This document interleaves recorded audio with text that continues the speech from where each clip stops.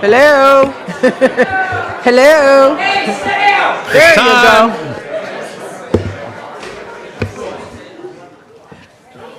Now it's quiet. Good evening, and thank you for attending, I think. Marnie, would you call the roll, please? Councilmember Steve Friedman. Here. Councilmember Deb Gillis. Here. Councilmember Anna Richards. Here.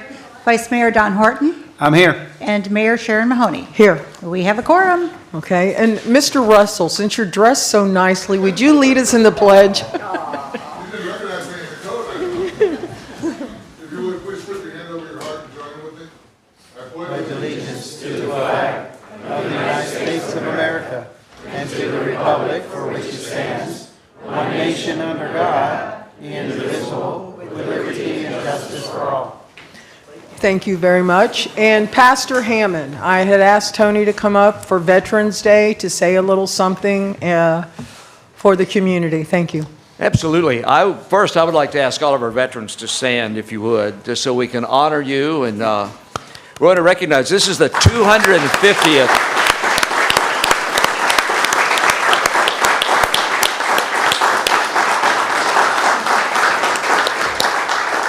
Thank you, veterans. And it's also 250th year birthday for the Marine Corps. So just want to recognize that. And we're just grateful for them. So let me just say a quick word of prayer and we'll be done. Father, thank you so much for our veterans and for everything that they have done and will continue to do.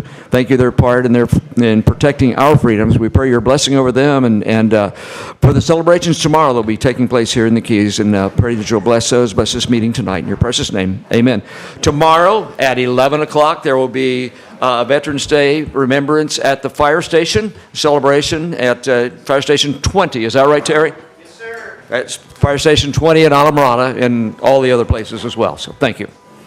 Thank you very much. I appreciate it greatly. I also want to say how sad Friday night was for the police officer in Miami who lost his life, and just to tell our police officers, our fire rescue, and our highway patrol how much we love you guys, blessed to have you with us, and I thank you for everything, and to keep that poor family in your prayers. So I wanted to point that out. On two other notes, Fire Chief Terry Abel and I are doing Toys for Tots in the Keys this year. We will be having a list of places you can drop off unwrapped toys for kids whose Christmases aren't as great as they should be, and we're going to help make them that way. So there'll be information in newspapers and on flyers where you can drop off. And if you want to write a check, which we will take, Terry, who do they make the check out to? Where is he? Colorado Firefighters Benevolent Association. Okay, appreciate that.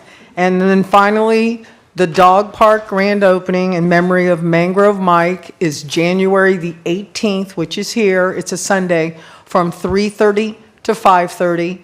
We have got a bench in the shape of a dog bone with Mangrove Mike's name on it, a big piece of granite with a bronze plaque on it from Mangrove Mike. Pastor Hammond will be there to say a few words, and we're hoping the community comes out and supports someone who did so much for this community, and I hope everybody can make it. So those are the little up-to-dates I have. So moving on, council, emergency deletions, additions, Steve?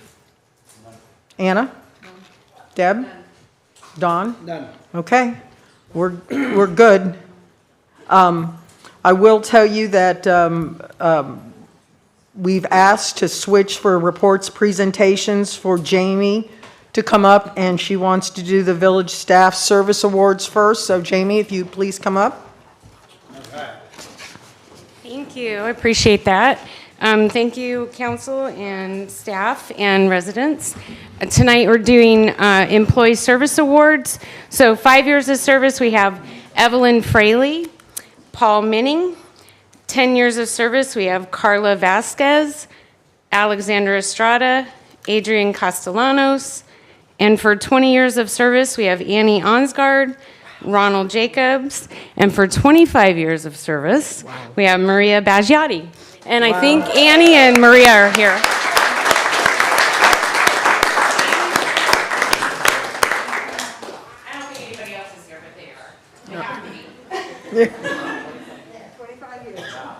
Wow.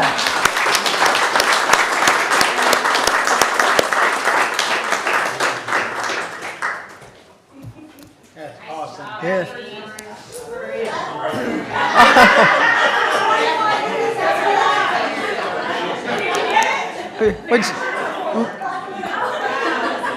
Did you have it upside down? What was it? Oh, okay. Thank you guys so much. Yeah. Yeah, it does. Okay, moving along. Where's Aaron from Florida Keys Aqueduct with our latest inching down the road? Yes, good evening, Village Council and residents. I am happy to give you guys an update tonight. Let me just see if that presentation is queued up.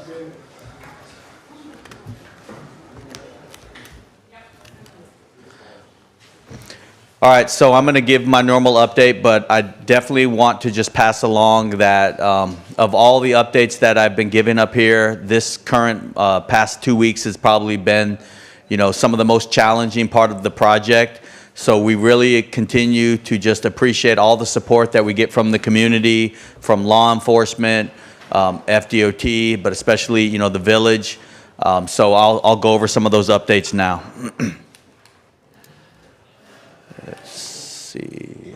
There we go. So you guys know who we are. I'm going to go past that one. So if you look at the map that's on the screen, you'll see where we currently are working, which is in the most difficult part of the project, which we call it's the school zone, where we're doing our rolling MOT. And really small there, you can see a red dot, and that basically shows that we're right probably about 100 feet as of last night north of Royal Ponciana. We've got through, I think we're in the second week of working in that school zone area. We've been able to get approval from FDOT to work through the boat races, which wasn't in the original contract. We've also gotten approval to these next 2 days while school is out, that we can hopefully get through one of the most difficult parts of this current zone, because there's a portion where we're going to have to block both Royal Ponciana and Palm Avenue at the same time. Now, as you know, the colony there, all the school buses come from Plantation Keys School, and that whole area is really a thoroughfare for the buses and picking up the kids. So we've been working diligently with the local schools and with law enforcement to come up with a plan. FDOT gave us approval so that we could work the next 3 days, and it looks like everything is 100% on track, so that when we get back to, school gets back on Wednesday, that we won't have one of those intersections closed. So we're hoping to be at Palm Avenue on Wednesday, but we're going to be far enough up to be able to open Royal Ponciana back up. So that's giving you guys a little bit of information. I think I have some more on the slides, but just globally, that's kind of where we're at. We're still targeting the first or second week of December to be connected at the south side of Tavernier Creek Bridge and hopefully being out of this school zone. The MOT will be down for Thanksgiving. It's going to be sometime Wednesday, Friday of that week.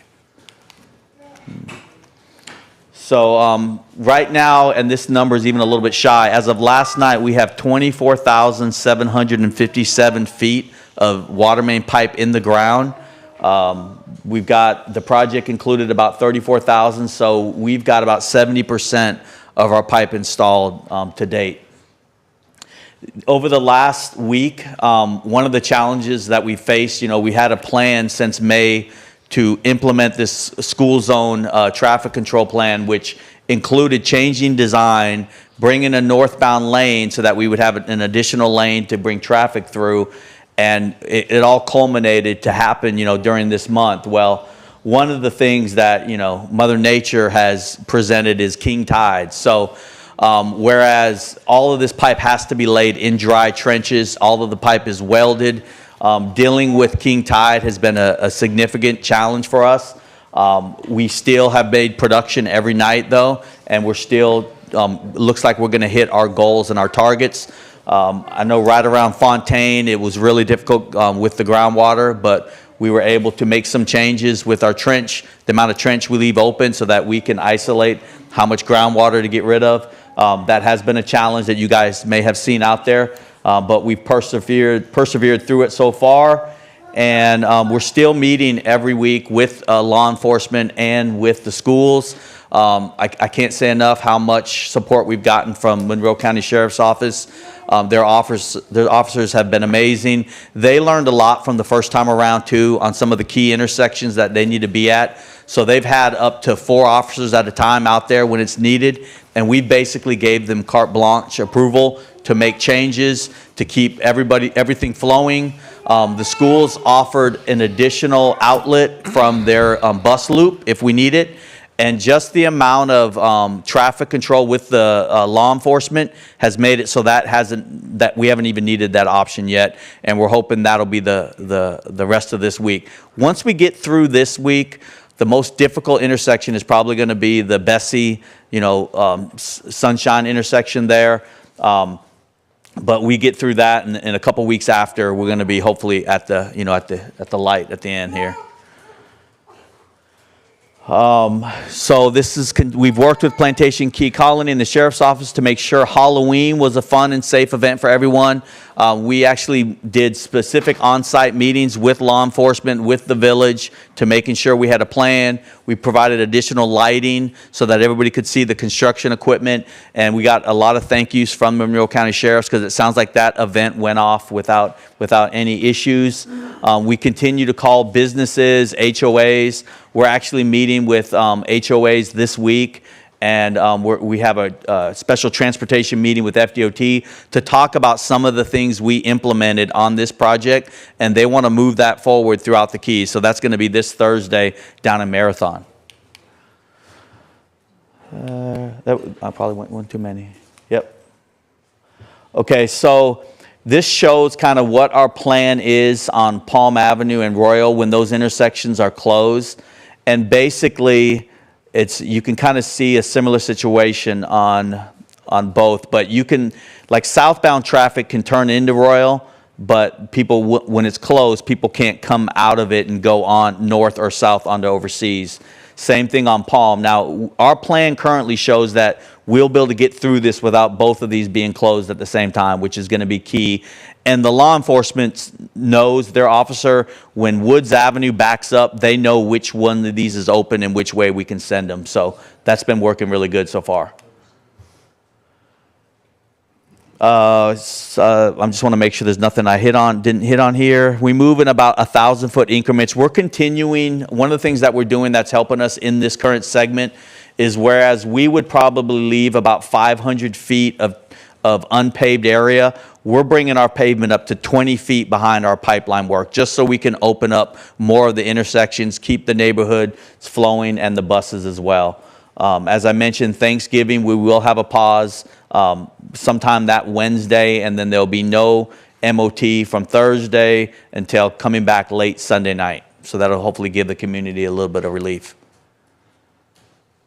And with that, this is just showing the work zone through December. Just where we're planning to be is where we're making our connection at that last box there. So once we do that, then the MOT will be taken down. And then we'll be north of Tavernier Bridge for the duration of the project. And the north limits are past Ocean on to Jessup.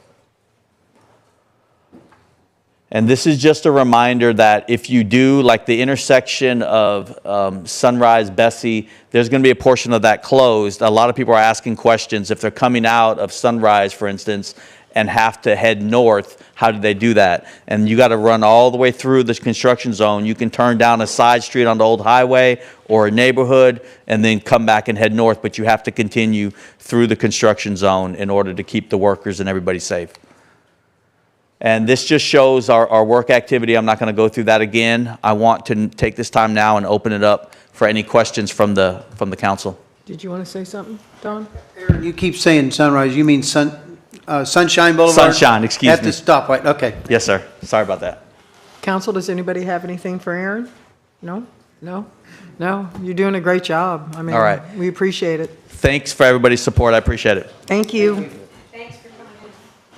Okay. Marnie, public comment? And this is general public comment, not anything to do with any of the tabs. So, Marnie? Is that including the ball field? Yes. Okay. Then first up, we have Ken Thomas.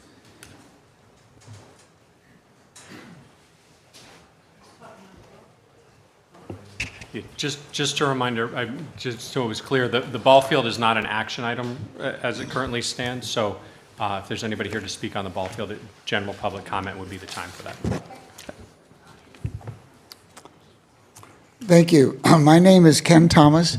I'm a 20-year Alamorada resident, enjoying our beautiful Keys since the 1950s. After 40 years of teaching economics at the University of Miami in Wharton, please allow me to put on my professor hat to emphasize the importance of capitalism over socialism regarding the proposed leasing of public space for Anglers Reef on Winley Key. This gated waterfront community of 52 homes is worth over $100 million. It was overbuilt with only 2 parking spaces per home, a design choice made by developers but accepted by homeowners, many of whom are absentee landlords from around the country. They've done well, each realizing hundreds of thousands of appreciation, some over $1 million. Those of you who are business people understand that capitalism, which has made our country great, means finding a private solution for a private problem. Like Hog Heaven did, when they needed overflow parking, they bought the adjacent lot.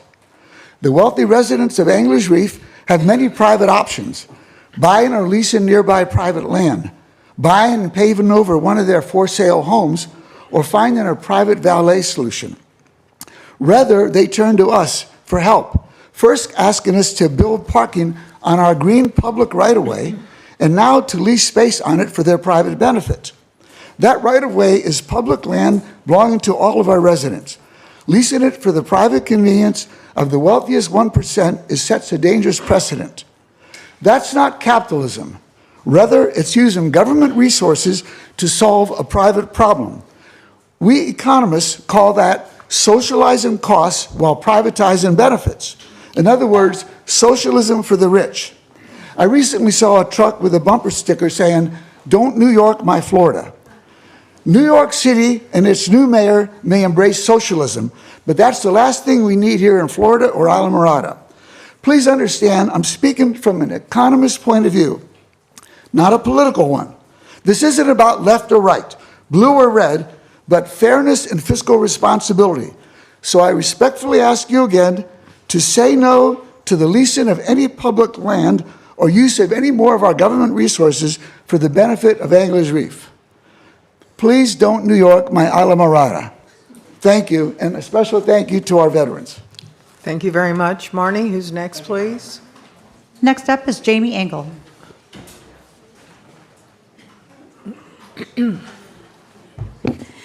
Hi, good evening, Mayor and council members. My name is Jamie Engel.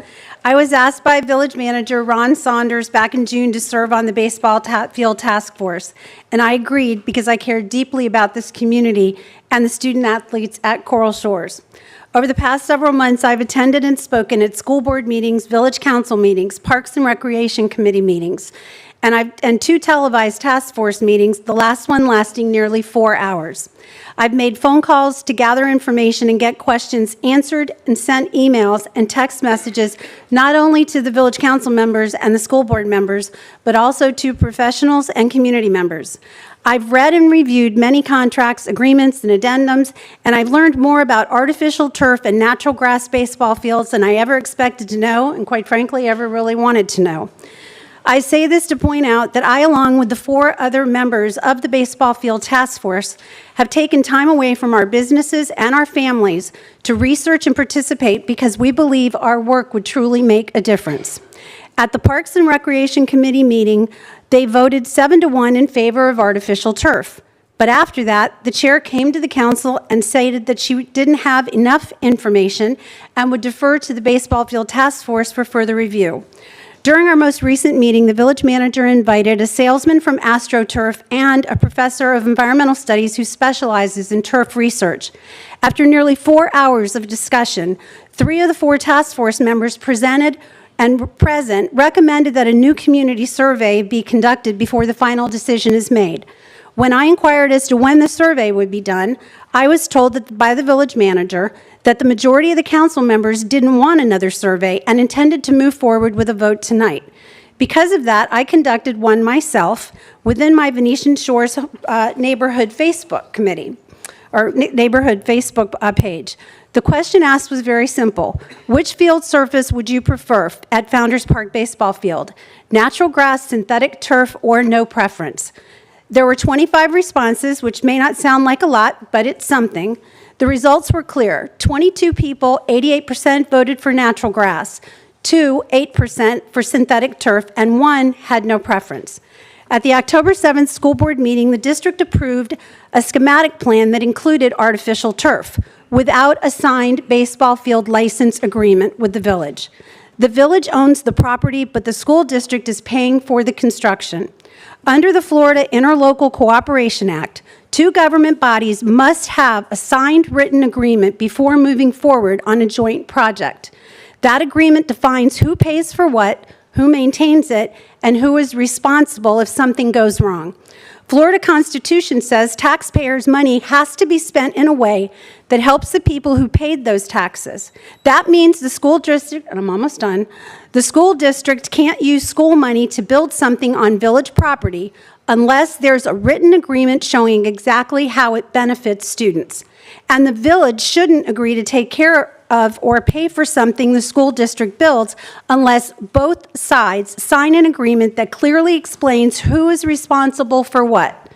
There's no such agreement signed by both the school board and the Village of Islamorada at this time. The last version I received from the village manager over the weekend included an email from school district representative Mr. Pat LaFear noting that he has some, quote, initial concerns about several provisions. Jamie, you If gotta those- stop. Okay, if those are the only initial concerns, how many more are coming? So I would ask you to please reconsider any vote or discussion outside of discussing the baseball field license agreement, because we put a lot of time and effort into this. Got it. Thank you very much, and we appreciated you. Marnie? Next is Alina Davis. And there's quite a few, you guys, so please try to stay to the 3 minutes. Alina Davis, Plantation Key. I, too, am a member of the task force, and I do agree with everything that Jamie has just stated. She is very articulate, and she writes incredibly well so that we can all understand it. I would like to also ask that a survey be conducted. Sharon, Mayor Mahoney's survey was said to not to be one-sided, but the Miller-Legg survey, which we paid over $100,000 for, did state that the majority of the residents wanted real grass, not artificial turf, on the baseball field and on the other fields. The Miller-Legg response or recommendation did not include that baseball field recommendation because somehow it was taken out.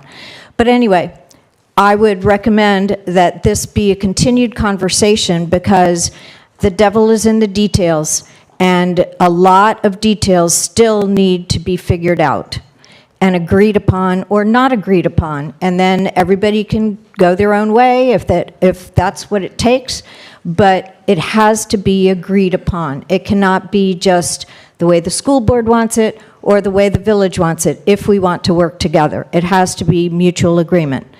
Now, another thing that I mentioned the last time I was here was we need to think about freebie, because Richard Clark is not here to save our butt this coming year.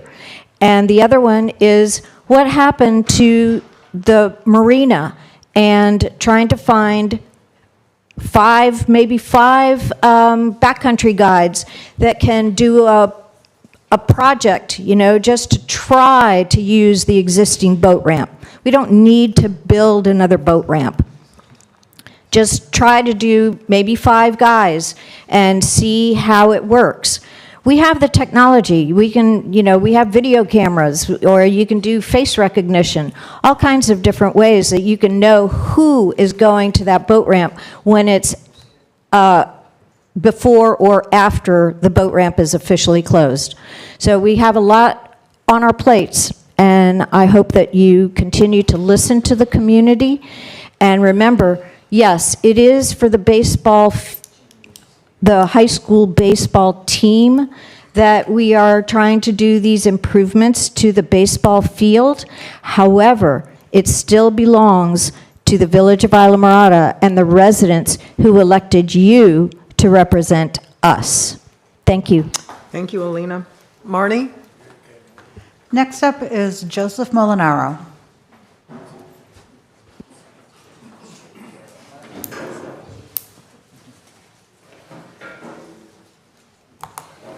Good evening. How is everybody doing? So I'm Joe Molinaro. I'm a local business owner. I was the coach of the Coral Shores baseball team for a few years. I'm also a coach and founder of the Steady Bats program that actually services over 125 kids from the Upper Keys to develop them in baseball. So it's not just Coral Shores baseball that would benefit from the field, but it's that organization, and I do strongly recommend the baseball field being turf. What hasn't come up is the amount of maintenance that goes on with the grass and the actual dirt itself. So just saying that you want grass but never playing on it, coaching on it, or being on the field is really meaningless, I believe. It's just maybe aesthetically pleasing to you. So until you really understand what you're doing on that field, I just support the turf. So thank you. Thank you very much. Marnie? Next is Captain Ed Davison.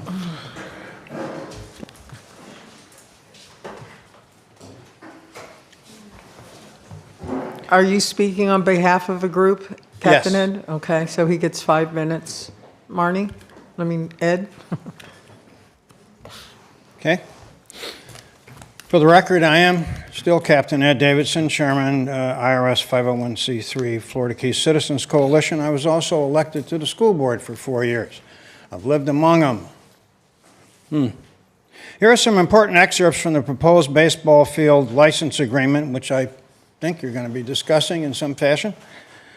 Page 12, paragraph A, quote, "Licensee shall comply with all applicable federal, state, county, and municipal laws, ordinances, resolutions, and governmental rules, regulations, and orders, ... A violation of any such shall constitute a material breach of this agreement." Lawyers in the room, a material breach. School Board Facilities Director, who's with us this evening, repeatedly stated at public meetings that he's been working on this project for 5 years. But when the Islamorada Citizens Alliance requested minutes of his Founders Park baseball field design team meetings, all they got was minutes dated the 4th of March, the 29th of May, and the 12th of June. There was no indication that required legal public notice had ever been posted.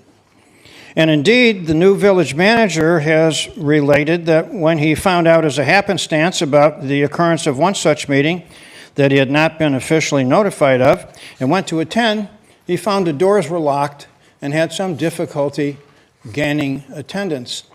The minutes of those 3 meetings, which I have, make it clear that plans were proceeding on the presumption stated by meeting attendee Richie Russell that former leases, entitlements, use licenses, and expanded activities options were still in effect. When it is officially acknowledged, the reason you have that new agreement is that they had all expired roughly 4 years ago. And the new interlocal agreement was not registered with the county clerk and therefore not effective until the 20th of June, leaving a multi-year gap when all school board Founders Park planning was not based on an Islamorada approved contract, but that the school board has instead issued 2 single authorized design build contracts without village consultation or approval, despite all the promises. One of those is dated 14 November 23 and one 11 February 25. The March design team meetings minutes, state, Mr. Russell, quote, presented plans drawn up in September 2021 and acknowledged a preference for an artificial turf field, unquote. But once a copy of that document was obtained, and I have it, if you'd like to see it, under Freedom of Information Act, it was found to contain no official identification, no name nor signature or letterhead, and therefore should have had no standing as a foundational planning document, but the minutes indicate that it was. The rest of the 3 detailed sets of minutes contain many references to significant issues having been discussed and ruled upon, with no public participation by the citizen owners of the park. Several years' worth of prior such meetings also appear to have occurred in violation of the Florida Sunshine Law. And the question arises whether the Village Council should be discussing and approving plans derived by a design team making detailed recommendations on the expenditure of $6 to $7 million of taxpayer funds to 2 bodies of public officials, this board and the school board, when those detailed plans have demonstrably derived out of the sunshine. This crucial question should be discussed and ruled upon by the village attorney before any aspect of this project proceeds any further, and the defect of darkness, Mr. Attorney, needs to be cured in the interest of the public. The improper rush to judgment campaign has repeatedly bypassed the resident taxpayer owners of Founders Park, starting with school board attempt to get the new village manager to sign the design build contract the first week he got here. And I have the 28 April email in which those were forwarded to get him to sign it. Thankfully, Ron didn't do that. Though no full televised briefing for the Alamorada citizens was given until more than a year later, the first comprehensive briefing. Thank you, Captain Ed. You had 5. Appreciate it. And of course, during his campaign, Mr. Horton showed up and told the school board he was going to get him their ball field. Okay. Marnie? Next up is Doug Minkowitz. Close enough. Minkiewicz. First off, thank you, veterans. I have coached Coral Shores. We've been to these meetings several times. This goes back with Rich and Joe and I, almost 6 years now. I am a part of Steady Bats. I do live in Venetian Shores, and I was not a part of that survey. I appreciate people sticking around this time, because I think a lot of our questions that were asked would have been answered. To keep a natural grass field, it would cost millions to keep it at a plain, legal, safe place. The infield grass was replaced 2 years ago. It's already covered in weeds. The people that I've spent my own money, my own time on this, and I'll go to 73% of all Division I facilities are field turf. 71 to 73% of all Division I fields are field turf. An average full ride scholarship is $1.2 to $1.6 million per student athlete. They have no problems. I know the last time we talked about player safety, my son tore his knee up on this field not once but twice. So it's unsafe the way it is now. And the field turf, Key West has had it for almost 7.5, 8 years, have not had one injury on it. I appreciate people staying around, like I said before. I can promise you if that survey hit my street, almost majority of the street I live in, Venetian Shores, would have voted yes on the field turf. It was last time I heard, are we going to keep voting on this until it's voted no?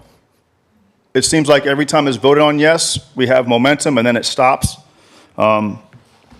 Again, this is a multi-purpose field.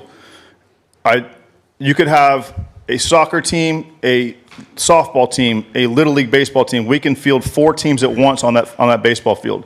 And I promise you, all the people who voted, with all due respect, on the natural grass field on that survey have never stepped foot on that field. spent 6+ years on that, seen numerous injuries. Steve's son was one of them. And I have a bunch of kids here that spend a lot of time on that field with Steady Bats. The amount of kids, at the end of the day, this is about our kids, it's about our grandkids and their future. Steady Bats has had 11 kids in 4 or 5 years to continue their playing career, and that's just baseball. You can keep going on, flag football. We can do a ton of stuff with this. I appreciate all of your time. And again, I've been on every AstroTurf since 1989 to now. My home field was AstroTurf in the Metrodome with the Minnesota Twins. We played 81 home games for 7+ years, never saw not one leg injury. No knees, no Thank ankles, you. no nothing. Thanks a So lot. I appreciate your time. Okay, Marnie? Next is Joe Samansky.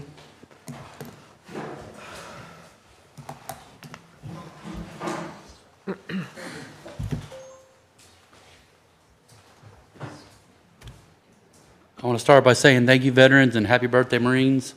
My name is Joe Samansky. I'm the head baseball coach at Coral Shores High School. I want to thank all y'all for your time listening to this again. Thank Coach for just talking. The points Coach made about the injuries on the field that we have now. All right, you guys talk about turf. I don't know what the big issue between turf and grass is. It's proven to be safer. And if you don't want it because it's not natural, we need to take out the tennis courts, take out the pickleball courts, take out the sidewalks, take out the asphalt. I mean, come on, guys. It's a playing field for kids. It's a playing field for kids to get developed to move on to the next level. I think it's time that we vote yes or no and move on with it. It's going to take one wrong kid or one wrong coach to get hurt on that field, and it won't be Alamorada's field anymore. All right? Because the field is not in good shape. There's holes everywhere. And Coach pointed out that the injuries that have already happened, to keep it a grass field playable and safe, you would need a 10-man crew every day. That's their only job, working on that field year-round, to keep it grass and keep it safe. Thank you for your time. Thank you very much. Marnie, is there anyone else? Yes, there is. Next up is Tony Hammond.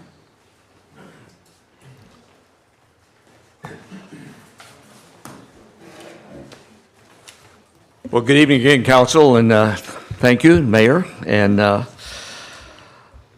also am on that task force. I was not in favor of another survey. I'm the single vote that did not want it. I've had over a half a century in baseball.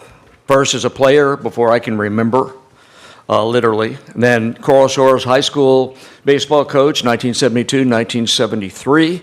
I was a head coach at Island Christian School from 1975 to 2014 or later. I can't even remember when I stopped. Then I came back to Coral Shores as a head coach 2 years ago, and I was assistant coach last year. I have an AA in physical education from Florida Keys Community College, a bachelor's of education in biology education from University of Miami, a master's degree in educational administration, and I've given my entire life to the health, safety, and protection of our kids. So the last thing in the world I want is something that's going to be detrimental to our students. And I'd always been a natural grass baseball field guy, just old school, natural grass is the way we have to go. But after visiting sites, taking temperatures all across South Florida, talking to baseball coaches, players, parents, my opinion for baseball in the Keys has changed dramatically. The only feasible option for our field right now is artificial turf. Why? Because we cannot maintain natural grass, as you've already heard, as it should be maintained. We have neither the money, the equipment, nor the resources and the personnel to make it happen. A small number of very vocal individuals have lobbied hard for natural grass. But for many of them, there's more to their lobby. And I just need to mention that. Some would be happy if the baseball field and other sports used by our entire community would disappear from Founders. Swimming, tennis, lacrosse, soccer, the concert performances that take place here, the Christmas parade, the festivals that we do, the nautical market, all of those would go away because they're not residents of Islamorada using these facilities. And that would just be wrong for our community. Our village founders never had the intent that Founders Park would be a passive nature park. It was meant to be a community hub, recreation center, and a showcase for the Upper Keys. The thought or question about moving the baseball field, which has been brought up several times by several different individuals, is not an option. That ship sailed when we entered the very first interlocal agreement when Founders Park was established. I was part of that when that took place. There's no place at Coral Shores for a baseball field to be located. So over and over and over again, I've heard, let's trust the experts. Well, I may not be an expert, but I have a few years under my belt. Thank you, Tony. With baseball. When are we going to trust the school board and their team to use their skills and engineers to make the best possible choice for students? I urge the council to make a motion. We've discussed this for years now. We don't need more conversation. We need a vote, and we need it tonight. Thanks. Thank you, Tony. Marnie? Just Wait, a reminder. I thought we talked about doing the wave hands. Yeah, just a reminder, Yeah. if you want to support anything, Please. silent cheer with wave hands so we can move forward. Marnie? Next up is Sandy Biseglia. Hi, everyone. Sandy Biseglia. I don't have a formal speech today. I've made several to this group and Parks and Recs. I just wanted to offer an observation and a comment. I was at PKS for 23 years as a principal and also was elected statewide as the head of all of the principals and administrators in Florida and the principals in Florida twice. As a matter of fact, we gave awards to Ron Saunders for being a wonderful legislator at the time. So the reason I'm bringing this up is I've worked with lots of boards, both at the local level and the state level over a 23-year period, and 5 elected superintendents. No grievances, no lawsuits. We all just found ways to work through very, very difficult problems over a 23-year period. It was a learning experience. What I wanted to share is part of those years I was on the college boards appointed by one of our Florida governors. And when we had business with the college, we were K-12, they were grades 13 and 14. We actually met together, the school board, the 5 of them, and the county, the 5 of them, and we met in the same room, 10 elected individuals, public meetings, and talked out a lot of issues that involved a lot of resources. So I'm just saying in the future, there's no reason why eventually the school board and you all shouldn't meet in person and just, have some conversations in public, no matter which way this goes. It's nice to appoint emissaries and so forth and staff, but eventually there's a proverb, and the proverb is when the elephants tussle, the grass gets crushed. And in this case, the grass is really getting crushed. So, I'm just saying, you all are very powerful leaders, and so is the school board, and wouldn't it be nice if you all sat down together and really eventually came to some conclusions that everyone could support? Thank you. Thank you, Sandy. Marnie? Next is Mr. Wishmeyer. He is on Zoom. Okay, Mr. Wishmeyer, go ahead. You've got 3 minutes. Yes, Joe Wishmeyer, Plantation Key. Again, tonight we're doing public comment before we do the mayor, council communication, and the manager attorney. We just keep flip-flopping back and forth. It would be nice to stick with the one that was after mayor, council, and manager attorney, so that after we hear what y'all have to say, we'd have an opportunity to comment on it. As far as the committees go, we've had committees in the past. We had a budget committee, and now we have the baseball field committee. It just seems like when we have these committees, whether or not y'all even pay attention to what they say, if you're not going to listen to what they say or their suggestions, then why even have committees to begin with? That's kind of like the LPA. I thought it was great when each council member was able to appoint one person, because let's face it, we all have different opinions, and so we all might approve different people. To have it so that y'all have to vote on it, that just seems like you're kind of putting all everybody's opinions, and I just don't agree with that.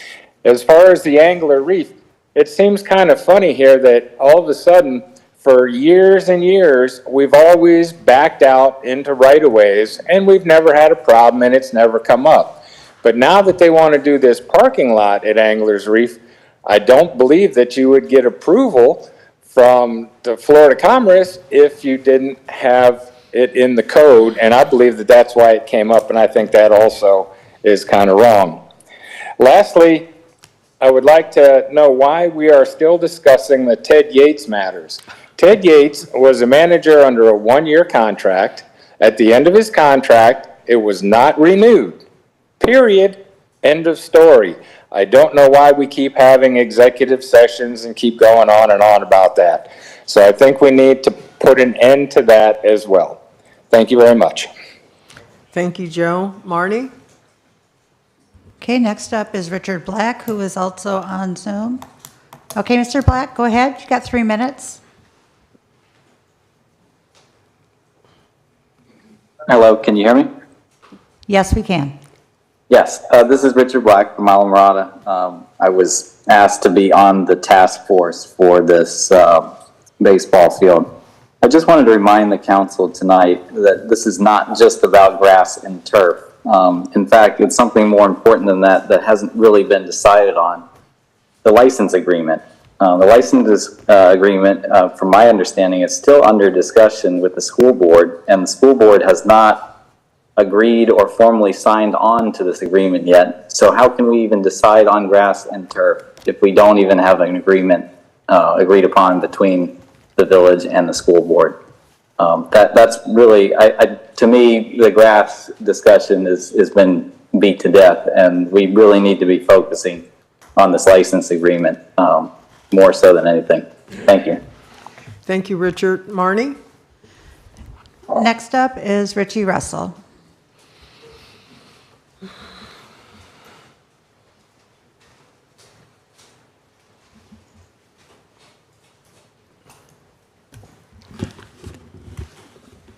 Put my little timer on so I don't go over. I'm watching you.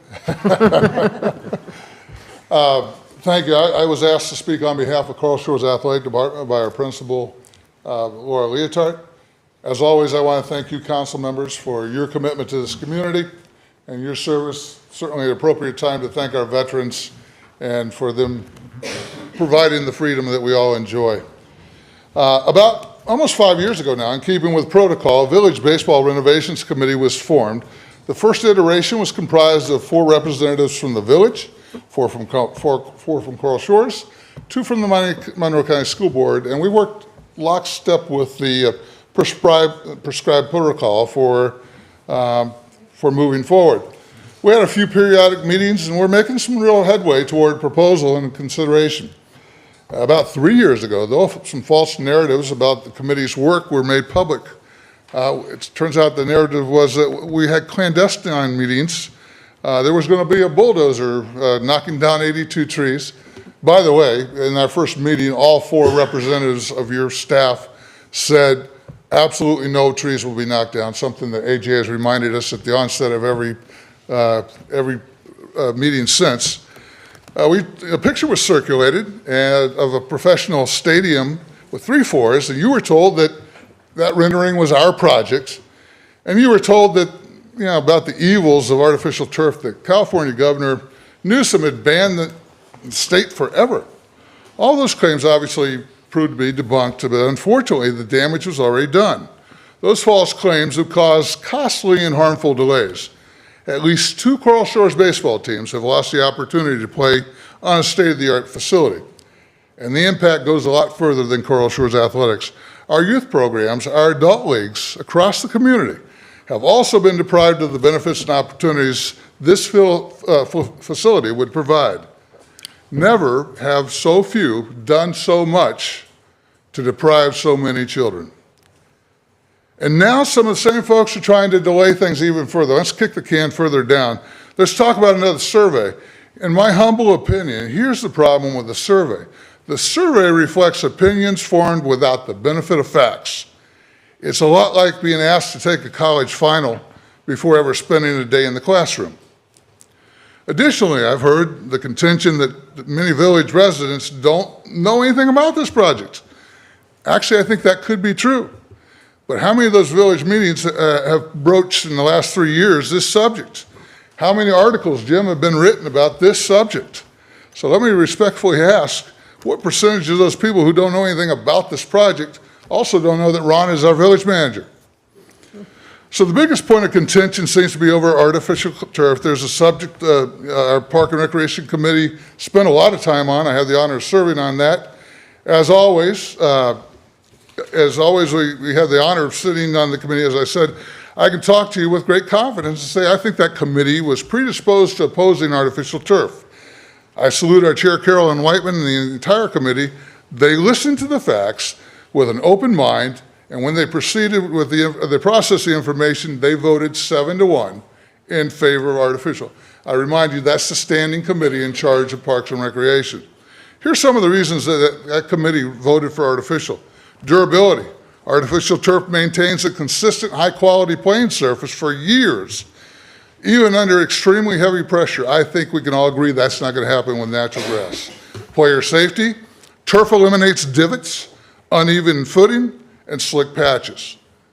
Year-round use. The field can be used 12 months of the year, morning and night, by baseball, softball, soccer, lacrosse, football, flag football, youth programs, community events. There's a weather resilience. Turf drains rapidly, allowing play to resume within minutes of rainfall. Environmental stewardship, this is huge. Artificial turf eliminates the needs for pesticides, herbicides, insecticides, and fertilizers that can and do leach into the aquifer in the Florida Bay. Water conservation, turf requires tens of thousands, hundreds of thousands of gallons of water. Runoff containment, newly engineered turf is self-contained. Community benefit and access, artificial turf ensures the consistent, dependable playing conditions for schools, youth leagues, adult recreation programs. It creates a community hub that grass simply cannot. Guys, it's been 5 years. 5 years is long enough. 3 years of public meetings is long enough. Please support the renovation plan that was unanimously adopted and fully funded by the Monroe County School Board through the half-cent sales tax. And I'll stop where I began. Thank you for your service. Thank you, Richie. Arnie? Our last speaker is Henry Rosenthal.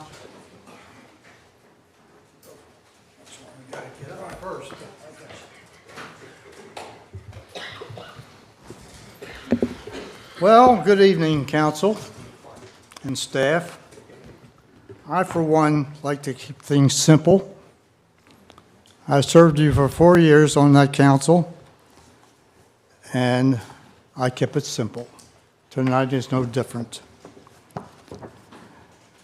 Do you think it's fair that people have the right to have a say in what affects them? Do you think it's fair that people have the right to have a say in how a public property is run?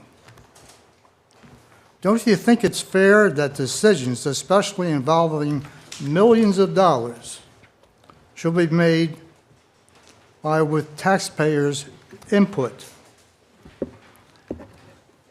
I have often thought that when it is time for public input, the time dedicated to the public is not adequate. Tax-paying citizens are given 3 minutes to voice their opinion, and then they forever hold their peace. With respect to the ground coverage of the baseball diamond, I personally do not have an opinion. I really don't, one way or the other. I believe the right of the people to voice their opinion before voting on decisions that affect them in their community is important. It has always been my practice to allow another bite of the apple with the council's permission. I did it night after night when somebody wanted to come back, and I always said, allow them to speak. If you disagree with what I just said, it demonstrates an inclination to insulate from the people's judgment. What I'm asking tonight is, I would like to see the people devoted up or down as to what type of grass or artificial turf. But only 2 questions, not anything else. I would like to have the newspaper put it out with just plain 2 questions and see what the result is. I'm willing to abide by whatever the result is, but I do feel that the people should have the opportunity, and I do feel that you will be pleasantly surprised that more than 22 people will voice their opinion. So that's what I'm asking, that you do not make any decisions without the attempt. I don't know, is Jason here tonight? You're here. I proposed this to Jason, and he said he was working on it to do it. Am I correct, or you want to say something? No, that's okay. Thank you, Henry. That's okay. But I did call Jason with the newspaper, and he gave me an indication that he's working on it. Thank you, Henry. So give him the opportunity. It's not one-sided, it's 2 questions. It's a yes or no, and you're done. So with that, by the way, I guess I was supposed to introduce myself. I'm Henry Rosenthal, and I reside in Alamorada. Thank you, Henry. With that, thank you. And it was a pleasure having you up here. Okay. All the stories. Okay, Marnie? There are no more speakers for public comment. Really? Okay.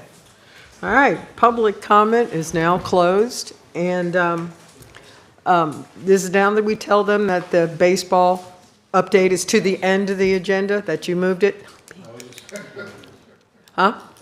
Okay. Oh, yeah, okay. All right, so Parks and Rec, Carolyn, where is she? There she is. She's tucked in the little back corner. If I could have just like 5 more seconds. Seriously, I don't want to prevail on taxpayers' money. Say what? Taxpayers' money. Okay. If you don't do it, and the newspaper doesn't do it, I will personally pay to have it done. Thank you. Thank you, Henry. Okay. Carolyn, would you like to come up? Thank you, Council. And I'd like to do the report from our meeting on October 23rd, but I think it's appropriate. First of all, I'm going to give huge acknowledgement to both Maria and to Annie, our just magnificent staff, for their 20 and 25 years. And I think it gives everyone a sense of what we as a committee and the public get to work with. So congratulations to them for that acknowledgement. Not really part of our committee report, but I think it's appropriate for us to be reminded that these topics of turf versus grass were discussed originally with us in July at very extensive meetings. I believe many of the council were either there present or were there on Zoom. The manager has been there, and after probably at least 3 hours of meetings, the committee heard both sides and voted 7-1 to support the idea of turf, artificial turf, if that was what the council and the school board agreed to. I think it's appropriate to be reminded that some of us, our mental thing about turf and artificial, I think if we go and pick up our phone and look at our phone and think about the original flip phone and the BlackBerry, and then move that up now to technology now of your, iPhone, 87 or whatever it is, that some of us, we have expectations of what the artificial might have been, and there have been enormous improvements. And so that's not designed to be one side or another, but it's a reminder that our report did include the fact that we heard all of this.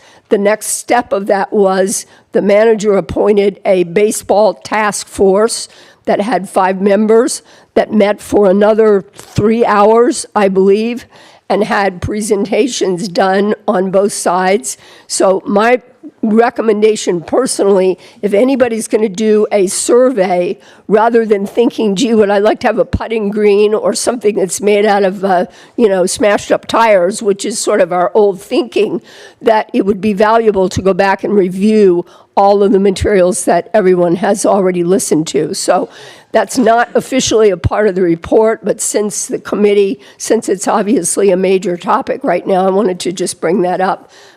Our committee, most recently, we have only 2 small topics. One of them is that we reviewed with the staff their preliminary work on the revising of some of the fees for the park. And this is a combination of fiscal responsibility and where do we bring in revenue, and also inclusion of those people who are not only residents, but we get to remember that when we talk about our school, our teams, kids at Coral Shores don't necessarily live in the village. And so the ones that are out here playing on the fields have families that are not necessarily village residents. So as we look at our fees, those are the things that the staff is working on and we'll be doing a presentation on. So that's coming up. But the last part, I think, is just kind of a fun thing. And this is the report that was given to us by the group that has put together the new playground, which will be in the works. So if we have a picture of that, I think it's just kind of fun to see what is being visualized as part of the playground. That we had a presentation by the group called Play More by 2 of their representatives who have been working on design. Because it's close to the beach, they've worked on the closeness of the sand. They worked on the ADA accessibility so that all the kids would have all kinds of great things. So this has already been funded. TDC has contributed, it is part of the budget, and so this is in the works. And if anyone would like to see it, it is posted on the village website. So those were our last topics. We will be meeting again in 2 weeks and to continue these. So that's my report for now. Thank you, Carolyn. Questions? Anybody? No, thank you very much. Okay, thank you. Miss Diane from Nearshore Water. Hello, Council, and I'd like to thank our veterans as well. My name is Diane Harba. I am the Liaison Committee Chair for your Nearshore Water Committee.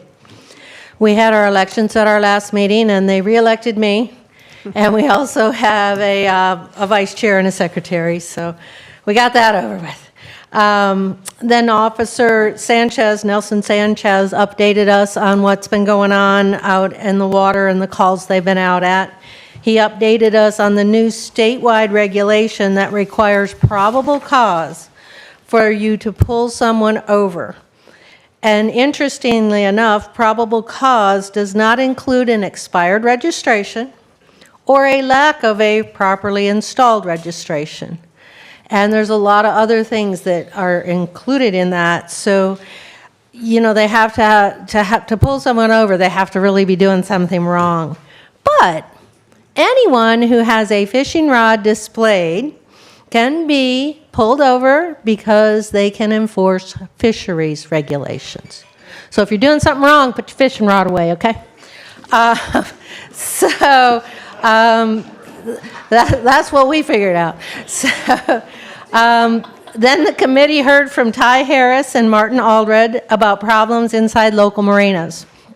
This was an ordinance that was brought up to you guys, I think, at your last meeting. Although there is a state regulation that allows anyone to fish inside a marina if they come by water, they cannot cause detriment or harm to anybody in that marina or vessels, etc. the discussion about the new proposed ordinance to create a human-powered vessel and no vessel activity exclusion zone in public and private marinas was discussed.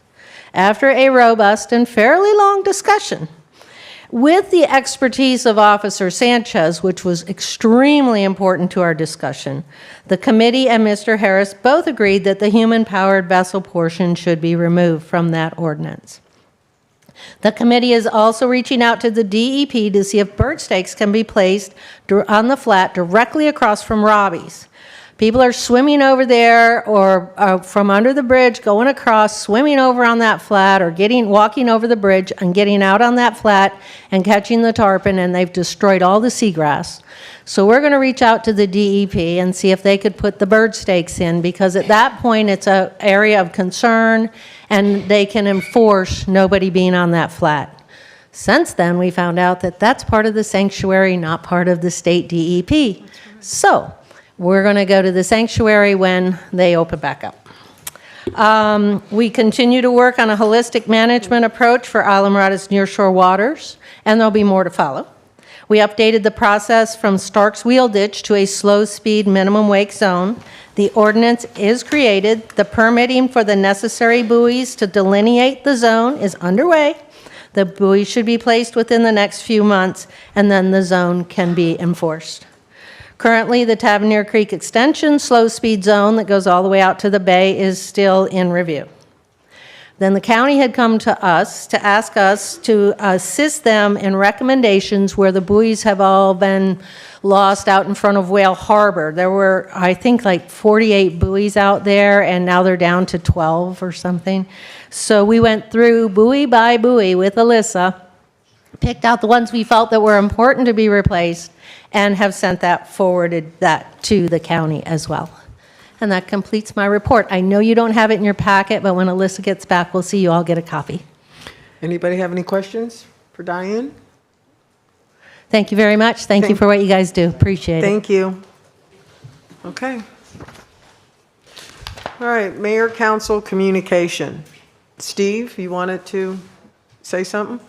Yeah, I just wanted to thank the residents of Islamorada for helping me go to a Florida League of Cities sponsored event for municipal elected officials. This was the second one that I went to. I find these training sessions to be very valuable. I think they're great also for networking and getting to know some of the other officials at other cities, realizing that they too have their own certain set of circumstances and issues just like us.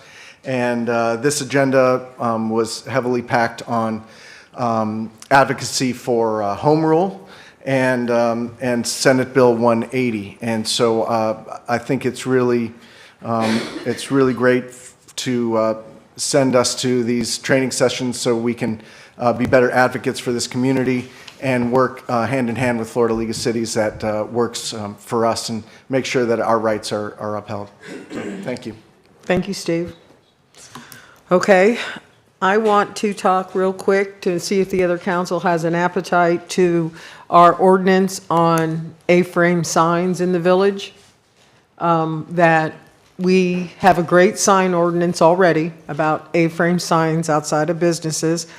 I think our commercial businesses, which I happen to have one, we have higher trash than residents, and we have our commercial taxes really went up. So I would like to see if anybody else on the council besides myself would like to keep the sign ordinance the way it is, but do not make the residents pay to have a A-frame sign on their own property out in front of their businesses. So I'm against it. So do I have anybody else who is interested in getting rid of the fee and the registering of A-frame signs? Deb? No, I'm not interested, and I was around when we created it, and part of the problem was it was a way to help regulate because we had all sorts of, I hate to call it trash, but trash. But there's an ordinance that says what the signs have to be. I'm getting rid of the money that it costs the commercial, not the sign ordinance, the money that it costs the people to register it. No, I'm not in favor. Okay, Don? Well, I guess I never thought about it. As long as there's regulation and as long as our code compliance officers are tasked with making sure that they stay, as according to the code and the business community cooperates, I guess I don't see a reason in having the fee because, we adopted this A-frame of the sign ordinance and we required a fee, and then we have a hurricane or we have COVID, and they throw the whole thing out anyway and say just anybody can put them up because they need to advertise, and then then that kind of raises and goes and back and forth, and so I think if we had another hurricane, this council would probably say, look, let's just suspend the fee and let these people advertise their businesses and try to get back on their feet. So it seems to come and go. As long as people the businesses are adhering to the A-frame ordinance and code enforcement or code compliance is able to just reasonably talk to them and ask them to bring them back into compliance, I don't have a problem exempting the fee. Can I ask a question? Yeah. Are you talking about them not being registered in the future or just waiving a fee? Is our code enforcement went out a couple weeks ago, was it a week ago? And I had a bunch of phone calls of people who, were told you have to either register this or we're going to start fining you. We have, and Ty's here, Ty. So the question was, Well, are I'm you trying talking to about- answer you. Okay. I'm trying to answer you by saying, as long as you're in compliance with the sign ordinance, which we have, why do we have to pay the village $90 a year? Why are we? It's not 90. Yes, it is. It's $50. No, it's not. But whatever it is, I don't think we need to nickel and dime our commercial businesses. I just don't. And that's just my opinion. You don't have to agree with me, but if I can see how they feel. So back to my question is, are you talking about them not being registered anymore? I don't think there's that many registered to start with, is there, Jennifer? I'm not. I didn't know this was coming up tonight, so I don't have that number in I front asked of you. Ron. So I apologize. I can try to find that number. I don't have the number. Ask Ty. Ty? Steve, how do you feel about it? I really don't feel one way or another. I wasn't expecting this to come up. Oh my, I didn't mean to shock everybody. It was just to see if there was any interest. I mean, I asked Ron to put it on. I would be didn't curious as to how much do we get from, No, do we bring in from that? It's $50. It's nominal, right? It's $50 annually. Yeah, and everybody would still have to register as if they would, they just don't pay the fee. Yes. I don't see I have a problem with that. Anna? I agree. I don't have a problem with that. I think as long as everybody still registers, so you can still make sure everybody stays in compliance and follows the rules. It's the registration that's important. That's what I'm saying. As long as they So- still register, but I don't have a problem with them not paying the So fee. can I think we the take- commercial businesses get hit with enough Yes, I think fees so. and everything else The- that give them a break on something. Part of the registration was to help pay for staff doing the registration. It's gotten easier over the years, so Maybe we can just come up with. reduce it. Digital, I thought you did online. I just said Easy. maybe we can reduce the amount. I don't think we need an amount at Maybe all. we can come up with a postcard method of just sending a Can postcard in and we take registering. care of that, You can please, do it since there's online. 4 Yeah. who want it and one Online. that doesn't? Can we take, My understanding would be that we maintain restrictions or requirements. We're just waiving any type of fee. yes, Is that if we correct? could do that, please? We'll bring it back next meeting. And just to answer your question, a quick look of our system shows, I believe, 22 registered for this year. We're in the process of renewals right now, so I don't have an accurate number for Okay. next year. Well, as long as we can get rid of the fee, I'm good. John? I was going to say, the way we could do this is, your guys' fees are approved by resolution. We could bring back Thank a you. resolution with an amended where it just shows a fee of 0 if that's what you guys. I appreciate that. And Ron, I asked you to put it on, so. It's what it's- Okay, all right. Village attorney, village manager, communication. Anything, gentlemen? We have Emily here. But anything else, John? No? Okay, Emily? Oh, she has Peter with her. Yeah, sorry. That's Brief okay. introduction. So we just wanted to take a little bit of time this evening to introduce Emily Rother, the village's cultural arts coordinator. Emily's been with us since July, and she really hit the ground running. She's been doing an amazing job. I don't think we could have hired a better person for this position, and I really mean that. I know we're going to see some great things from Emily, and we already have. So we thought it'd be an appropriate time to just bring her before the council, have her introduce herself, say a few things, and she also has an announcement to make. So with that, Emily? Hi, Emily. Hi, nice to meet y'all. I will keep this very brief. Thank you for creating my position. I'm delighted to be here and be part of the village. The arts in Islamorada enrich the lives of our residents, create jobs, and attract visitors. In the time that I've been here, I've learned that we are a community of artists. There is live music every night at every bar. It's incredible. There's art galleries, and then there's artists who create art and display it independently. Through my work, I hope to help the village support the arts here in Islamorada and create an environment where artists and arts organizations can continue to thrive and grow. Supporting them and also everyone in this room. To do that, I have a bunch of ideas, and I'm also taking ideas, so I'd love to hear from you all, not in this exact moment perhaps, but anytime, how you would like to see the culture and the arts in Islamorada change, evolve, and grow. And I also wanted to let you know that starting next week, you will see art in this room. So I've just finished a really exciting call to artists to create an art exhibit in village buildings. So we'll actually be using the walls of our public buildings to display art made by residents of Islamorada.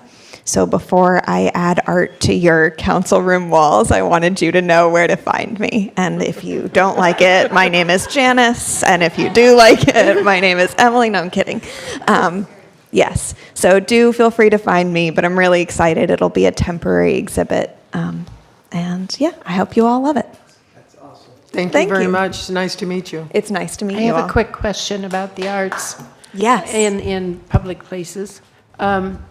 On these paintings that you're hanging, will the artist's name and location or contact information be provided? Absolutely. Thank you. And they are, if the artist chooses to, they will be for sale. So it's also an opportunity for artists who maybe don't have a gallery to display their art and sell it. Thank you. Thank you.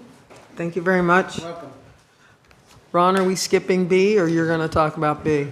I had originally asked maybe to have this postponed, but since the audience has already spoken for the most part, and we have some people here that we have some questions of, I'd like to go ahead and proceed, and if I can give a little background.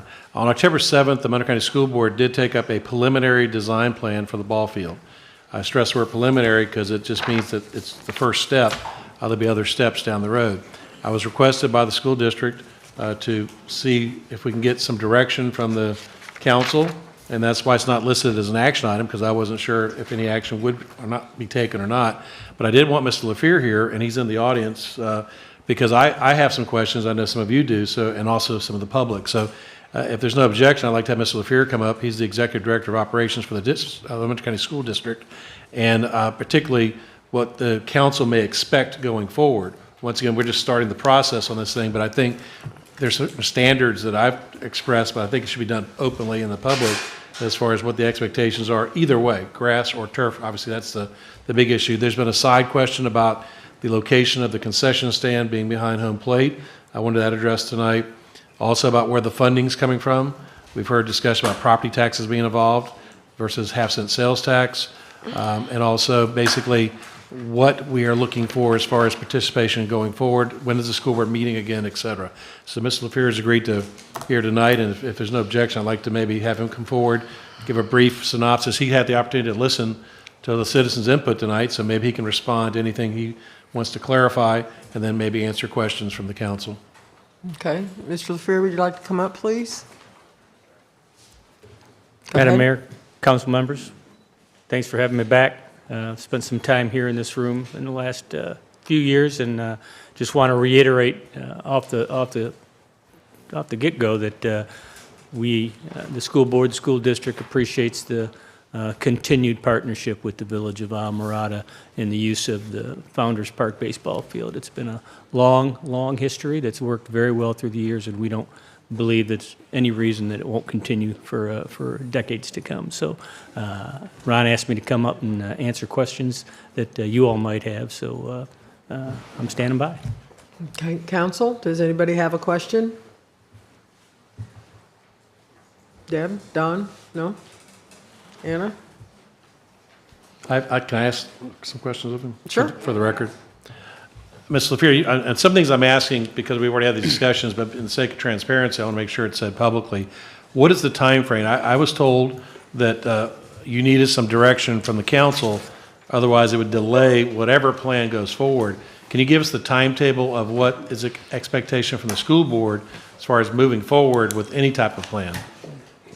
Yeah, the goal is to break ground immediately after this upcoming baseball season. In order to do that, we need to have construction documents done as soon as possible, which are the final sets of documents, and then those documents are what the contractor would put out to bid. What's the date? Or when you say by the end of baseball season, what would that Would be? be May of May? 2026, Okay. yes. Depending on playoffs and that type of stuff, it's in that April-May timeframe. Go ahead. Obviously, both the school board and the council have final say over whether it's going to be grass or turf. So that's a decision that's in process, obviously. Well, the school But let's board say for the school board has decided that The school they board want voted on October artificial- 7th yes. to approve a preliminary design plan that includes artificial turf. That's now the official school reposition. The question was, if it is artificial turf, we had a presentation. Once again, I want to thank the baseball task force, the citizens task force. We did have a very long meeting. We had a professor, give us basically the pro-grass aspect. We had someone from AstroTurf give us the artificial turf. During the presentation, I asked a lot of questions of Mr. Allen from AstroTurf about the type of artificial turf. As our chair of Parks and Rec said, the difference between a BlackBerry and an iPhone, we've also heard different descriptions of artificial turf. You've told me you haven't actually started discussions with artificial turf vendors, or at least you haven't had any negotiations. I think there's an expectation of talking individually to our council members that if it is turf, and once again, it's their final decision, that they want to have a certain level of standard of what we would expect to go on the field that we own. Because we've had people say, oh, the temperatures are high, but they're shooting a temperature gauge at something around a pool. We saw that you have to have certain padding. So I'd like to know, what is the expectation for the type of surface, the drainage, the temperatures, injuries, et cetera? How much information have you gotten so far on artificial turf? So there will be, once we get to that process, in the selection of the actual vendor for the artificial surface, that will come sometime early next year. They will provide the school board and the village with options on various qualities, the heat resistance, the durability, the environmental efficiencies and adequacies. All of those, there are multiple options on all those specific categories, and those will be presented to the school board, and we will bring those options to the village as well. As the process continues, we will continue to involve village staff and the village council in those decisions. Can I ask you a question? This is hearsay, and there's a lot of hearsay, that when you guys put the field in Key West, that you were over budget, and so instead of taking away from the locker rooms and from the stands, you took away from the artificial turf. And that's why they have problems with it flooding and things like that. My biggest stumbling point is grass, artificial turf. I want the interlocal agreement to be rock solid done. I don't want things left up for question. I want to have this community and this council, if we do go artificial, to have a say in what type of turf it is. I don't want to cut corners if we're putting turf out here. I want it to be the best turf there is. And if it's taken out of our control and put into your hands only, that concerns me because of what I heard happened in Key West. So what is the possibility of us meeting with the school board, as Sandy said, and ironing out some of these questions that keep coming up over and over and over again, like where this building's gonna go behind home plate? Some of us don't want it there. Some of us want to shift it down. So what is do you see an ability for us to be able to communicate with the people on the school board and iron out some of these issues that just keep going over and over and over again? Not without significant delays to the project and increased costs, no. How does it increase costs to move a building? The- Out of the- curiosity.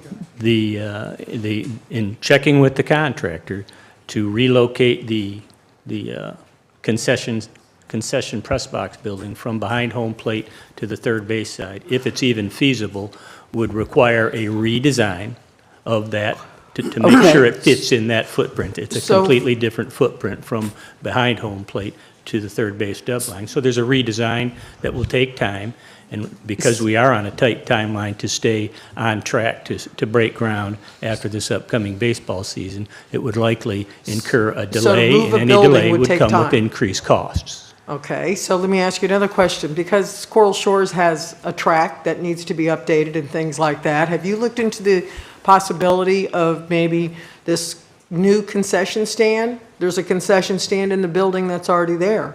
Have you thought about adding a sink and water to the concession stand that we already have and taking that money and putting it over to Coral Shores instead of building another concession stand, just out of curiosity? These are all money questions that I have. So has that even been discussed? That has not. The request from the program is to have a concession stand and a press box, and that's what we have designed. They have conceded on the multipurpose building that they also wanted.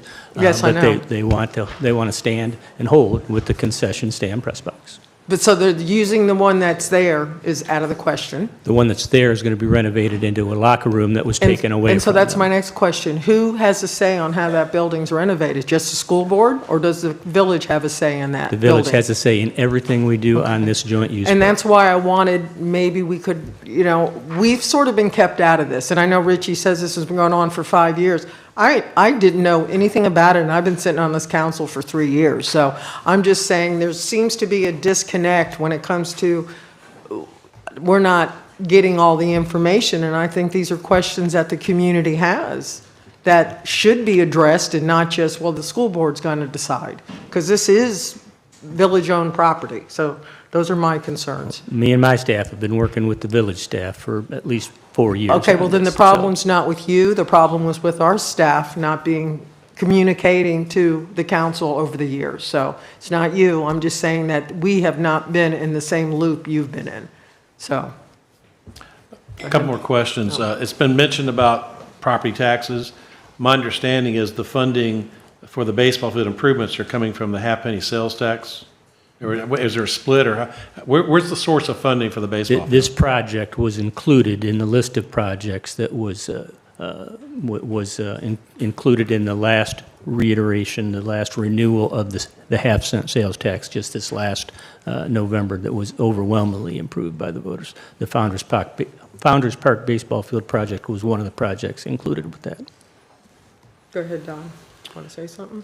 Mr. LaFear, I got a question about this preliminary design plan. I think it's imperative that this council meet with the school board. Thank you. I think that we need to sit and we need to talk to them. We need to stop having liaisons Yep. going back and forth, and those five look at these five, and we talk about what's going to happen in our park. I got to tell you that we talk about surveys and we talk about kicking his can down the road, and I feel like I'm living Windley Key all over again, or the Indian Key Fields.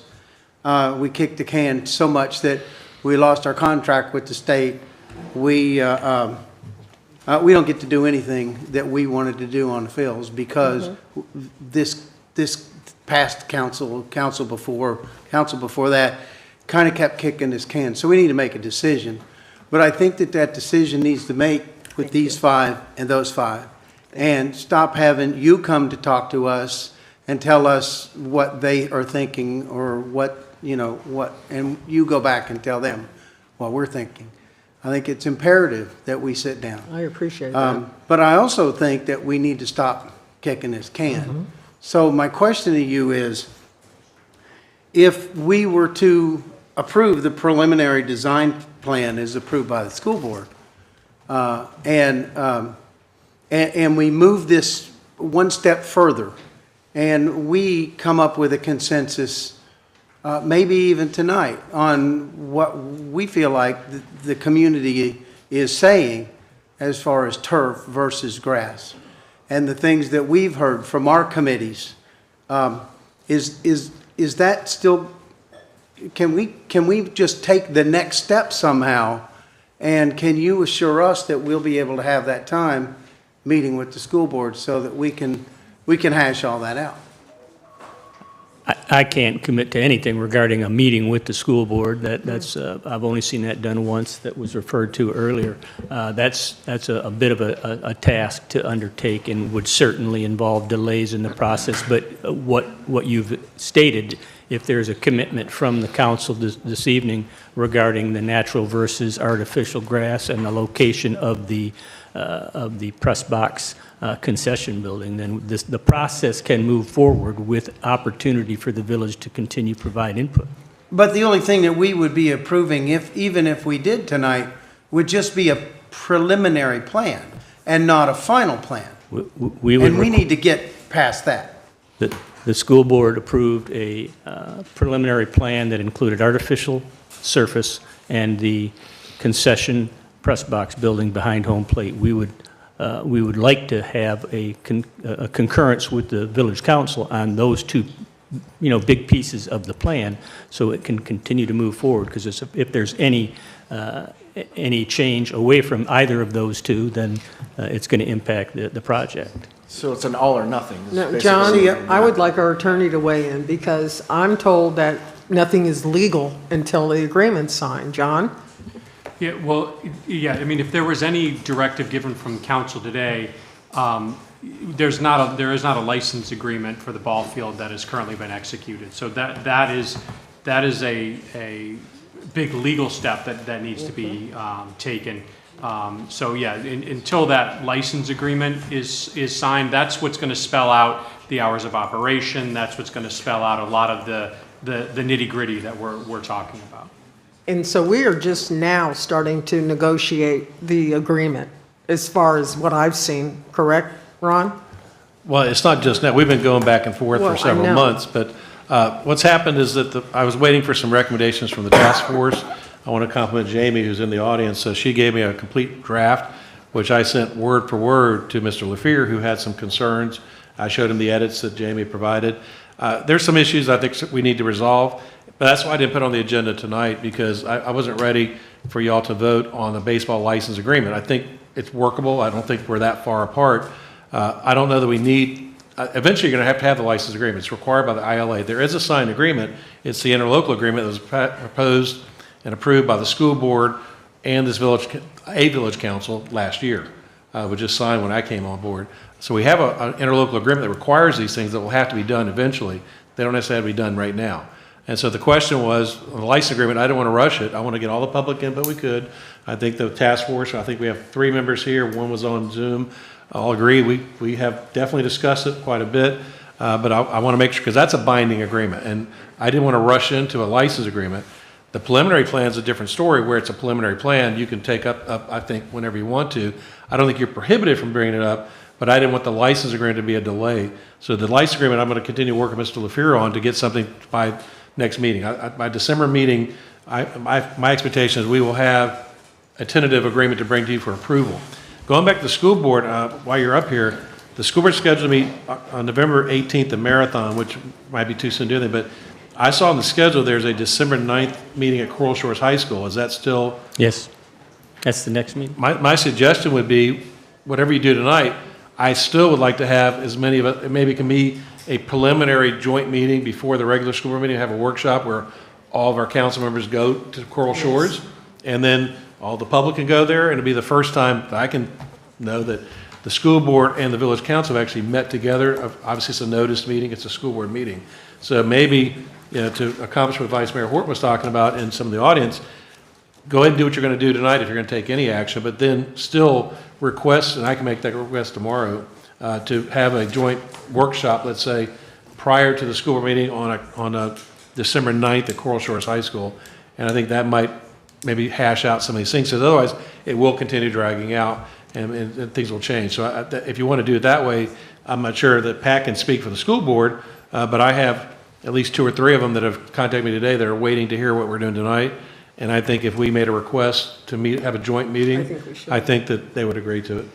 So would it be the fastest way to get us past, because we just seem like we're getting nowhere? Right. Would we be able to get ourselves there if we were to approve the preliminary design plan as approved by the school board on August 7th, still knowing that we need to have the baseball licensing agreement to get approved at that point? Is that something that we can get past today to get us one step closer? Because I really don't feel like we're getting any closer. Well, unfortunately, the 9th is also the date of one of our council meetings. So if we were going to have a joint meeting, it'd have to be in the afternoon, and they'd have to agree to that because it's not. They're meeting at 5 o'clock. We're meeting at 5:30 that day. And they set the schedule. So that's why I was making it clear. This isn't to go show up at one of their meetings. This would be to have, let's say, a workshop in the afternoon between the two entities to hash out anything. And by then, I would happily have, with Mr. LaFear, worked out and agreed something to bring back to the council at their meeting on the 9th and the school board. So we could have a preliminary workshop, a public workshop with the two entities on the 9th in the afternoon. And then that night, they would meet and we would meet. And then hopefully, both sides, if there's an agreement, both sides would pass. And then at that point, we're pretty much back in sync. Right now, we're not out of sync, but we're not in sync. I agree. So to meet in the afternoon on the 9th and have an agreement put together for the evening of the 9th is not seem prudent to me, of being able to get it done so that we can have it in a form that we could vote. It seems like we should have a meeting before the 9th. I'm not saying when, but before the 9th. And that was going to be when's the next school board meeting? Because as long as it's public noticed, we can show up at the meeting. It's in Marathon on The 18th. November 18th. Next week. Of course, I can't make that. And at this point, all we have is a Parks and Recreation Committee meeting that night. I mean, if you want to go to Marathon, I just thought since they're going to be in Coral Shores, we could have it but my plan would be to already have an agreement already, negotiated with Mr. LaFear that we can present to both entities that night on the license agreement. Once again, the license agreement is basically saying, the schedule, the use agreement, who's responsible for the maintenance of whatever surface it is, and that kind of thing. So some basics that we're not that far apart on. The grass versus turf, sooner or later you're going to make a decision on it. You can do it tonight, you can do it some other time, but I'm saying we have other things to work on, like the license agreement. But I can have the license agreement, I think, negotiated by December 9th. Can you have it done by the November 18th meeting? Yes. Well, It's a week away. yeah. I don't think we're that far apart as far as the things. I've gotten a lot of input from our task force, and I'm going to talk with Pat about. But some of it is just words like maintenance. What does that mean? Some definitions. We really haven't involved legal counsel yet because I wanted to get to the point to give it to John. And so I think we're not far apart on the license agreement. Obviously, we'll see when it comes up, but maybe Pat, since he's on the other side of it, can see how far apart we are. Do you see anything in the one I sent you? I don't think that there's can't be anything fixed? insurmountable, and I would offer that there's still time to negotiate because the final approval of this project doesn't happen until the contractor goes out to bid for subcontractors and it all comes back and they develop what's called a guaranteed maximum price contract. That won't go to the school board till after the holidays. Only then does this become a legally binding project with the money associated with it. So there's still time, I think, to get this license agreement done. And on the negotiation, is there anything in the proposed baseball license agreement that was proposed by Ms. Engel that you want to discuss tonight that you think it may be a real bad stumbling point if we insisted on it?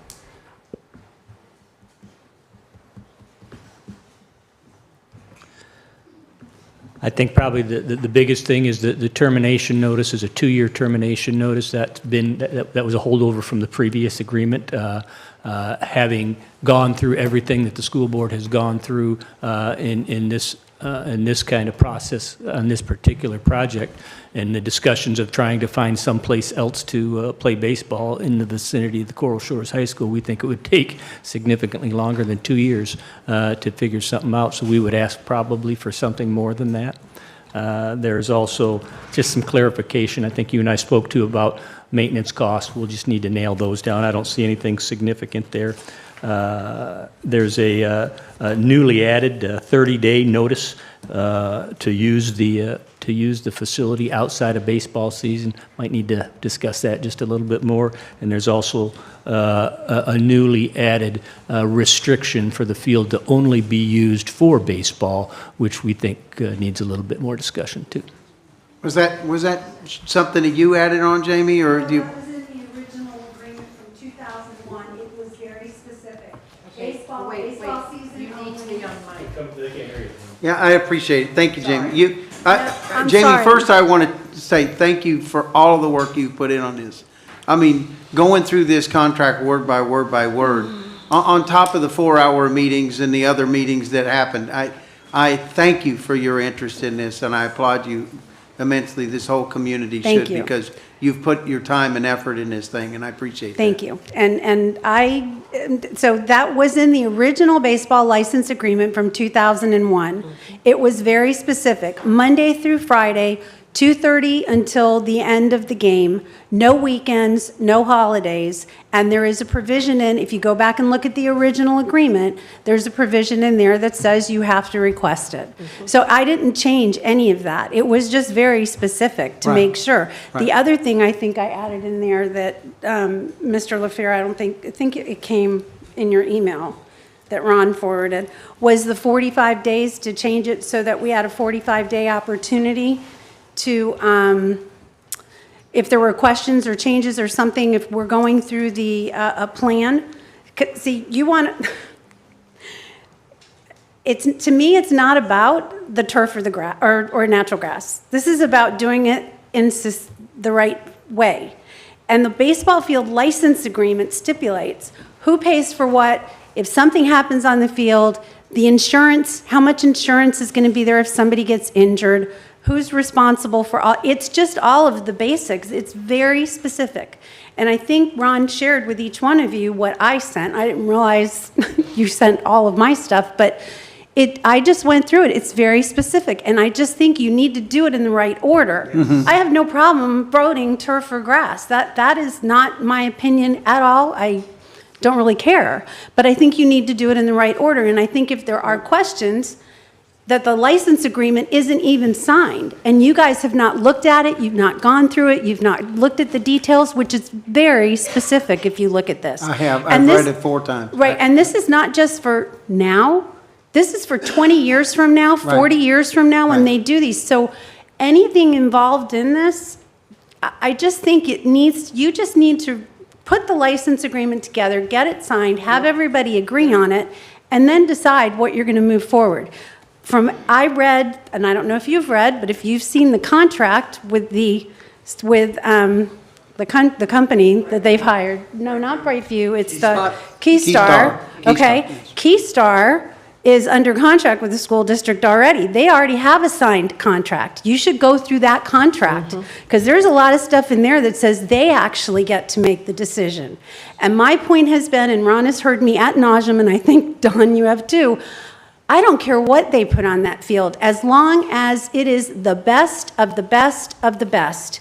And Mr. Allen, when he came here to that last meeting, told us there was a total difference between it's not just the top layer. That's right. It's every layer under it. So that is, for me, and thank you for allowing me to get up here and say this, because I've been very frustrated. To me, this isn't about turf versus grass. It's about what goes on that field and in that field. Our kids deserve the best, not just when it's brand new, but 10 years down the road when people have played on that and done whatever they're going to do and all them, however they use it. But if you guys don't get the license agreement signed and make it extremely specific, quite frankly, because it's very broad, the original one was very broad. We need this to benefit Isla Mirada, our kids, our future, our grandchildren. And that means that we need to make sure that everything that goes into that field on top and down below is top A. And if they're, whatever they're spending, $6 million, $5 million, the majority of that money needs to go into that field so we don't have to have any of these coaches or parents or kids complaining about the quality of the field. That's the most important part of this. But again, you can't make that determination on turf versus grass, quite frankly, until you read and sign this agreement, because this is the binding agreement. You can say go with turf right now, but you need to say it's got to be the best of the best. And as Mr. LaFear just said, they haven't even started talking to contractors about it. So when they come back to us and say, hey, here's the companies we're looking at and here's the quality, then I think you guys should make a decision. So if it is turf, then you should be able to be part of that entire decision as to what turf and what goes on all the way to the bottom. Because Mr. Allen and all of you watched that, gave us all that information on that night.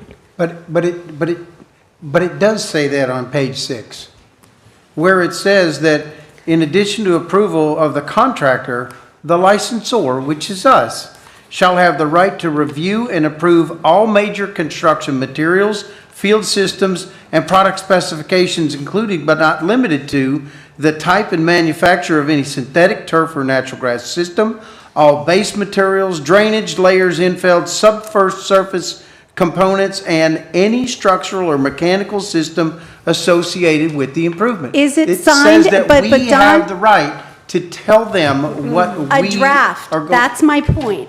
That is my point. This is a draft. But this The is the school board has not signed, sealed, and delivered it to you. That's my point. We have, that, believe me, I put a lot of time into this. We added our part to it. Mr. LaFear has been wonderful in looking all this over, but without the signatures in the agreement of the school board. Mr. Quick, have you even looked at this? No. Did you review this? Okay, so our attorney hasn't even reviewed the draft that we sent to the school district yet. And that's my point. Don, I agree with you. It's in there. I added the 45-day clause in there too so that we had time to be able to make sure that we could go back. I added the clause in there that said that someone from the village met with the architect and the contractor and someone from the school board at least once a month during the construction process to make sure that everything was going to be done properly, and if there were questions or changes that we'd know about them ahead of time. So I did what I could do with my background and my husband being a contractor. I tried to put it all in there, but I am telling you that you're correct. It's in there, but it's not signed. This is the first time we've seen it. So Exactly. therefore, Sure it is. yeah, but that doesn't mean that we can't direct it, that, yes, this is the direction that we want to go. Now, the school board hasn't seen it either, not that version. Exactly. Not that version. That's my point. But to Don's point earlier, I'm sorry to cut it. To Don's Talk forward. point Go ahead. earlier, we need to move this forward. We need to stop just listening and trust me, I think we're all listening, but we need to move it forward. And so you have helped by presenting this, but we just need to. But you keep have. Ms. But Deb, you're Lapierre saying had- move it forward, but you're moving it forward. And again, I'm not trying to slow this down at all whatsoever. I want it done as quick as possible, but you're moving it forward with a rush because the school district has already not a set the rush. calendar. You just said you haven't seen this yet. We're seeing it tonight. This That's part of agreement, the deal. but Deb, this agreement should have been done months ago when the interlocal agreement was But done. it wasn't for whatever right, it reason. wasn't. But it's here now, and we're working on this. And I'm just And saying- he needs to be able to take Signed something agreement. back. Well, we Signed can't sign it agreement. until it's an agreement between the two parties. So. But it's not, the details, the They're gonna devil finish- is they're in gonna the finish details. They're gonna finish the details. They're Right. going to work it out. But the It's going, can I just have Yeah, a go moment? ahead, go ahead. Thank you. It's going to get worked out. We have been beating this horse for a good 6 months. I have deep dived into artificial turf more than I ever cared to know. And I have boys that played on that field for 8 years, plus 2+ years I've sat over there for every single game doing concessions. And doing the concessions, we literally are wheeling a grill from one building all the way to the other end. We're going over here, we're getting ice, and we're bringing it over here. We're going back over here, and we're getting tables, and we're getting the drinks, and we're getting all the stuff. And then we're going to this grocery store because we have nowhere to store it. And then luckily we were enough to raise enough money this year where we had to buy a new refrigerator and a new freezer for in there. I have spent 20+ years at baseball fields, with my own children. I have seen artificial turf. I have seen natural. We would all love to have natural grass, but at the end of the day, we don't have the expertise. We don't have the money to what it takes to maintain that. I have watched my own kid take a ball to a face because the field is in terrible condition. I've seen other kids get hurt out there. The number one priority right here should be the safety of these children. Number one. Number two, yes, we're all good stewards of the environment. We want what's best for that. Nobody here is going to Cheap Charlie this project. Not one ounce. I don't think any of the coaches are. They want the best thing that there is out there. I think we need to trust everybody to work this out and get it done. But at the same time, we need to keep going. Stop delaying things. You've got these parents that keep coming to these meetings time and time again. I went back through all my emails, all of them from everybody in this community. Now, this isn't just the people that I've spoken to at chamber events, at Rotary events, at Trunk or Treat, at whatever event I've been at. 79 emails for this, 17 against it for turf. Simple. Now we can finish, this is a preliminary plan. In a construction project, there's always a preliminary plan. There's always things that get changed. We can work it out. Everybody's listening. Trust me, I've listened. I've listened to a lot of hours of this. I'm not just forcing my opinion on anybody else. I've spoken to people, I've asked their opinion. Why are you against it? Please tell me why. Oh, just because I am. Give me more. Tell me more. Nobody has. And you yourself had just said you don't care one way or other, so let's keep moving forward. Let's stop delaying things. But my concern is the agreement's not signed. I get it. No. Let's sign it. You can't sign it because it hasn't been reviewed by the village attorney. Okay, now I get to finish. The village attorney has not even reviewed the baseball license, the draft of it. Mr. LaFair looked at it. The school board has not looked at it. I don't even know if the school board attorney has looked at it. And as I said before, and I will be done because I am not trying to stop. I am for moving this as fast as we can to get where we need to go as long as the village of Islamorada is completely covered. And it comes down to the devil in the details about who pays for what happens when the field gets, if there's a storm, what happens then? What happens if the field, when it needs to be replaced 8, 10, or 12 years? How much of a warranty is on there? There are so many details in this contract that you're going to sign the license agreement. I just feel like you need to really review it, get it signed. The attorneys, first of all, should look at it, and then it should come back to you guys to look at it. It still has to go to the school board, and I understand that may delay the construction one way or the other. I don't know, but I think you need to have everything in writing to decide what's going forward. That is my point. It is not to slow this down. It's not turf versus grass. It's not concession stands or buildings. It is read the contract, read the agreement, get it agreed to by both parties, get it signed, and get it, and then move forward. Because if you jump into something that all of a sudden you can't change down the road because you agreed to, and like Mr. LaFair's already said, it's going to cost us so much money and so much time to move a building. when it never even came to the village to be able to make the decision, the residents at least, or the council, where they wanted that building. Now we're basically past the point we can't move the building. Okay, you can't. But that's why I'm saying, I think you need to review the license agreement, and again, just get the attorneys to look at it and give Mr. Quick a chance to go over it. I'm not an attorney, so I just gave my thoughts and ideas. I because don't was disagree asked with to. you with it not getting it signed. But a lot of what you're saying is already in there. It states in there, the maintenance, the replacement, everything is on the school board. It's in there. Would you like to see why most of it's on there, Anna, though? Because I'm the one who sat here, and Ron will tell you, he took all of the red and blue and strikeouts that I did, and he had, someone clean it up, and he sent it. So it's there because I went through it. Some of that and was in there already previously also.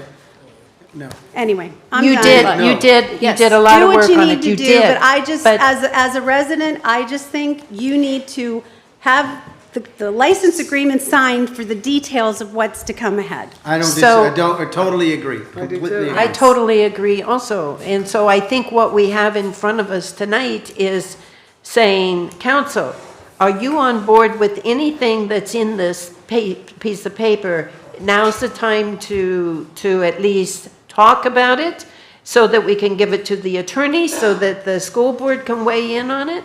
Because without, you can't finalize it without us putting some comments on it ourselves. Okay, so that's what this is tonight. We have it in front of us to work on. And thanks to you, a lot of stuff is already in there. If I feel like it's a chicken or egg thing and we Right. keep kicking We this and can't my sign toes it are getting until- tired. And that's why I would like, I don't know if it's acceptable, John, at this point, to make some kind of motion so we move this thing ahead, where we accept the preliminary design plan, we make this license agreement work for us, the citizens of Islamorada, in a manner that is acceptable to the council that we still have to go back and approve. John, don't So- you have to read it? So what, Go ahead, sorry. yes, you have to read. So what I would say is that we've had a first blush at this, that we say, yes, tentative. Can we approve this tentative with the idea that changes, it's like a tentative field plan. It's going to get changed, and there's going to be things that the school board wants and that the attorneys find, but until we turn it over and say it needs to move forward, it's not going to go anywhere. Go ahead, Ron. For clarification, all the school board did at the October 7th meeting was approve the preliminary design plan, which is the first page in the tabs. The baseball field license agreement has not gone before the school board yet because we're still negotiating that. So I think what Vice Mayor is saying is, I think what he was saying was the motion would be to approve the preliminary baseball design agreement, which the school board did. Yes. And you basically give me direction on the light, but that's still negotiating. We've heard some really good points tonight. Yes. That's not the subject of the motion for tonight. You would not be approving the baseball license agreement. That's still being negotiated. Now, my plan would be to have that negotiated prior to the November 18th school board meeting, which is meeting before our next meeting, and see if Pat and I can negotiate something, let him take that to the school board, let them give their position on it, and then on the 9th, when we're both meeting, then maybe get the final approval of the baseball license agreement, not the final approval, but the first approval of the license agreement. So there's two separate things we're talking about, but to be clear, I think what Vice Mayor Hort is talking about is just the design plan tonight. Not to approve the license agreement, because that's not ready to be approved. Yes. I wasn't talking about it being approved, the license agreement being approved, but I am talking about moving it ahead so that the school board, and then if the school board has objections to whatever we end up putting in that plan, when you take it to them, then we've got another 2 weeks or thereabouts, that it can be readjusted before it comes back to us again for that vote in December. Which is why it what would I be would great say. to have a joint meeting. I think that that would expedite certain situations where we could talk back and forth I agree. about whether we like a building or don't like a building, or whether we agree with Mr. LaFear that it's going to delay it. Remember, we're on our timeline, not their timeline. That's right. I agree. So I'm not comfortable taking any action on this tonight. I think we're having a good discussion, we're getting this out there. I think we won't really delay it if we can get a joint meeting together and we can go back and forth, because whatever we say tonight, whether we agree with it all or in part, I feel like it's kind of an all or nothing offer right now, which I'm not comfortable with, that he's going to go back to his bosses and say, here's what they said, and then they're going to say yes, no, or maybe so, and then it's going to come back, so we're going to keep doing this. So I'm willing to commit to November 18th at whatever time is convenient for them to go down there and meet as a council. Mr. LaFear, did you want to say something? Well, because I'm. Mr. Saunders indicated that we might be able to get the, Can we do something ahead of the 18th and ask them to come here? I don't see why the 10 people can't the sit in a 18th is room. next week. That's a week from tomorrow. That's a week from tomorrow. The school board agenda for the 18th has already been posted tonight, No one so. needs Thanksgiving, let's do it then. I have a problem with the fact that John Quick isn't just now, has never even seen it. That's my problem. Yeah, and that's true. He hasn't seen it, because I talked to him today. I think he should have been involved from the beginning. I think what's gone back and forth is just the start.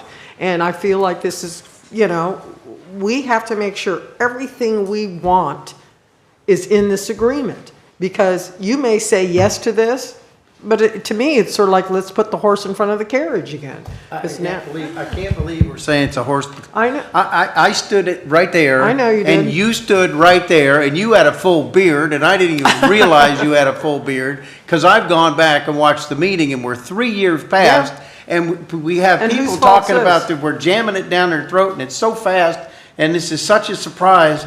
And I stood there 3 years ago, or maybe 2 years ago, 3 years ago. So what is taking so long And then so- for the agreement? I have no idea. That's why I'm That's my saying, question. how do we move this and how do we advance this? I And- think we- And if it takes going to a meeting on the 18th, I'm more than happy to do that, because we just need to stop this. The folks that are in favor of getting this done are really getting tired of coming to these meetings. yes. They have better things to do. Yes. They're taking their kids to dance, or they're taking their kids to lacrosse, or they're cooking dinner, or helping them with their homework, and they're just tired of coming.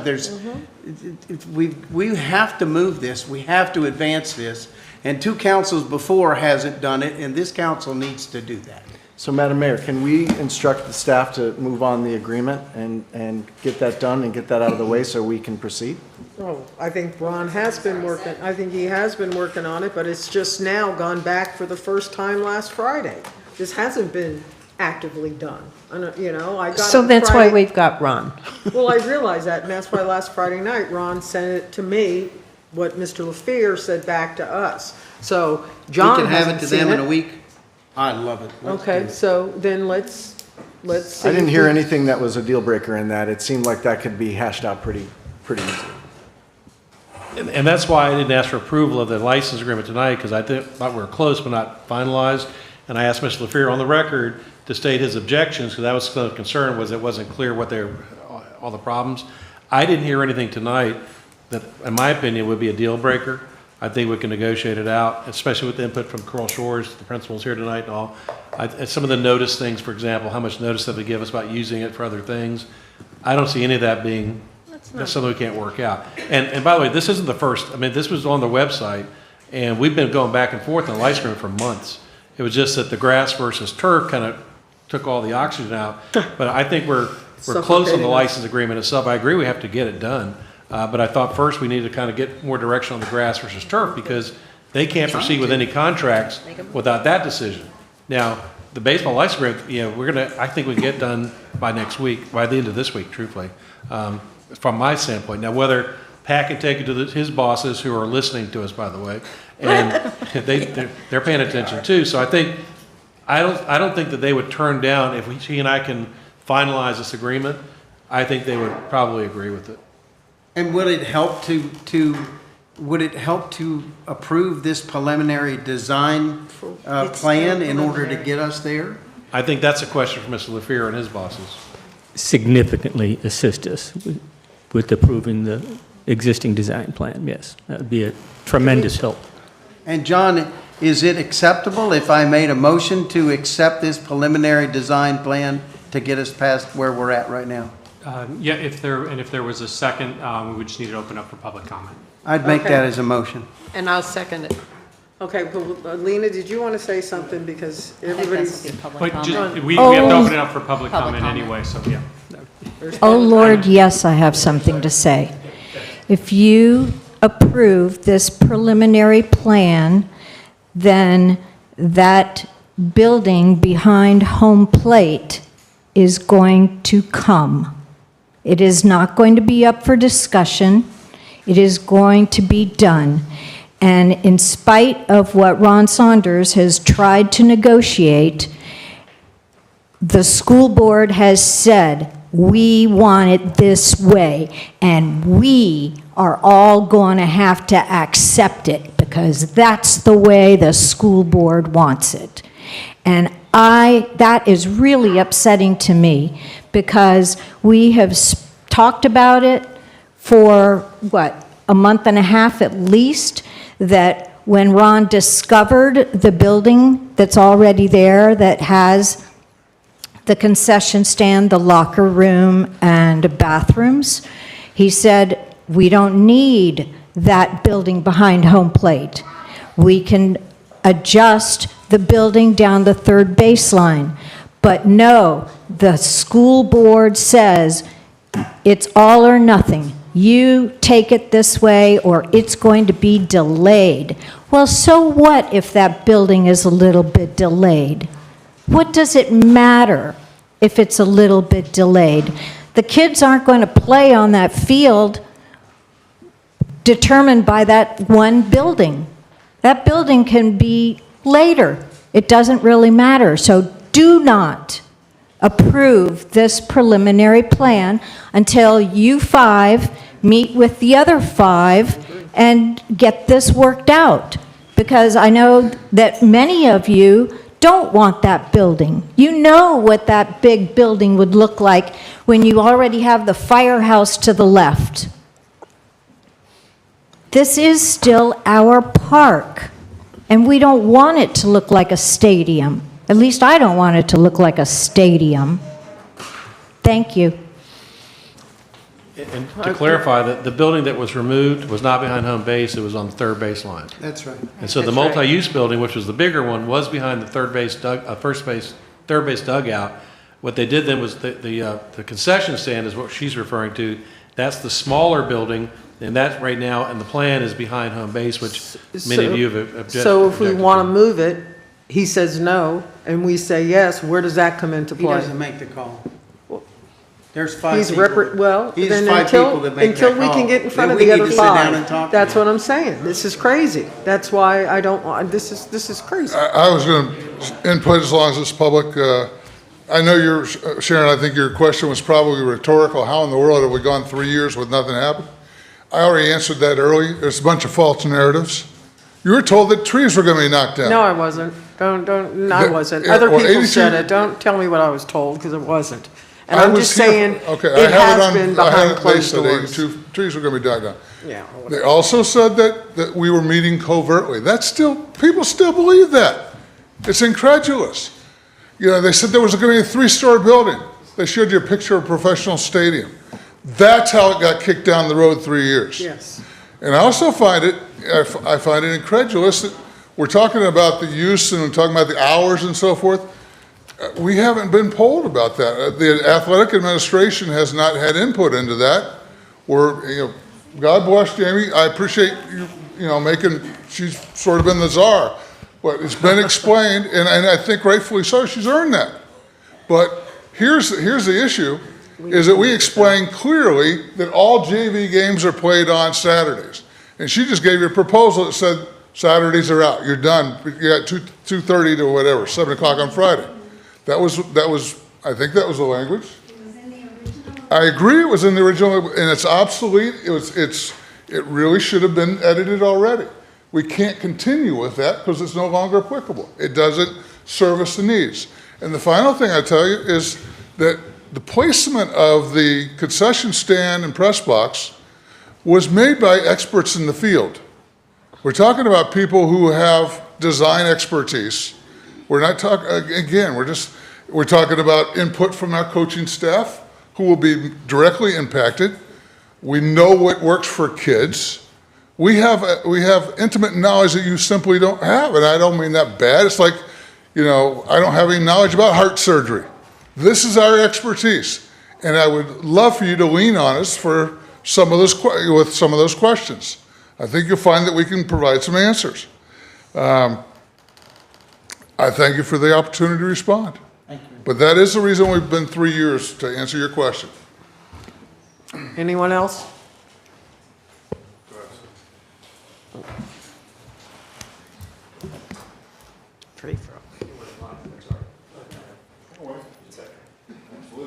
I'm trying to figure out how not to call this what it really is.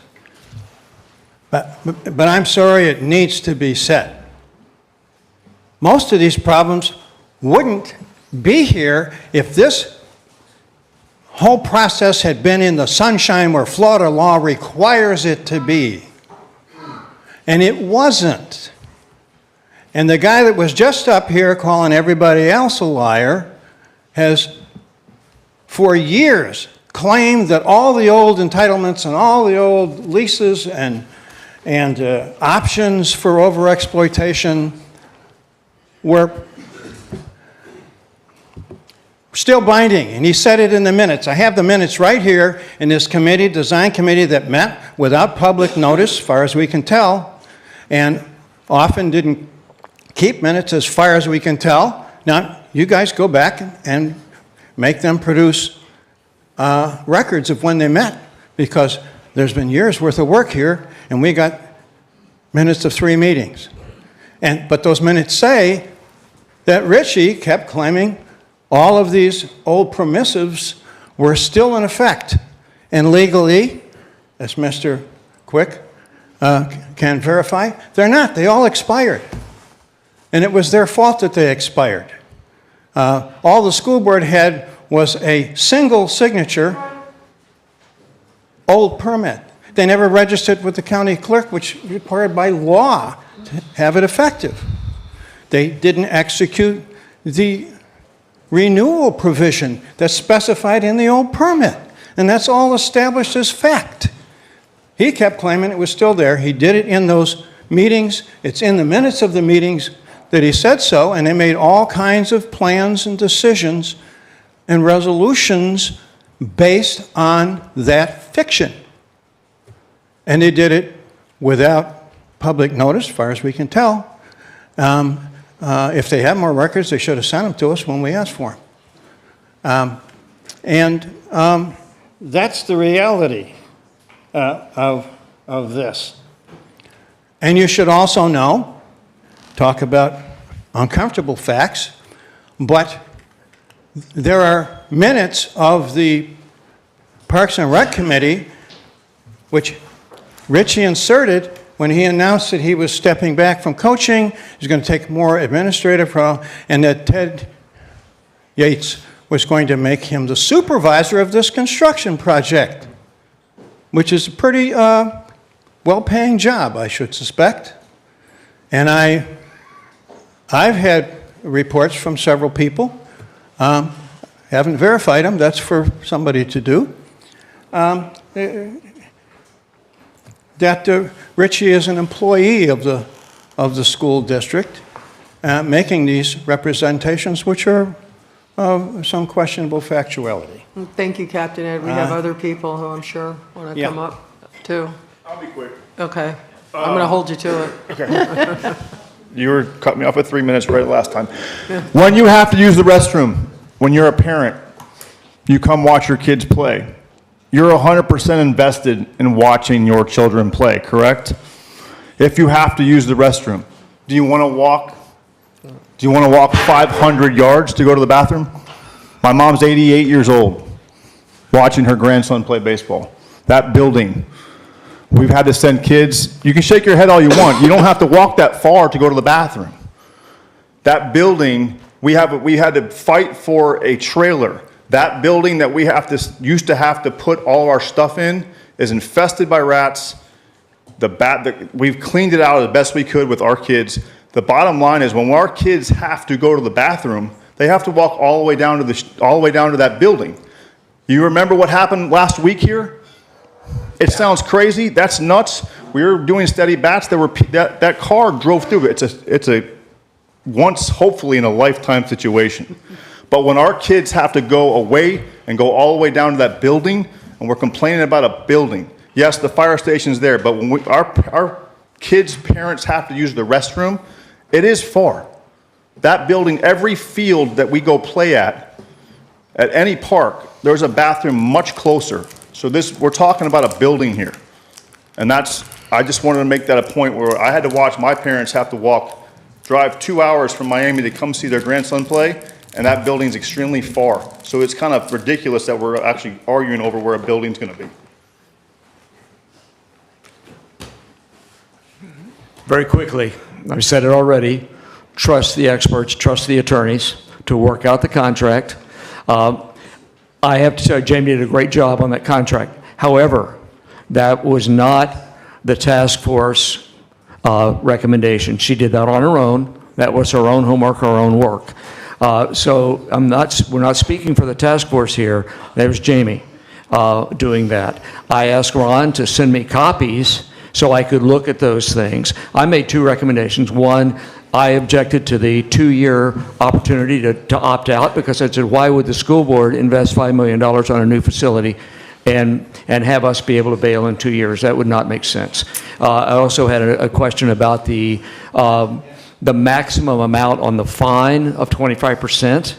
If someone was in default. I said, I would rather have us come up with an amount. I got burned by that once, and I don't want to see the village or the school board get burned by maximum amount of interest to be charged on a default on a loan. So those are the 2 things. Just, I want to make sure you know that was not the task force speaking. And I want to clarify and clear that up, Tony. I did not do that on my own. Ron Saunders sent me and Sharon, because I know Sharon was copied on it. Ron sent me an email on Saturday and asked, I think it was Saturday, was it? Friday or Saturday, and asked me to or maybe it was before that, I take it back, a couple weeks ago. Maybe you sent it to the whole task force. And I gave you my opinion. I put the time, I put the effort, I wrote it up, I sent it to you. And I sent it, I think the council members got a copy of what I sent. I did not do that on my own. I did that because I was asked as a member of this task force to do it. So I'm furious. I know. I am furious that was put out there that I did that on my own. I did not, and I want to make that extremely clear. Thank you. Thank you. Like I said, when you first stood up, I commend you for all the work that you've done on this. It's incredible the amount of work you've put in on this, and I thank you. And clearly... Not the bad guy in this at all. Clearly, So this don't is take getting a little testy. I don't care where a bathroom is. I wasn't shaking my head because I didn't want a bathroom. I know you think I did, but I wasn't. Everything I have asked has been a financial question, and it also has been what residents have said to me. So I want the kids to have the best of everything. I went to Coral Shores. I love the school. I love the fact that we can open up this field. All I want is a signed agreement that for some reason has taken whatever amount of time that I want our lawyers to be a part of, and that's all I want. I don't care if it's turf, I don't care if it's grass, I don't care if you put shag carpet out there. I want everything locked down. That's all I want. And if Ron thinks he can get it done in a week, then with input from everybody, I would like to meet with the school board because I think there's some questions. And again, there have been people who told me they don't want that building behind home plate. I don't really care. I'm just repeating what I have heard because that is what I'm supposed to be doing up here. So don't attack us. We're just asking the questions. Go ahead, Cheryl. Let me clarify too. I sent it to all 5 task force members and the village council. So it's not Jamie. Jamie's correct. It wasn't just tasked to Jamie. Jamie's the one that sent it back to me. I Yes. looked at it. I had some questions about it, but I thought the easiest thing to do would be to send I sent it actually Captain Ed, we put some of his recommendations in it.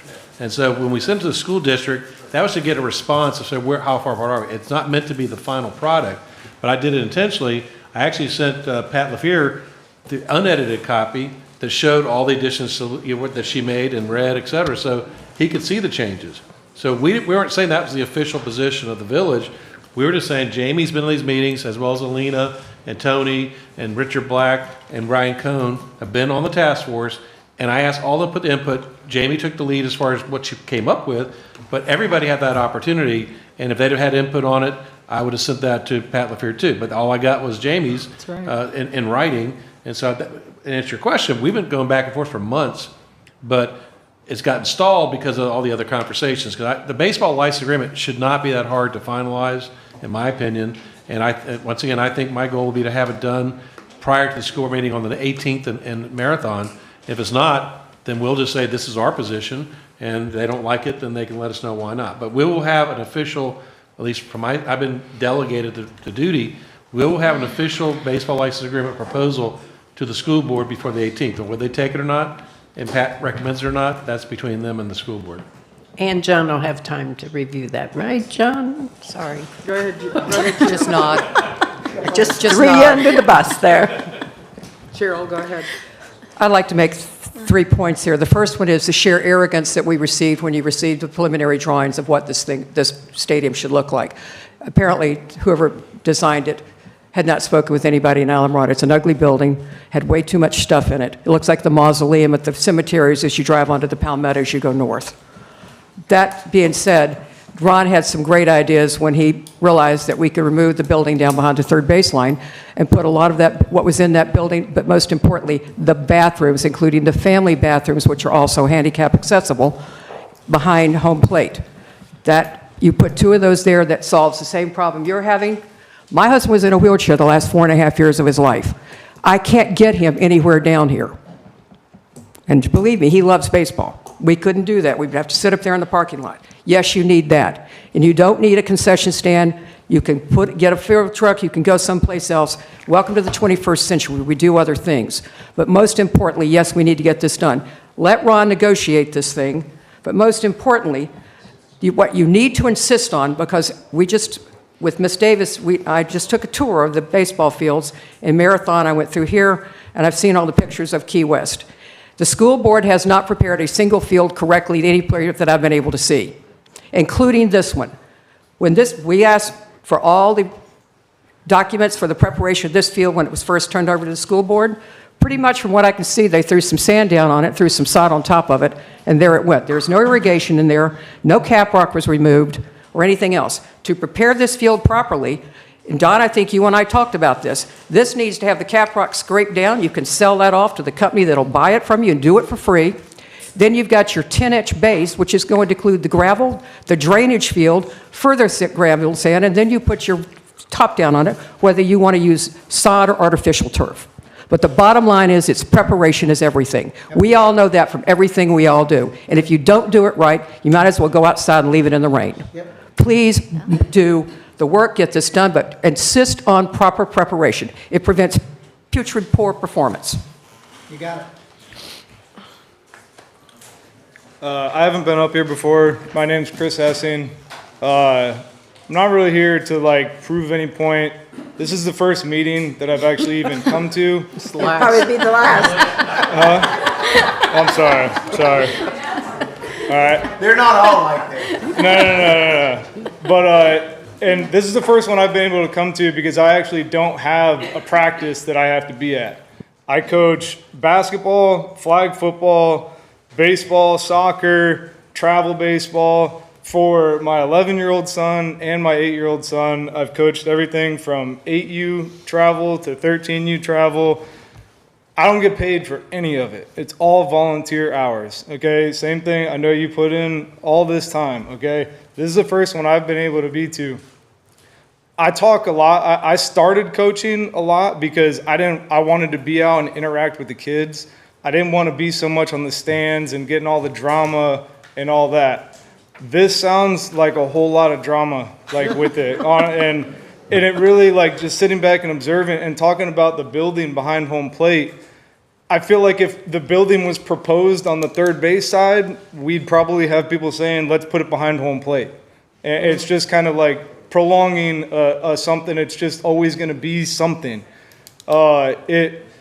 Everybody, and something I say to a lot of parents that ask me about, this is different, but ask me about like competitive sports and stuff. They say, oh, should I commit to this? Should we go all in? And I always have the same response. And it's every parent is going to do what is best for their kid because it's their opinion of what is best for them. It's not all going to be something. What I think isn't going to be what Coach Lane agrees with, or Coach Raymond that I coach, or even any of these coaches. It might not be the same thing, but it doesn't mean that it's wrong. And it comes to the same thing with this of like, we're all, from what you're saying, is you want, like, you're fine with the turf, and it's your guys' job to do the finance part of it. It sounds like you got the right idea of trying to get it signed and get it rolling. If you truly do want, if you're fine with the turf, it seems like we do need to get something going.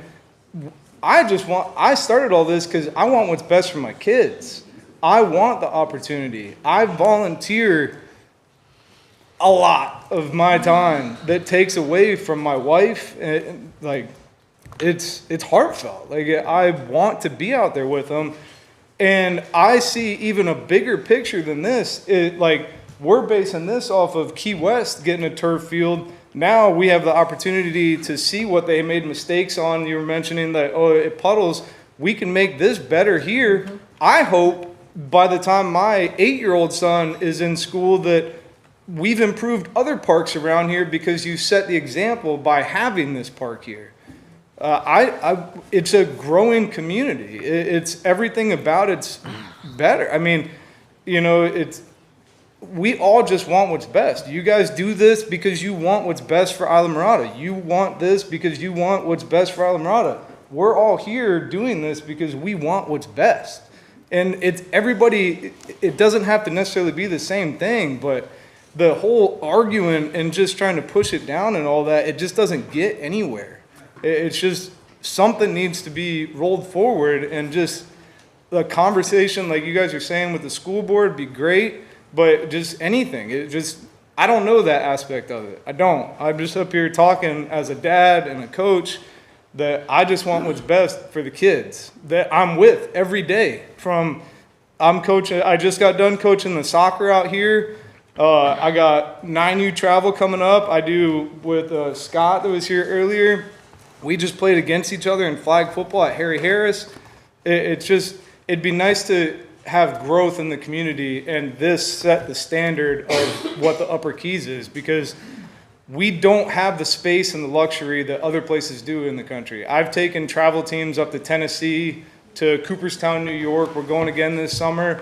And these kids' jaws drop when they see what they have other places. And we just don't have it here. And it would be nice to start the growth here because I know that we can. Everybody just wants what's best for Islamorada and the Upper Keys. Thank you. Is there anybody else? We have Last two call. speakers on Zoom. Oh, Okay, go ahead. first up, go ahead, Mr. Wishmeyer. Yes, Joe Wishmeyer, Plantation Key. My biggest concern on this is I keep hearing over and over, this has been going on for 5 years, but with the staff, the council has been left out. When this happened, I went to one of the baseball workshops. We were promised by the school board many, many more workshops. We're going to keep the public involved. We've not been involved. Now, it's coming down to the 11th hour. They're trying to push something down your throats really, really quick. Make this decision, make it now. Yet, you haven't seen the agreement. Our attorneys hasn't seen an agreement. And it sounds by what Mr. LaFleur is saying that, well, to try to get the 5 of you together with the 5 people on the school board, no, I don't think that's going to happen. Well, if this is as important as what they consider it to be, they should make the time to meet with you all and work things out. If they don't have the time to work it out, then, hey, let them find another place. I'm just concerned that they're keeping us in the dark and trying to force us into something at the last minute. It's not our fault that it's gone this far and now all of a sudden they think it's been delayed. We've been using this field for 20 plus years. If it gets delayed for one more season, well, so be it. Maybe they'll learn their lesson and they should get together with us and give us more of the arrangements. Thank you. Marnie? Okay, next up, Richard Black, go ahead. Hi, yes, so in front of us tonight on the agenda, the only thing that should have been there is the license agreement. Instead, we drug everybody back in the same room to have the same conversation about grass or turf or a building or anything else, and it's just a complete waste of time yet again for all of us. We need to ask ourselves, would you agree to build a house without a signed contract? And that's what we're doing.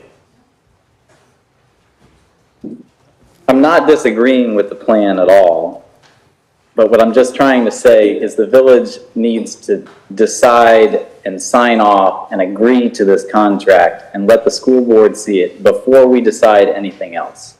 I think the plan is great, but we need to execute the plan properly. So just instead of voting for this tonight and pushing this through, because all you're doing is what Pat LaFleur said, agreeing to their plans that the school board has already agreed upon, which means no changes. We need to make the license agreement ironclad and get that done first. Thank you. Marnie? Can I say something? Yes, ma'am. Yeah, go ahead. Hey, my name is Ed Holly. I'm the athletic director at Coral Shores. I got the greatest job in the world. It is unbelievable. I didn't know I was part of the Evo Empire, though, but I'm really excited to be here, right? So tonight, I'm going to go home, and a 15-year-old boy named Billy Lee Holly is going to look at me and say, how'd it go, Dad? It went through Eddie, my oldest son, who just graduated from Coral Shores and is off in college right now. And they say, well, just put it off another year. Just put it off. How many senior years do you have? How many senior seasons do you have? What's going to happen for the next time you get an opportunity to go? We're simply asking, or I'm simply asking, is you prayerfully consider the fact that, listen, it's as important. It's been happening for 3 years, 4 years, 5 years, whatever else. Every single day I go to high school and I see kids and they look at me and say, Coach, what's going on? And I have to say, hey, just trust me. The adults are handling it. Have faith. It's going to happen. It's good things are going to happen with this project. You know, if we would love the opportunity to say, hey, yes, we're going to get synthetic turf. Yes, it's great. Hey, yes, the preliminary plan has been voted on. Yes, all the details are going to be worked out with the lawyers and the adults in the room, right? But this is what I want you to do. I want you to wake up tomorrow morning on Veterans Day. I want you to go serve, say somebody in the country, say thank you for your service. And then I want you to go lift weights. I want you to be on that field. I want you to throw the ball. I want you to get better. I want you to be the next Coral Shores student that plays college athletics. And what is going to happen is, with this field, it's not only going to be good, it's going to be great. The concession stand is just not a concession stand. It's a meeting place where we all get together, where we all share our week, where we come back, where we visit. And also, it's just not that. It's financially, too. That's where we get the money at Coral Shores High School. You know, the school board doesn't give us a lot of money. So when we get the concession, 100% goes straight to our boys. I mean, it's just an unbelievable thing. I thank you for your time. I visit with you, and I pray that after this meeting, I can go home and tell my son good things have happened. Thank you. Marnie? I don't have anyone else signed up. John, do you have anything to say? No, just a reminder, since it's been a while, the motion was to approve the preliminary plan, which is page 1 in your agenda book. It's it's titled Proposed Project Site Plan from William P. Horn, dated September 18th, 2025, with a notation of, like, I guess a page number notation at the bottom right of A0.01. So let me make sure that everybody understands. So this is just saying they can move forward. You will have the license agreement done and with input from everybody. And as long as you have, and the license agreement can be changed, this can be changed. Yes, I know, I'm just clarifying. And, but the signed agreement is sooner than later, correct? My plan would be to have, by the end of this week, agreement with Mr. LaFear that he can take, at least present to the school board on the 18th. If they, I know the agenda's already set, so I'm not sure from their standpoint they can do it. I would like to have it done by the 18th. At that point, it's up to the school board if they want to take a position. They could just say they're going to wait for us, and then maybe on the 9th of December, we both consider it at the same time. But we would have it to them before that meeting. If they choose not to act on it, that's up to them. But my thought would be to have it by this week, a proposed baseball license agreement, because from what I heard tonight from Mr. LaFear was, if those are the biggest objections the school district has, I didn't hear anything that's a deal breaker, at least from our standpoint, unless you all heard something that you have a strong objection to. Either way, I think those are the notice agreements and what you can and can't do on the field. I think those are things we can work through. Well, things like what Rich brought up about Saturdays. I didn't know that, so maybe have people get in touch with you on this council, as well as the baseball task force who have worked their butts off, and Rich and Tony, who may have other input, or the things that have changed since 2001. So when we do this license agreement, it's a one-time thing, and that we're up to date on everything. So can people reach out to you? Yes, even though tomorrow's a holiday, I'll be working, and Wednesday I'll be working. So I'm available 24/7. This thing needs to be resolved one way or another, and so I'll have my phone the whole time. My village email is village.manager@alamara.fl.us. I welcome any input. And please, Jamie and them will tell you I take their input all the time. But I do want to get the baseball license, and also, by the way, there's a the ILA, which still controls, also requires a use agreement, but that's basically just the baseball schedule. I still haven't gotten official notice of what the actual schedule is going to be for next season. That should be easy because that's usually January through May. The only other issue that came up was about whether the high school, not youth leagues or whatever, whether the high school wants use of that field for something other than baseball. I think that the JV is an actual high school use, so if the JV is playing on Saturday, I personally have a problem using on Saturdays during that January to May. You do or not? I do not. Okay. But even though it wasn't originally in the agreement, I don't think that people would object to JV games being on Saturday during baseball season. If we get into other uses, that's more us. The things that Tony Hammond and Richie talked about other uses of the field, are not really high school. Little League is not high school. And so those are issues that we as a village can control as far as we want it there or not. That's not what the high school, from my understanding, is asking for. They want high school baseball, high school JV baseball, and that's it. If they want to do other things, I just don't know what it is. If they want them to be, if they'll be specific, so we want to do X, Y, Z other than baseball, then put it in the agreement and I can bring it back to you, but I don't know what it is at that point. I just want to have a written agreement by the end of this week that they can take to the school board next week if they desire, and we will have it in writing, at least from our standpoint, to them. If they don't accept it, that's up to them. And so, Jamie, I know you're beaten up pretty good tonight, but don't, please, and Rich and Tony, please give your input on what needs to be in this license agreement so we can get it signed, sealed, delivered, and move forward here. And again, we do want what's best for the kids. We just don't want to have problems down the road that we can foresee. So, okay? All right, so I guess, Barney, Mayor? Excuse me? Continue discussion? If you want to, go ahead. Thank you. I think Richard Black said it best. I am not prepared to move forward until we have a signed agreement. As much as I like or don't like any of this design, I think it puts us in a weaker position. And I would like to see us just continue this on and see this motion not go through. Well, in the defense of the people who are for this, it's not really anything really binding, really. Right, it's preliminary. And it's just giving them a little, and it gives us the ability to really work on this license agreement, which to me is what all I really care about. Again, I don't care if they put shag carpeting out there. I care about making sure we are protected as a community, our park is protected, and the school gets the benefits they want as well. So to me, as long as everybody has input and on this license agreement and everybody's happy, I don't think it's, as Richard said, building a house without a contract, because this isn't a binding contract. It's just not. giving them, I don't even know what I'd call it. Well, and Jamie, she put in a lot of really good points Yes, she in did. this contract. Like, it's not, nothing was taken lightly. Like, she put a lot of work into Yeah, I this. know. And she's added a lot of clarification. And just for argument's sake, I can tell you that 14 years ago, there was games on Saturdays happening here. And as far as the concession goes, myself and 3 other people in this room have spent the last 2 years volunteering at every game.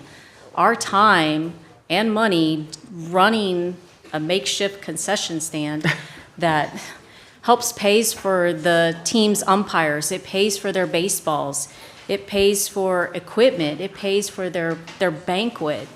And we don't take a dime from this, and a lot of it we get donated from the community. Sue, your grandson plays. I can tell you what Brian comes up and orders every game. And he starts when he first gets there, and he'll come back at like the 3rd or 4th inning, and I know what he's coming back for. He's coming back for 2 more hot dogs and a cheeseburger. See?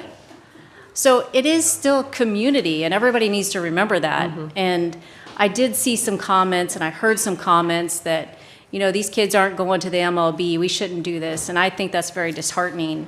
And I hope that those people that did make those comments are not parents and would never say that to their children. Because I believe that we should have the absolute best here for these kids and give them that opportunity. There's a lot of kids that have moved on and went to Division I schools, Division II, JUCO. My own son moved on. He went to play some college ball. Like, these kids deserve that opportunity. These parents pay taxes here too. Their kids are here. A lot of them can't come here and sit here for hours and hours at meetings because they're going to practices. They're volunteering. We did. My husband and I volunteered for years, coaching every sport there was out there. Like, we've got to keep going and do what's right for these kids. So, again, please have input to Ron, just call him anytime. And I know I do. And again, Richie, I want you guys to talk about the Saturday games. I want to get everything in this contract so it's binding. And then, to me, the carte blanche for what these kids deserve. So, Marnie, hanging on Ron that he's going to get this done, the contract, would you call the roll, please? Vice Mayor Don Horton? Yes. Can we repeat the motion, what we're actually voting on? We're just voting on the preliminary plan, Preliminary design right? plan. Nothing to do with the Nothing to do with licensing? the license agreement at Okay. all. I'm sorry. Okay, Councilmember Deb Gillis? Yes. Okay, Councilmember Steve Friedman? No. Councilmember Anna Richards? Yes. And Mayor Sharon Mahoney. Yes, if you get the contract signed. The So- motion passes 4-1. Okay. All right, well, that was fun. Let's do this again. Do we need? Okay. I guess Ron has plenty of direction as to what to do with the licensing agreement. Well, right? again, don't hesitate, Deb and Don and you guys, to call and No, tell I meant him. in just working on it. Oh, yeah, if Not everybody what gives it their says. input, I think he knows. Yes. And again, you know, anything, and Jamie and Lena, you guys, please don't hesitate to give input. So, thank you, everybody. Do we want to take a break, or do we want to continue on? No, just to be clear, though, I do want input from the high school, because a lot of the questions I have are about what the high school wants. And so I know That's Ms. LaFleur is still in the audience, and so if they can coordinate what it is they're actually wanting in the license agreement, because that's part of the reason why we haven't finalized it. I wasn't clear who wanted what, because I want to, as Jamie and Alina have said, this license agreement will last for years. Yes. And we want to make sure we get it right. That's That's why I right. haven't really pushed it, because I want to make sure everything's done correctly. And we've gotten a lot of input, but I like the high school in particular to make sure that they're on board with whatever is going to go into that license agreement that we can take. So, Pat, did you want to say something, or you just agree and run out the door? The specifics on the times and dates of use came from the high school, so that the rest of the license agreement they would need to review, we'll make sure they do. So you have a copy of what we were looking at this evening, right? You all edited what we provided to you. Yes, we So you have a new copy of what we're looking at this evening, We got the correct? edits that you guys, that Okay. you guys All made, right. and that's what I responded to earlier. Okay. The school board has seen none of that. All of that will need to be shared with the school board, and I'm sure they will have feedback as well. After tonight, yeah. Thank you. Okay, thank you. So what did we decide? 5-minute break, or you want to continue on? Okay, 5-minute break then. Come on, we've been all over.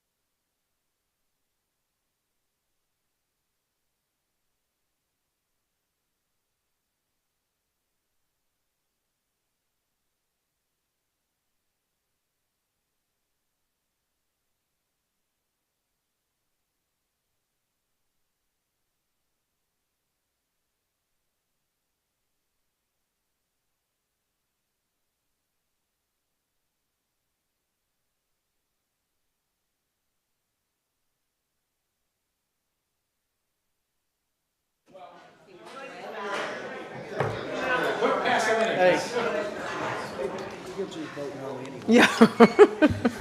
All right, let's resume this meeting. Where's Steve? Darn it all. All right, John, let's go ahead and move real quick the consent agenda, and then I'm going to move Mary Beth after that, so. Yeah, we're into the consent portion of the agenda. These items are routine nature, and council members have reviewed these items in advance and sought the advice of staff as they felt necessary. There'll be one vote on the consent items, which today are tabs 2 through 8. If anyone would like to pull an item from consent or add an item, he or she should state so now. Anybody, John, Don, what are you going to pull? I'd like to pull tab 2, just for one word. Okay, anybody else? Deb? Steve? Anna? Okay, then, so let's go ahead and, Minutes, yes, sir. okay, we'll deal with that after the consent? Yeah, we'll deal with that Okay. separately. So the consent is going to be tabs 3 through 8. Move to approve except for tab 2. Do I have okay. Second. Marnie? I didn't see who was seconded. Deb. Deb, thank you. Okay. Vice Mayor Don Horton? Yes. Is there any public comment? Oh, sorry. A little late for me. Yes, Sue Miller would like to speak.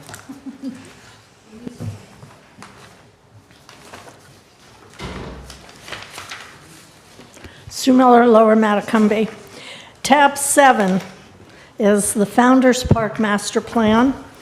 And according to the November 10th staff report, the finalized plan reflects plans for that have been determined by the citizens, appointed and elected officials and other stakeholders to be acceptable. I think there are some things in that plan that are not acceptable, and so I question what it means to approve a plan where there are components that may not be acceptable. And the specific things that I personally had found fault with was having a 35,000 square foot, 2-story community center and parking expected to cost almost $50 million, and a storage area in the hardwood hammock on the hill bayside of the village hall with a large maintenance building and 50 paved parking spaces. I think that that area was damaged by the village. We should not reward the village for the damage done to a beautiful hardwood hammock by making a fancy storage facility paid for by the taxpayers of Alamorada. You should be restoring that beautiful hardwood hammock to the way it was before it was damaged. Tab 8, the SCADA system. We were promised a system for those in low-pressure areas for the Keys, and it didn't happen. I don't understand why this SCADA system is in the budget, and we're spending money right and left out of the wastewater fund, and I think we'll find that we're going to end up with a major deficit that, in addition to what was budgeted.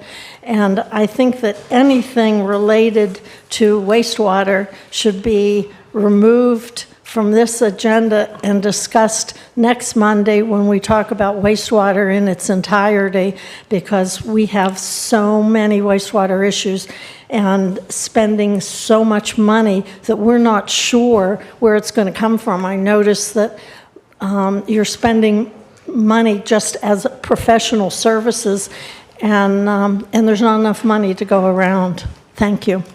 Ron, did you want to say something? Just a clarification, that the original agenda item was going to say approving the Founders Park Master Plan. I changed it to accepting it because I didn't want any belief that we are agreeing to everything in the plan, because obviously I've talked to you individually and there's some things in the plan, as Sue mentioned also, whether you're putting a recommended turf for the soccer field, and I would be recommending grass, to keep it grass as one example. So just accepting it means they finished their work, but it doesn't mean that you're approving it. So I just want to clarify, she mentioned the word approved, it says accepting the plan. Well, when you talk about the turf or grass on that field, I'm calling in sick that day. I don't want to go through that again. All right, so, and I agree with Sue about the Millard Leg. I don't agree with most of that they did, so I think we're just accepting it. Don, did you want to say something before we? Sue has a very good point on this SCADA The system. wastewater, I And the thought of that wastewater. too, yeah. And I think that's a very good point, that it should piggyback on our special call meeting. Can we because do it's- that? Can we Yeah, we can pull withdraw 8? from the agenda tonight, we can put it on next Monday's meeting if that's the will of the council. And again, it's wastewater at Yeah. the 17th here at 5:30, in case you're just dying for something to do. Extremely good. But is Extremely it, good point is on it that. So pertinent to how do what we- will be how do we put- discussed? we just at pull that tab? meeting? I'd like to amend my motion. It would be a motion to amend to exclude tab 8 and direct that it be placed on the September 17th. agenda. No, November. 17th. I'm I'm not- sorry, November, yeah. Don't you remember we already dealt with it? So- Yes, November 17th. So I agree But- with Don. But on the Monday's meeting, is it pertinent to the discussion, or is it an overall discussion about, I thought Monday's meeting was more directed at certain topics on wastewater, not We all. can do what we want to do, I guess, right, Ron? I think Okay, it's, do what I think you it's wanna do. pertinent to part of the discussion we're gonna have with. I do too. That's, Yeah, it was a generic call that says discussion of wastewater issues. And then also, whatever happens with the consent order for the public, also, it's in the newsletter today that the DEP did sign the consent order on Friday, so we now have an executed on both sides. Yep. And that starts a 60-day clock for getting our plan, and that's why we scheduled the meeting for next Monday. But we can take up, I think, any wastewater-related issue on Monday. It's a noticed meeting. It's a special call meeting, but it is a village meeting that's going to be televised, all the things we do for, like, tonight. So we can pull tab 8 and talk about it Entirely. Monday. Everybody Not okay just with on that? consent, but everything. Okay. tonight. Are we good? amended my. Yes, there was a Deb, did motion you by second Don, it? a second by Sharon, and if there's no No, I'm opposition. not I'm s- seconding. No, on the motion to amend. Okay, And Marnie? if there is no opposition to the motion to amend, it would pass we're- by unanimous consent. I'm dropping my second. So do I have a second for the consent agenda? Everything but tab 8. I'll second it. All right, Marnie, would you call the roll, please? Vice Mayor Don Horton? Yes. Anna? No, you. Oh, no, it wasn't. Who seconded? Anna. Anna Oh, Anna seconded. did, okay. I'm sorry, did Vice Mayor Don Horton not make the motion? Yes, I did. Oh, and I'm sorry, said I didn't yes. hear your answer. Yes. Okay, thank you. It's late. Yes, it is. Councilmember Anna Richards? Yes. Councilmember Steve Friedman? Yes. Councilmember Deb Gillis? Yes, on the items that we left on it. And Mayor Sharon Mahoney? Yes. Motion passes 5-0. Okay.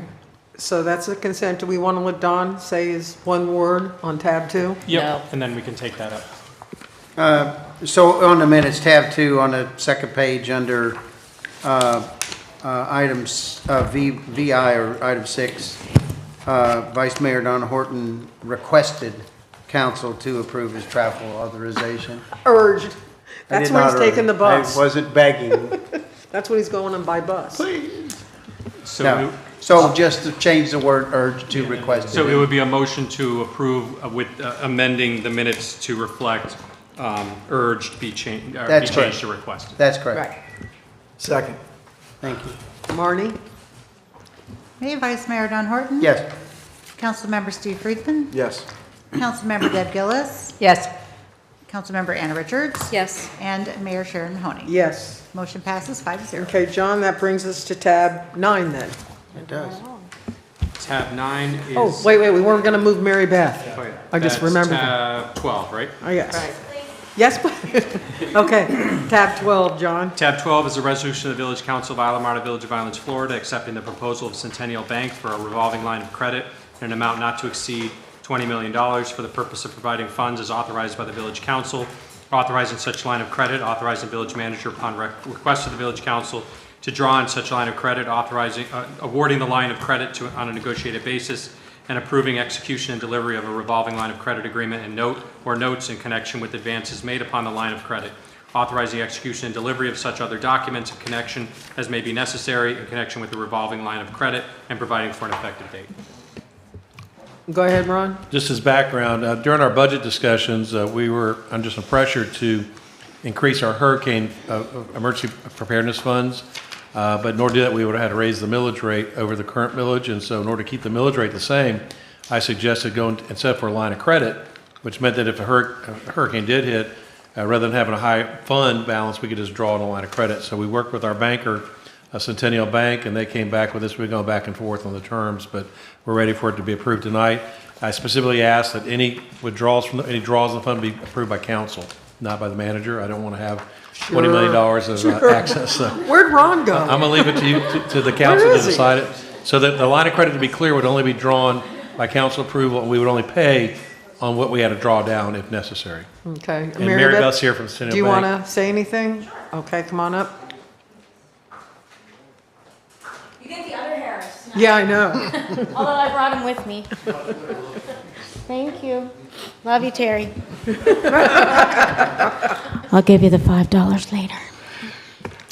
All right, good evening, Madam Mayor, council, staff, Ron.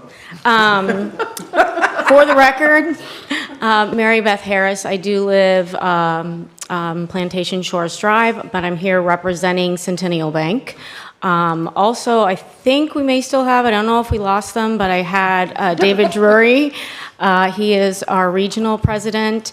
We lost Mark, and Erica Garrick Rodriguez. She is the commercial loan officer. As Ron mentioned, we have had a relationship with the village since 1998 when it was Marine Bank of the Florida Keys. Centennial Bank came in 2005, but it's been a wonderful relationship, and I have had the pleasure of being the, I guess, for relationship manager, if you would call it, for the village, working with staff and also working with staff. Did they leave? No?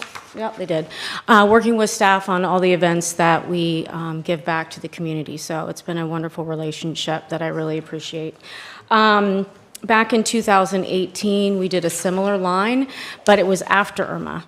So there was lots of hurrying around and sculling around to get something in place. And to Ron's point, after the budget, he and I spoke over the summertime, and he really wanted to get ahead of that instead of having to play catch up. And so we talked back and forth about the amounts, and so that's where we are now.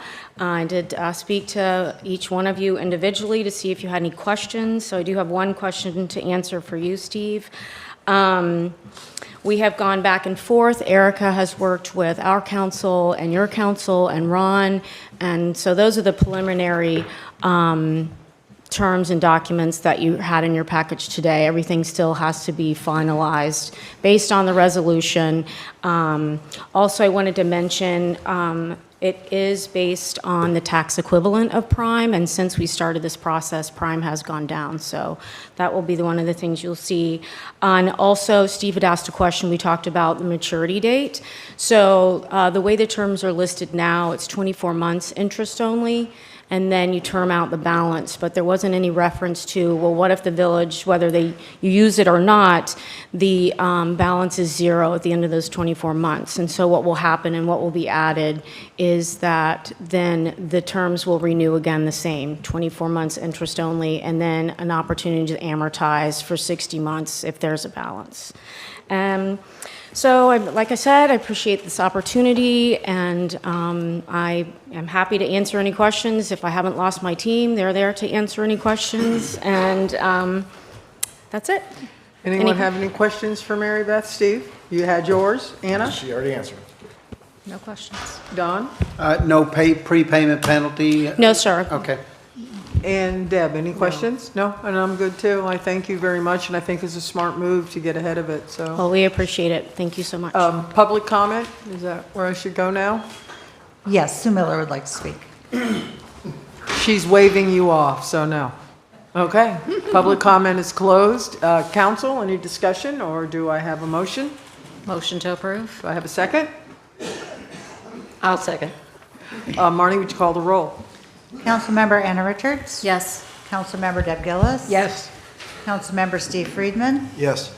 Vice Mayor Don Horton. Yes. And Mayor Sharon Mahoney. Yes. The motion passes 5-0. Okay, thank you for hanging around and going through it. Okay, so, John, we're moving back to tab 9. Yep, tab 9 is a resolution of Village Council of Islamorada, Village of Islands, Florida, approving work authorization number 7 with Avalon Gardens, Inc. for completion of a planting project along Venetian Boulevard, authorizing village officials to implement the terms and conditions of work authorization number 7, authorizing village manager to expend budget funds, authorizing the village manager to execute the project agreement for work authorization number 7, and providing for an effective date. Okay, Peter. Okay, so yes, thanks, John. This is a resolution approving a work authorization with Avalon Gardens for a planting project in Venetian Shores. So Avalon Gardens is a landscape company that is in our library. They've been doing an excellent job for us the past few years. Really a wonderful company. So specifically, this is a planting project of about 1,000 plants that would be planted within, call them the islands that are in between the Venetian Boulevard, the main drive down the Venetian Shores neighborhood.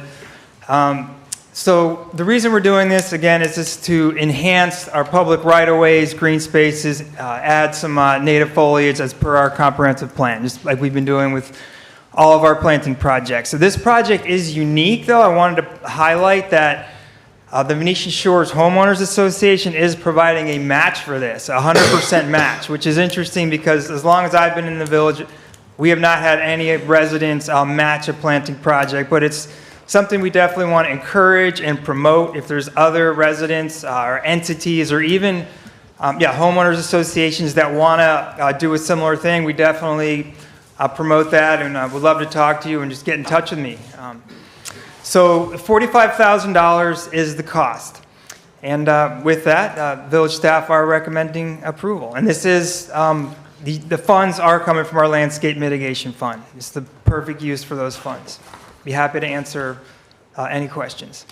Now, I know Venetian Shores takes very good care of the islands themselves as well.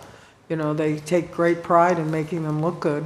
And I think the fact that they're matching the funds is wonderful, and maybe encourage other homeowners associations, other people to do the same thing. I think it's a very smart thing. Does anybody have any questions, Deb? I just want a clarification. You said that they were matching. So our half is $45,000, correct? Yes. Okay. Yep. Don? Just clarifying that it's not half of that. No, that's correct. Okay. And this is a public right-of-way, village-owned right-of-way that the village maintains. That's fine. I was just clarifying. Yes. Don? Yeah, we do have some of the residents here. They raised this money totally on their own. Yep. Did a great That's job awesome. doing that. That's awesome. Peter, there are several crossings across Venetian Boulevard. Is the village staff, and this is probably a question for AJ, going to be responsible for maintaining the vegetation after it's planted? Yes. Currently, there's a clear sight triangle violation on the corner of Puerto Salvo and Venetian Boulevard. You pretty much have to get your nose all the way out into Venetian Boulevard as it's going west in order to be able to look out into that street, even to get to the crossing to be able to go back to the highway. Have you or staff reviewed the planting plan and are comfortable with no other violations of clear sight triangle? Yes, so we have reviewed the plan. I walked the entire site with the contractors. So we are controlling for that by planting all that ground cover for, it's about 20 to 25 feet, you can correct me if I'm wrong, at those corners. So that's low. The ground cover is very low, so it would allow for, views at those intersections. So what we're end up doing then is increasing, normally when we do these plantings, we plant them on areas that we're restoring hammocks and those kind of things. This is awesome doing it as a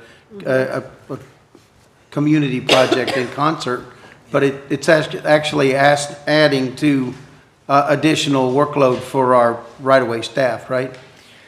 Well, we're hoping it does not. So they are currently doing maintenance on it now. There's a number of exotic plants that we're going to be removing, but we're planting virtually no maintenance plants. They will take care of themselves.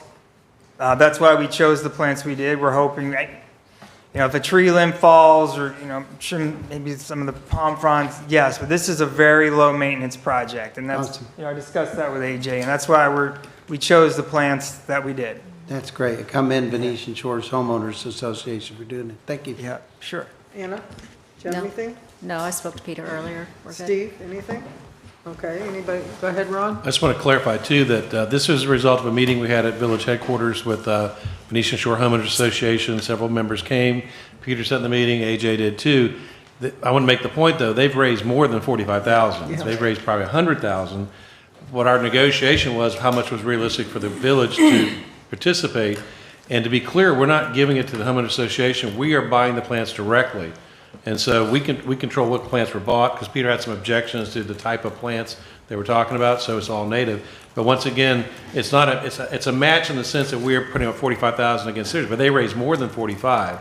We just agreed to bring it to council for the 45,000, which seemed to be a reasonable compromise number. But they raised more than 45,000, and we've opened up to other homeowner associations that if you're willing to step up, once again, this is owned by the village. The median is our responsibility anyway. And if we're going to do it, we want to make sure it's done correctly. And so I appreciate Peter taking the time to go out there and look personally and making sure that every plant that's bought meets all of our criteria for the village. That's great. Anybody have anything else in public comment then? Yes, Rebecca Callahan.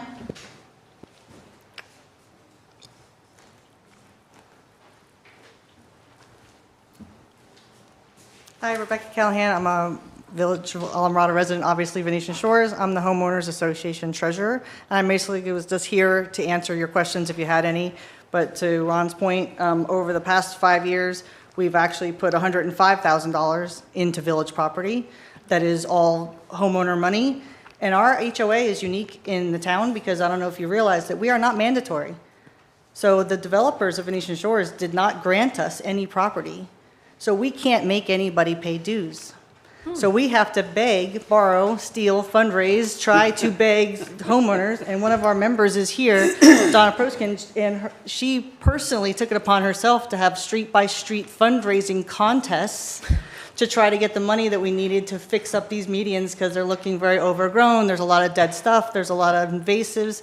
And over the past 5 years, our board has taken all of that on ourselves to get private money and done this work and gotten permits for right-of-way permits. We've paid the village and had everything reviewed properly. So we really appreciate the help because we're just kind of running out of steam to try to get the rest of it done. So now we kind of have half of it fixed up and half of it all kind of overgrown. So this is really appreciated and we've been working really hard and we appreciate your help. I think what you do is great. Yeah, and I think you should be commended. And I want to know what contest you did on each street. So it was actually kind of self-serving. So the people who raised the most money on a certain street got us to put that money into their median so they wouldn't have to look at the ugly overgrown median. So they're kind of piecemeal right now. So we have the front done. Oh, got it. And then we have two towards the back that were done because the two streets that won the contest. So we have kind of like one nice one and then one kind of scrudgy one and then one nice one. So that's kind of how it's been going. What a great idea. I think it's great. Well, it's village property, right? So we're improving village property, but we get to look at it. That's what, I mean, it's not really ours. And I don't know if you guys even know that our dues also pay, we have 2 electric meters and a water meter. We pay for all that front lighting. We pay to maintain that bus stop. We pay a person every month to come and clean up that whole front entrance. That's all coming out of voluntary dues that you guys aren't having to pay. We get some help. AJ's guys do the medians. I'm not saying they don't do a lot of help. But we're doing the intensive part up front, keeping all that trimmed, that's us. And we have to every year prove ourselves to our members and say, please give us your dues, because they don't have to. They give us their dues when they want to, and only about half or more pay, but a lot of them don't. And we still are doing it all the time to maintain village property. Well, that speaks volumes for you guys that you. I think it's unique, right? There's I not do too. another Oh, neighborhood God. that has that situation. Judy, I don't think our neighborhood would do that, do you? I want to fix Judy's mailbox, so no, but hats off to you guys, and I think it's a great way to handle this with the village. So does anybody have anything else? Any more public comment? Are we good? No one else has signed up. Okay, council, any discussion? Are we good to make a motion? Move to approve. Do I have a second? Second. Okay, Marnie, call the roll, please. Vice Mayor Don Horton. Yes. Councilmember Steve Friedman. Yes. Councilmember Deb Gillis. Yes. Councilmember Anna Richards. Yes. And Mayor Sharon Mahoney. Yes. Motion passes 5-0. Thank you guys so much. Congratulations, and keep up the good work, you guys. We will. And what did you do for each street? Can you come to the Yeah. mic, please? I want to hear what they did. Steal your idea. I know, yeah. So basically, as in Venetian Shores, I've been there for 35 years. By the way, Don Horton, Donna Proskin, Margaret right. Munson's Yes, neighbor. right, sure. You used to take The end care of of my little Alabella. cabin. Yeah, right, Okay? sure. And your wife Donna years ago. So it's nice to see you again. Nice to see you. Anyway, so I am not on the homeowners association, but I have lived in Venetian Shores or been an owner for almost 38 years. And nothing has been done in the 38 years that we have been there on those medians. Nothing. Okay, so they are pretty ratty. And our neighborhood it's become a multi-million-dollar Yeah. neighborhood. Okay, so it's crazy the amount of money that is being spent in there. So I stopped Kathy Carr, who is our landscape person on the Venetian Shores board, who is out there picking weeds in her golf cart all the time. And I said, gosh, I just want to commend you for doing that first part, the first part when you come into Venetian Shores. I said, it's really a huge improvement, that one little island. I said, but what can I do to help you? She goes, money.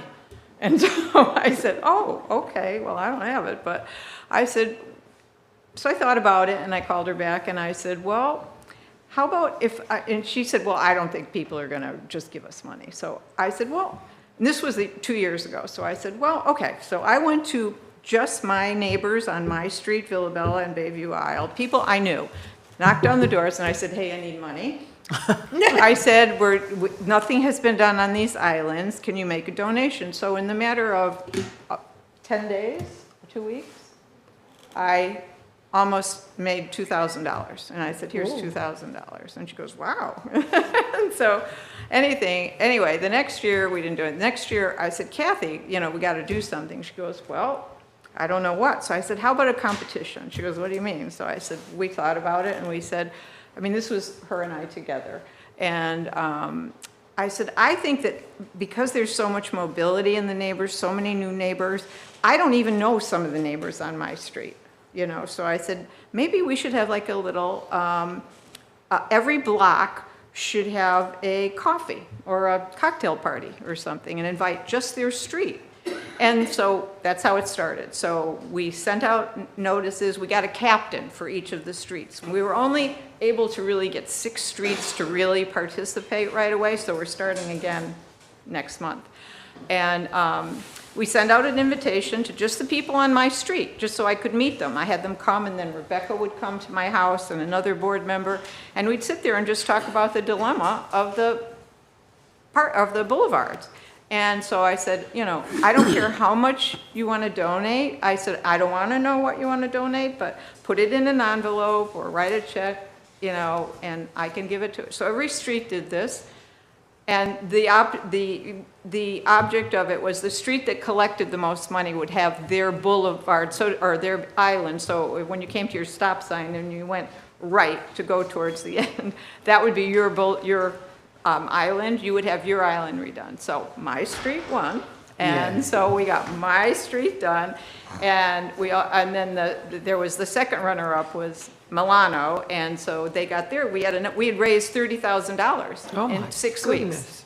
So we got two islands done. So anyway, it was so nice that we met Peter, and he said, well, hey, I think maybe we can help you. You've made a great start here. So anyway, sorry, I don't want to take all your time. This has been a heck of a long meeting for all of you, but it really works, neighbor to neighbor, and you have to just be face to face. Well, I think you did a great job. Face to face is how it works. Donna, I remember Martha Talton trying to do that in 1984, and I don't think Martha was able to even get $100 out of the neighborhood. So, but she wanted to plan a whole bunch of stuff in there way back then. And nobody was interested in it, so it's really awesome that you guys pulled that off. And everybody's been great. Not only that, but all the neighbors have met, and now we're all when are we getting together again? When are you having coffee at your house? So it's been great. Congratulations. I think it's It's a good. win-win. Good deal. Thank you so much, though. No, thank you. John, I guess we're moving to tab 10. Yep, it's a resolution of the Village Council of Islamorada, Village of Islands, Florida, approving the purchase and installation of a Marina Wi-Fi system from Monfy Technology Group, authorizing one-year service and maintenance contracts for the Marina Wi-Fi system and village surveillance cameras, authorizing village manager to execute necessary documents, authorizing the village manager to expend budgeted funds, approving the waiver of competitive bidding, and providing for an effective date. Vince, make your way through the crowd. Good evening, Mayor and Council. Okay, there's some moving parts to this one. The Marina's Wi-Fi system has been a mess for years now, and the current company has been unable to fix it and unable to provide a quote. So I reached out to Titus. He did a good job with the park Wi-Fi system, and he's done a good job with our cameras. So I reached out to other companies too to bid on this and got no response. That's why I'm asking for the non-competitive bid. I'm also asking for a service contract, particularly on the Marina system and the cameras, because IT is thinner now, and we can't respond to a guest that's renting a slip down at the Marina to fix their Wi-Fi. So that's why I'm asking Titus to do it, because they're very responsive. And then the cameras, particularly at the wastewater stations, we've had a couple go out here and there, and I got to send Titus there. Like I said, he's very responsive. He's a local guy, so I'm very happy with them. And we're recommending approval, of course. And do you have any questions? Anybody have any questions for Vince? Deb?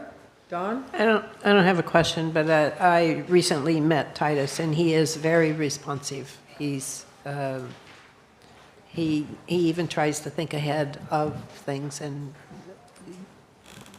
has solutions before you know you had a problem. So He does our IT stuff. Good.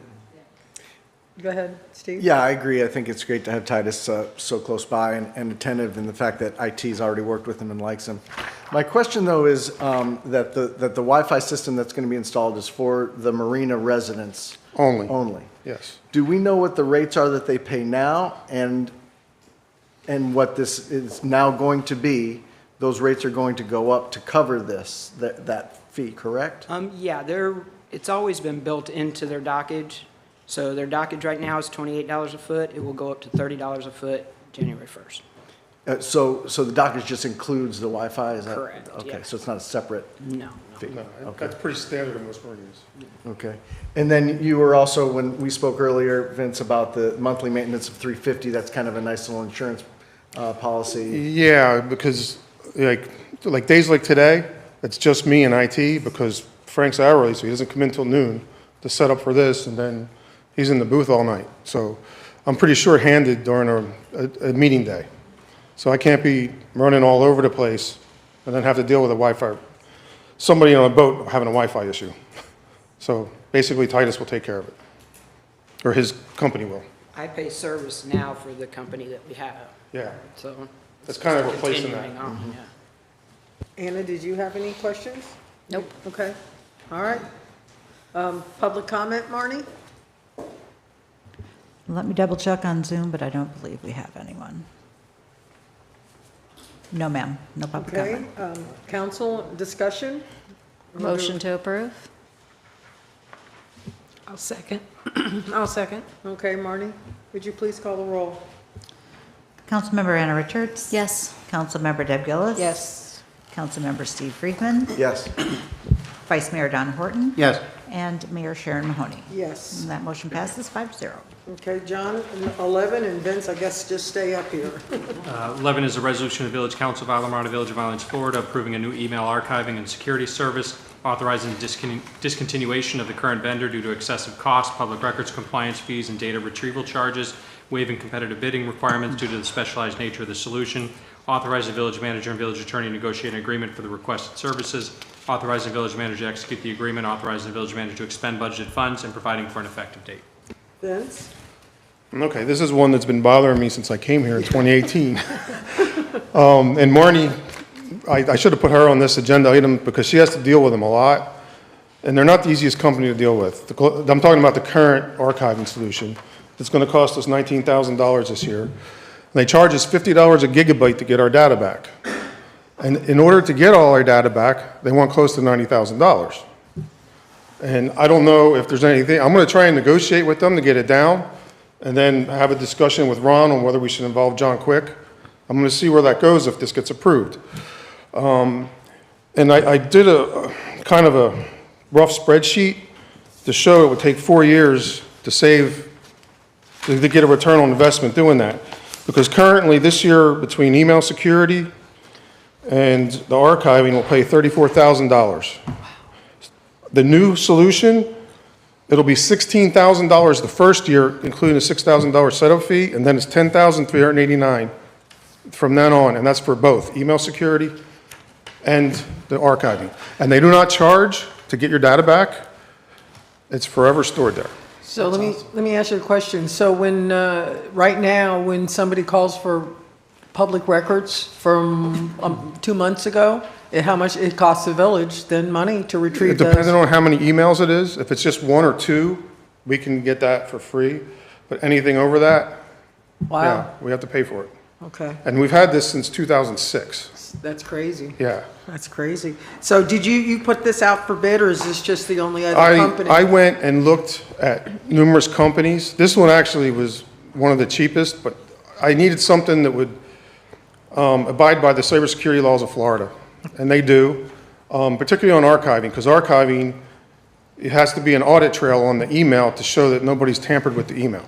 Got it. So, and this company fits all the, it checks all those boxes. And for $10,389 a year compared to $34,000, Yeah, it's a quite big a difference. savings. It's quite a It's savings. just a big outlay up front if we can't negotiate a better deal.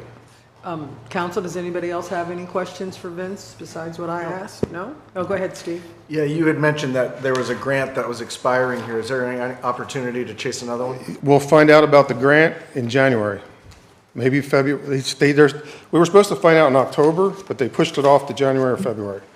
And that would reduce my cybersecurity costs out of my professional services, if that happens. You are seeking the grant, though. Yes. No, we've applied for it. We're waiting for an answer. Wonderful. Okay. Is that from our new grant writer? Who did it? No, this was something we've had in place for 3 years, and this year, the state of Florida cut the budget on it. So, Wow. yeah.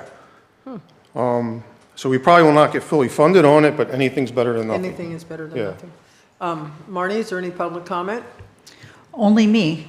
I would like to Raise say your that hand, please. I am very excited to not have to charge members of the public $100 just to get a hold of some emails. Because it's Wow. either we have to pay for it or they do. So So that's why the fee is what it that is. is Well, that a answers the great question. deal for us. Okay. And I feel like they're holding our data hostage. It's like, that bothers me more than Yeah, anything. that's what it sounds like. And then right now, I'm currently archiving all our emails in-house too, just to have a, Yeah? redundancy. All right. No public comment besides Ms. Marnie. Council, any discussion? Do I have a motion? I'll move to approve. Second. Marnie, call the roll. Vice Mayor Don Horton, Yes. Councilmember Anna Richards, Yes. Councilmember Steve Friedman, Yes. Councilmember Deb Gillis, Yes. and Mayor Sharon Mahoney. Yes. That Thank you, motion council. Have a good passes night. 5-0. Thank you. Oh, you're not sticking around for the rest of this fun? Oh, come on. Here for a little bit.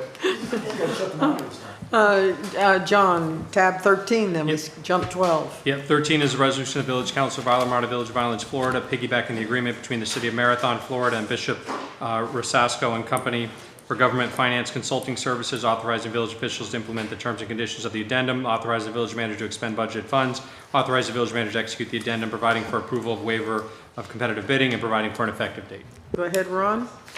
Yes, council, as you recall, during the middle of the budget process, our former finance director resigned. And so I promoted internally Hattie Jenkins from senior staff accountant to interim finance director.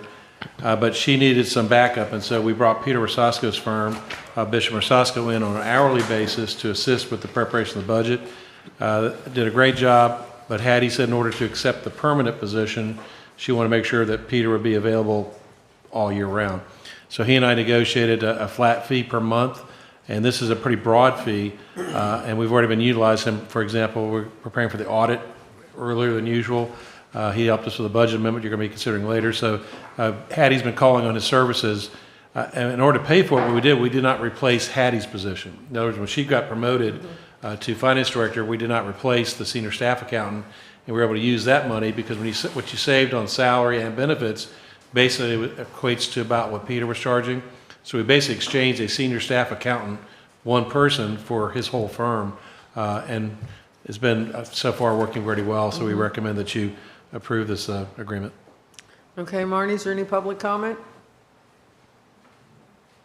No, there's not. Okay, comment is closed. Council, any discussion? Nope. Do I have a motion?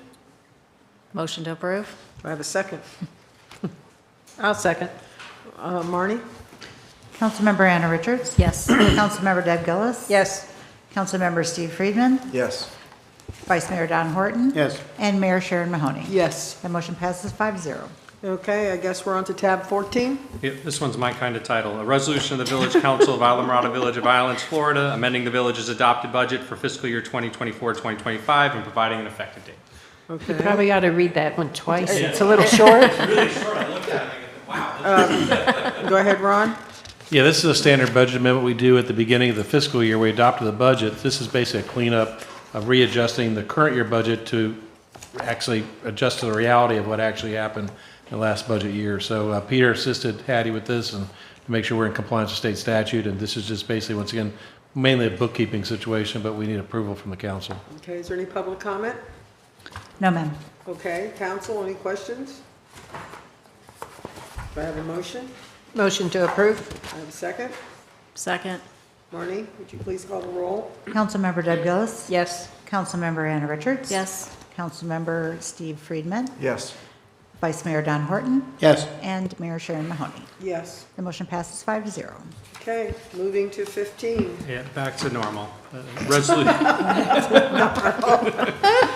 resolution of Village Council of Islamorada Village of Islands, Florida, piggybacking the Florida Sheriff's Association, Florida Association of Counties, and Florida Fire Chiefs Association automotive contract number FSA 25-VEF 19.0, fire rescue vehicles, boats, and equipment, and approving the purchase of a 2026 Freightliner M2 Type 1 ambulance remount from Matheny Fire and Emergency for the Village Fire Rescue Department, declaring the 2009 International Rescue chassis as surplus property, declaring the 2004 International Rescue as surplus property, authorizing the village manager to execute necessary documents, authorize the village manager to expend budgeted funds, and providing for an effective date. Hello, Terry. I can try to add more words to that on the next agenda if you like, Only if it's John. got random numbers and letters and they go. And a bunch of zeros. And a bunch of zeros. Duly noted. Council, what you have before you is the same thing I've done twice in the past. We've got an outdated, no longer in service rescue. This one actually suffered a catastrophic engine failure spring of last year, but because of the value of the box on it, I chased the money to do a remount. So we take the old box off of the blown up truck, pick it up, remove it, take it off. We scrap that chassis. We put a brand new 2026 Freightliner chassis under it, put the box on the back, wire it up, paint it, make it look all brand new. They refurb the back of the box, new Formica, new flooring, bring it up to current triple K specs, which is like the industry standard that we're required to for ambulance bodies. They rework all the inner workings on doors, latches, connections, gaskets, all that good stuff. And I budgeted, again, starting May, June of the year is when we start our budget process. That number was 322. So that's what I budgeted with a little bit of fluff in there. Unfortunately, come September, October, when I started getting hard numbers, they actually came back at a higher number. I whittled that number down to 351. So that's the ask tonight is 351,000, I believe it's 904, 906, 904. So that we can take our 2009 International chassis that has suffered a catastrophic failure on the motor and do a remount on that. When that truck comes in, it'll be about 10 months from now, if you agree tonight for the resolution. About 10 months from now, we'll get that truck back. We'll take our oldest truck at that time and put that to replace our oldest truck. That truck will become the reserve truck moving forward. As John mentioned in the title of the resolution, we have the 2009 that is destroyed, the motor's shot. We're currently in a 2004 that we bought from Davie Fire when we were 2 rescues down earlier last year. So we'll surplus the 2004 and obviously junk the 2009 that's going with the chassis right now, or with the truck and the chassis now. and I'm here if you have any questions. That was a lot, right? I'm Should I bring Legos and I'm just thinking, what? we'll snap parts or something? Because it's kind of a busy agenda item. So I'm taking parts of one and recycling, getting rid of the junk part, putting a new sexy part underneath it, and then when they get that truck back, we'll get rid of the other truck we're replacing as well. Anybody have any questions? Besides explaining that? It's clear as mud, right? So when you get to there, you'll have a total of 4 ambulances? We'll have One for each station plus one? with a reserve, correct. At that time, our oldest will be a 2020, so we'll have a 6-year-old truck acting as our reserve truck at that point. Keeping in mind that these trucks, we typically recycle them out, either do a chassis upgrade or buy a new truck on about the 8 to 10 year cycle. So it being a reserve, it should last us a little bit longer. And the savings for buying it versus doing this versus buying a new truck and the time frame? It's about 2 years and a couple of months, and the savings is a little over 200,000. So again, trying to do what's right fiscally and time-wise. Thank you. Yes, ma'am. Anything? Nope. Steve? Yeah, Terry, I really appreciate what you're attempting to do here in terms of saving money. Were you able to get me an answer on that data in terms of, in the last 12 months, how often all 3 rescue ambulances have been in service at the same time? All 3 on calls at the same time, is that the question? Yeah. I was not able to look it up. For us to have all 3 trucks out on calls at the same time does not happen often. Probably 3 or 4 times a month is not that often.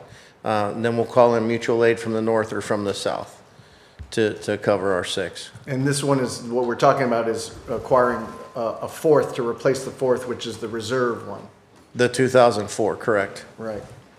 And getting just a used one is just not really applicable in your opinion? We've never, the 2004 is actually a replacement. When we were down 2 rescues, last year for 2-3 months, we were down 2 trucks. What we ended up doing was buying a used truck from Davey. I'm friends with the guy in charge of their fleet. And I said, I need the best truck you're taking out of service, because I was thinking it would be a stopgap for a couple of months. And we've had it in service for now 1.5 years. So we have bought used trucks. It was from a department I know, from a fleet manager that I know and I trust. And a truck has worked out well for us. It's kind of beat, but it runs, and it runs strong, and the AC is cold. That's paramount here, because unfortunately, when I lose AC in the patient compartment, that truck goes out of service. Yeah, no. So. And typically you have the reserve because when you might have another one that's out for service, it might be, 2-3 weeks it might be out of service, then the reserve kind of goes in place? Correct. The truck rolls in seamless. So minus the narcotics that live in the narcotic safe, we can take a truck, drag the jump gear out, which is the gurney, and change over the narcotics, jump right in that truck, switch to bunker gear, and we're back in service in a matter of 10 minutes. So by design, we build in redundancy. Yeah, I like what he's doing here, but again, we've got 4. We have 3 stations. It's not very often that all 3 are in service at the same time. I appreciate what he's doing. I'm just looking to save some costs somewhere. But I wouldn't want to be in Lower Matacumbe and have to wait for an ambulance to come From Plantation Key. from Plantation Key. I don't want that on my ticking heart, you know? No, I know, that's why this is tough. I appreciate what he's doing, I understand, I'm just.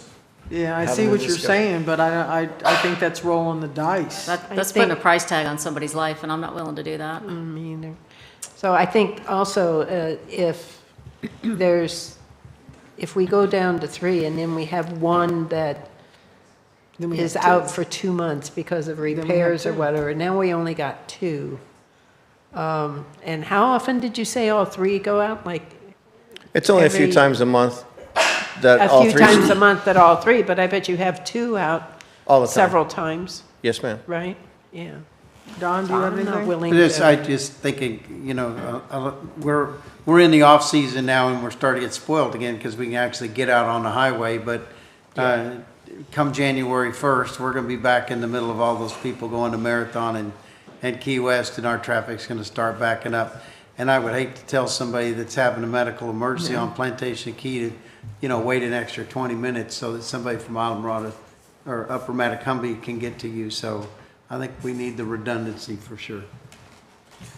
Anybody else have anything? And I think he uses some, don't you use sometimes at special events or something? So if you have a special event going Correct. along with other things happening all at the same time? Correct. When we have events in the park or on the old road down by the Moose or like the swim, stuff of that nature, we'll put the reserve truck, we'll stand it up, and that works the detail only, the marathons and the half marathons. That works the detail only, so it doesn't pull from our on-duty cadre of people as well. Deb, did you want to say something else? No, I'm sorry. That's okay. Okay, then, anybody else have any other questions, or is there any public comment? No, there's not. Okay, council, do I have a motion, or, I'll make a motion to approve. I'll second. Marnie? Councilmember Deb Gillis? Yes. Vice Mayor Don Horton? Yes. Councilmember Steve Friedman? Yes. Councilmember Anna Richards? Yes. And Mayor Sharon Mahoney. Yes. Motion passes 5-0. Okay, John, 16. Resolution of the Village Council of Islamorada, Village of Islands, Florida, piggybacking the Miami Beach contract number 22-397-02, approving the purchase of a 2026 28-foot contender from Contender Boats for the Village Fire Rescue Department, authorizing village manager to execute necessary documents, authorizing village manager to expend budget funds, and providing for an effective date. Terry? So, council, good evening. What you have before you is the purchase of a new fireboat to augment our current fireboat program, which is the 06 Twin V that's in the marina right now. We chased appropriations through the legislature over the past year, and we were allocated $360,000 through the appropriation, and beat up the manufacturer and got them down to a not to exceed of 275. So that's what you have before you. And again, we're piggybacking all the hard work that Miami Beach did in for the shopping of RFPs and pricing and all that good stuff. So what is the cost to the taxpayers? Nothing. There you go. That's the right answer, There Terry. Thank you. That's what I was looking for. Anybody have any questions? I have a boat I could sell for $75,000. So just put 4 or 5 people in there. So what I'm hearing is a donation. It's close to it. We're costing nothing, donation. Yeah, 0. This was that check that was presented by Anna Maria Rodriguez and Jim Mooney. Yes, sir. A week or two Couple ago. of weeks ago. Yes, sir. So thanks to Jim Mooney and Representative Mooney, and thanks to Senator Anna Maria Rodriguez for helping us on getting us a free rescue boat. so Wasn't this fireboat. Lauren Mello too? Yeah, I was going to Mello? say. Yes. Yes, Mello. Mello, yes. Rep Mello took point on it the first year Yep. and was Jim's wingman on the second. So absolutely. She's Yeah. a nice Lots of She did people a lot fighting of hard work for for us. She's a wonderful person, yeah. Okay, anybody have anything? Do I have a motion? Motion to approve. Second. Marnie? There's no public comment. Darn it all. There is that. Okay, and just to reconfirm, Councilmember Richards and Vice Mayor Horton.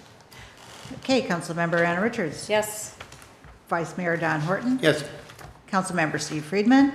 Yes. Councilmember Deb Gillis. Yes. And Mayor Sharon Mahoney. Yes. Motion passes 5-0. Thank you, council. You're welcome. Okay, John, 17. It's a resolution of the Village Council of Islamorada, Village of Islands, Florida, approving a payment to CDWRE for the generator storage building project subject to execution and delivery of a release from CDWRE, authorizing village manager to expend budgeted funds and providing for an effective date. Okay, AJ, showtime. So I know we've had individual conversations about it. I'm really here to answer any questions so we can move forward with this project if you guys have any specifics. Who wants to start? I see Deb. I didn't have a conversation with you. Well, not with me specifically, but with the manager as well, yes. Okay. Do you have any questions? No, I don't. No, I don't have any questions. You have I anything? did get them answered. Yeah, AJ, talk to me about these change orders. Why are there change orders? Why did we have somebody come and bid on this project and give us a successful bid? Is it something that the village has requested additional construction, additional materials, additional things on this building? No, I mean, I believe the there's some discrepancies with the contractor and our beliefs, and that's where these change orders have come from. There's been a lot of back and forth with the contractor and ourselves, and that's where we came to this agreement to try to move this project along. We So feel it's the in contractor best did bid on interest. bid on this project, bid on the plans, and there's been no request by staff in writing for there to be a change on the original set of plans. I know we brought back this previously, and the one item that we definitely agree upon was the doors. The doors that were in the bid project were not the correct ones, and we had already brought that back to you guys, and you guys agreed upon it, and that portion of that change order was approved. And we approved that because it was spec'd out with the wrong doors. Correct. Right, okay. So why are we asking for additional costs on this if there's been no request by staff to do something different on these buildings? I believe we are really at an impasse right now with our contractor to get this project moving forward. So is the contractor failing to fulfill his contractual obligation? That I might have to ask. Well, I think you're missing the Because main of- thing is yeah. that this has, to me, what I've learned, first of all, it's in my neighborhood and it's ugly the way it is right now. It is.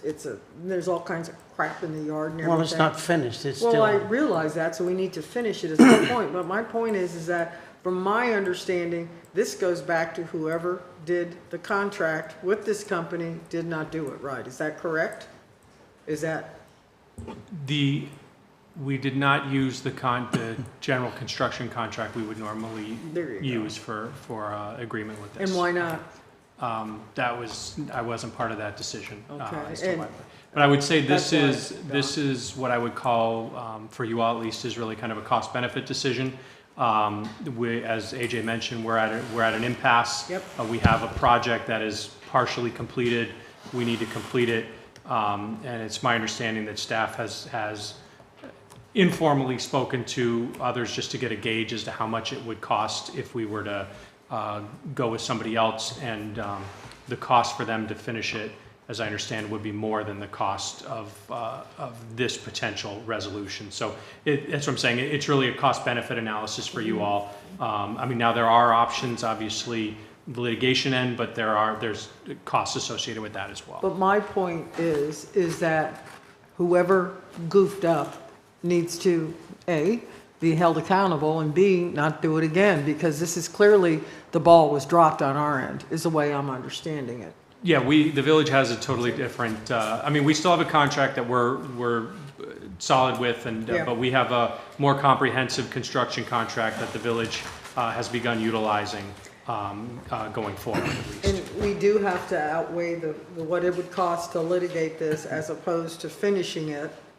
And it is a very unattractive building right now. So I think that's the question, is the cost to litigate as opposed to finishing the building would be cheaper. Yeah, it was the cost to litigate as well as the potential additional Yes. costs that a new vendor might charge us. Deb, did you want to say something? Yeah, the way I understand it, there's also the time factor involved, you know. We can Yes. have this done maybe by the end of the year with the Correct. verbal promise at this point by the end of the year. Whereas if we go down the other path, who knows, a year, 2 years. It's ugly. Yeah. And this is subject to the contractor executing a release, because we want this, To the go way it's away. being proposed for your consideration is that this takes care of everything. Yep. Obviously, if there are any valid change orders going forward, like we had with the doors, I mean, those will be things that we'll deal with. But the idea is, let's just do away with everything and let's move forward. But how can you be guaranteed it's gonna happen? Because in the contract itself, the detailed project timeline says that the project end date is June 30th of 2025, and here we are in November.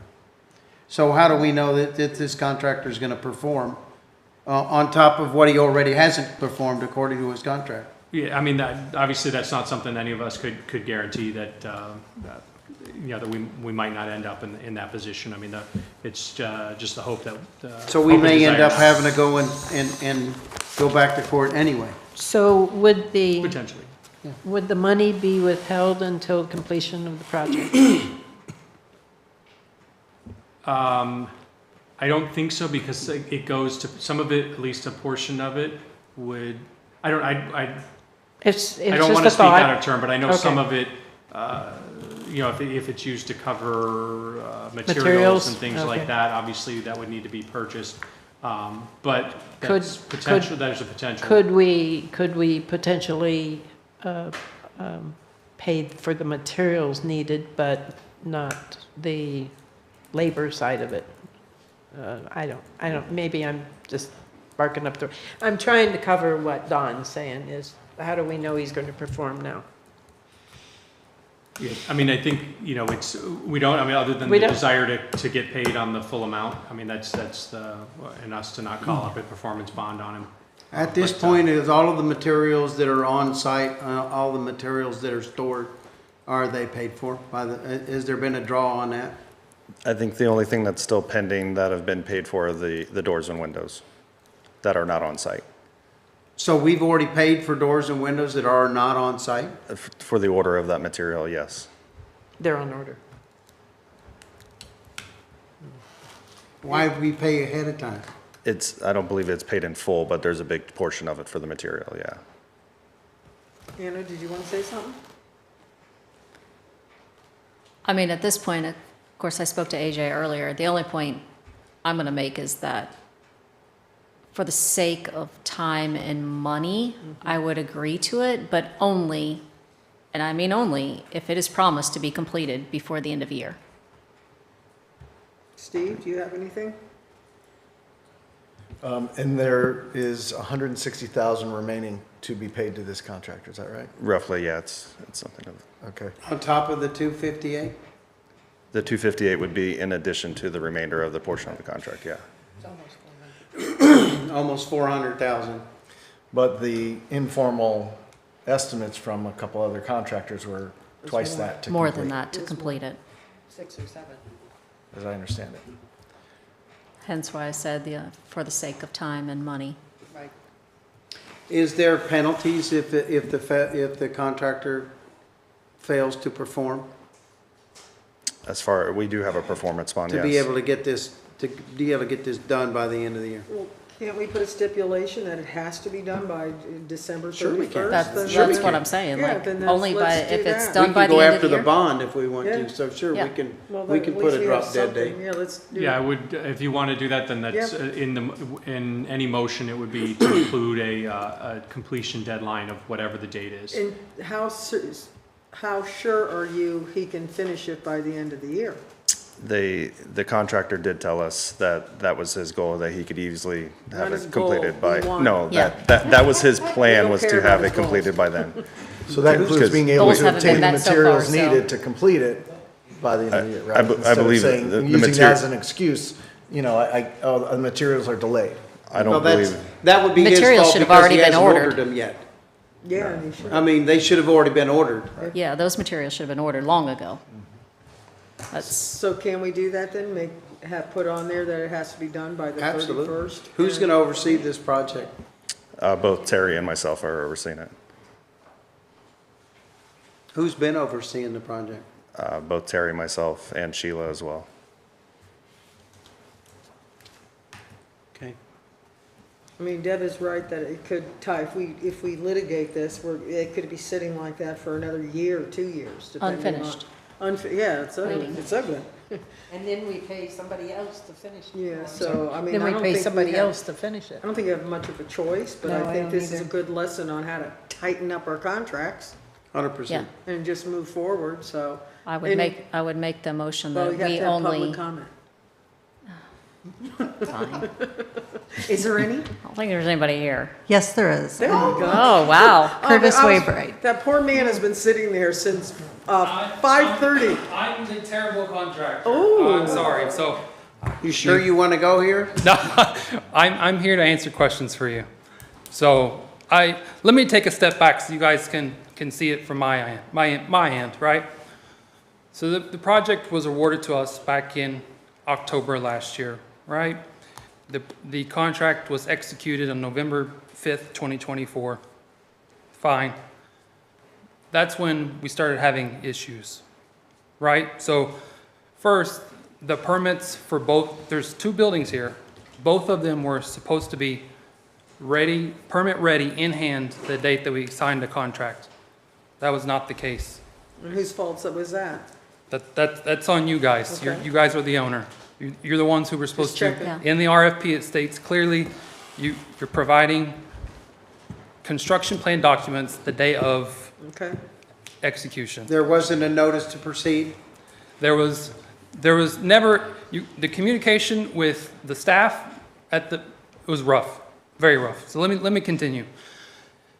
The first permit, we didn't get until December 12th for the first building. At the same time, these were supposed to be going simultaneously at the same time. Let's get in, let's get out, let's get done. The second building, we didn't get the permit for until February the 7th. Why? Because someone forgot to submit planning, and so I had to sit with the public notice for 30 days, and someone didn't do the plans, didn't finish, and so now we're 4 months into it, and we just now officially got 2 permits, which was where we were supposed to have been back in November when we executed the contract. Second big issue that we had in December, when we got that first contract, we have stamped permit plans. We submitted shop drawings to you guys to review for all the structural steel. There's no manufacturer going to purchase or do anything without stamp approved documents to provide them to get structural shop drawings for structural steel to be ordered. No one advised the engineer of record that this was happening. So the guy went on vacation, so we lost 3 weeks without him ever knowing that these documents were going to be, like, he had to review them. So when he gets back, he has 30 submittals for rebar, structural steel, material, concrete, all this stuff that sit there, and he had so much on his plate. A lot of the stuff, it just kept piling up. I sent you guys legal notices back in January and February saying, this is a problem, we have to fix it.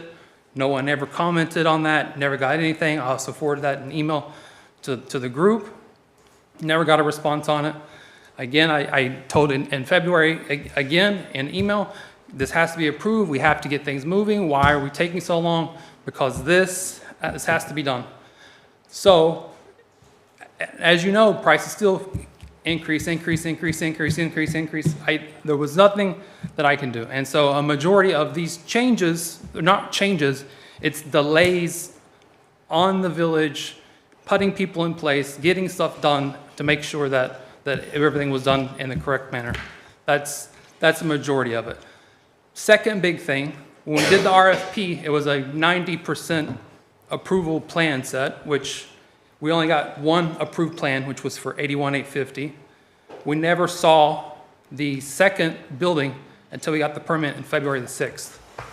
So when we got that, there was, in the RFP, there was 2 drainage plans labeled as, use this as site plan. So on site plan 1, 81,850, there was a concrete apron out front, very clear, needed to be there, site drainage, done. Second site, it showed drainage, no concrete apron, until we got the plans in February, then the concrete apron appeared. So there was a change order for that. So let's take another step back. It's because the plans didn't get submitted in time for the second building. The second building was under completely different building code. So the first building's under 2020, the second building's under 2023. And so when I submitted this back months ago, when it should have been taken care of, the roof system was completely different from the first roof system. I told them that. I don't know what happened at the board meeting at that time, but I made you aware. Eventually, in July, we realized that the roof is different, and so now you went back to the engineer and had to modify the plans to match the first building. However, you can't completely change it because of the code change. right? So after we do these, add the new rebar, which was the change order for that, add the new rebar, add the more stuff, then we have to do like deflection plates and a bunch of other stuff. That has to be done at a later time after the roof is installed. I have tried everything in my power to do the right thing, and I feel like I haven't gotten anywhere. It's just been a constant delay, and that's where we are today. I'm not the aggressive person, but at some point I have to put a stop to it because something's got to happen. Because I'm just literally I'm footing. You may say I'm not paying, but I'm footing the bill for all this extra stuff and these time delays, and I'm the one who's kind of being like stuck in it. So that's that. If there's any questions. Don, do you want to ask any questions? What was the date this was approved? The RFP was issued August 9th, 2024, and the council awarded it October 8th, 2024. Notice to proceed was done when? We got the executed contract November 4th. And when did you start construction? We started construction on the first project when we got the first set of approved permits, which was December the 12th. And which project do you consider the first project? The 81850. Second project, 103 Key Heights, we didn't get the permit for it until February the 7th. What date did you say you started construction? December the 12th. That's the date that we got approved plans for that first building. Weren't the plans already done to go out for the RFP? They were not. How did you bid the plans? How if did they you bid weren't it done? if you didn't have plans? It was speculative plans. They were 90% complete plans it was supposed to be one building is the same for the other when it actually was not the same. So when did you start planning to build and ordering products to be able to start that 81850? Once we got the actual approved permit set. When was that? December the 12th for the first building, 81850. That's funny because on November the 26th, I spoke to you. You spoke to me? Yes, I did. Okay. I spoke to you. You actually sent me an email, and you asked me for the CAD plan to CAD send. file. Yes. That was so I could send it for the survey. So the survey, they know where to start the site work. Because at the time, Terry and them were still moving containers off the site. Yes, very aware of that. So you asked for a CAD file to send to a survey company. To our surveyor, correct. Okay. So I can get started on the process, correct? Not knowing, but then the next day you asked me for the CAD file to send to the engineer for the design, but the design was already done. The design was done for the first building, 81850, but not the second. And it wasn't officially approved. Okay, so back to November 26th, you already knew what was happening. This building was already there. You called my office, personally, not here, not the village office, and asked for a CAD file to send to a surveyor. You called another survey office asking for their CAD file to send to another surveyor. I remember that conversation now, yes. Oh, now you remember talking to me? I remember Okay. talking to you, yes. And then you remember being aggravated with me because I wouldn't give you my file. And then you said, well, I didn't mean it for another surveyor. You said I need it for another engineer. Yes. And then in like December 10th area, we went back to the site because you called for a form board survey. Not on December the 10th. No, it was around that time. I didn't say that January. particular date. Yeah. No, it was the beginning of December.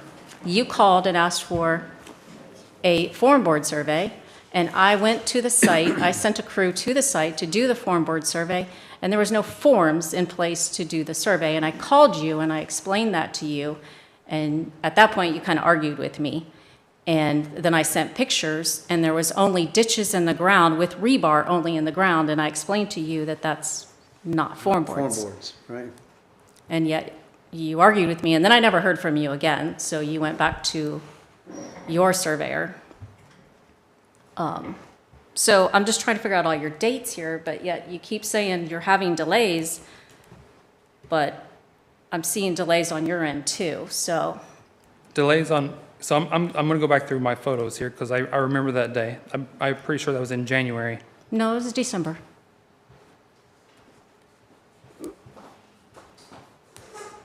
John? It doesn't you're matter. itching. I was just going to say, while he's looking at that,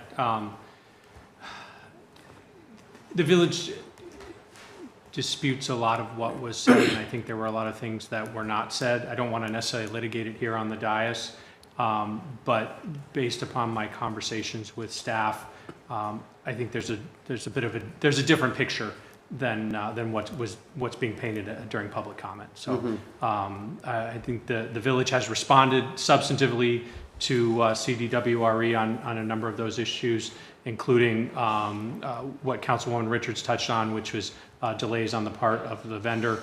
Again, I don't want to litigate it up here on the dais, but I do just want to make sure that both the council and the public understands that the village disputes that and believes that that's not the full picture of what has gone on to date.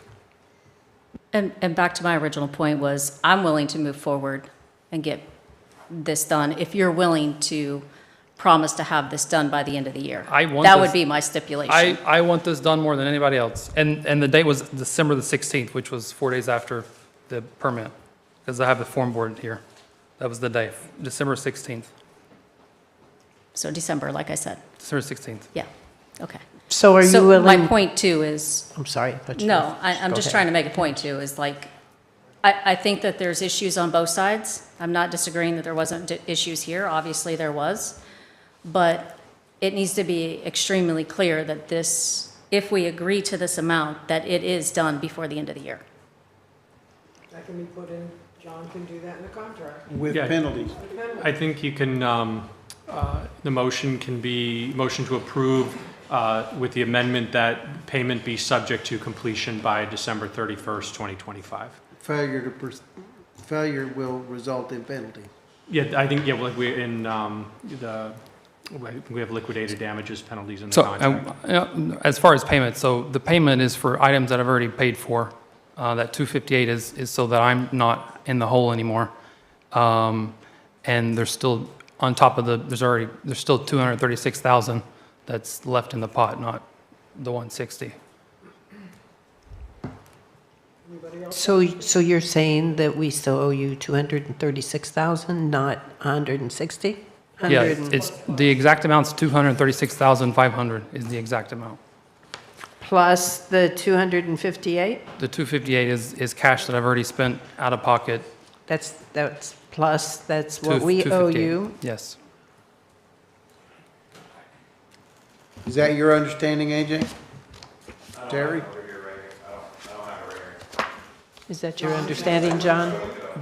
I'm not aware of that. I would need to speak with Terry and AJ, or I know Sheila's away and she's gotten pulled into this too, and so I'd need to speak with them as to what their what amount is left. I mean, if we only have a certain amount budgeted, I'm a little surprised to hear a different number that's higher than that, but I'd need to speak with staff.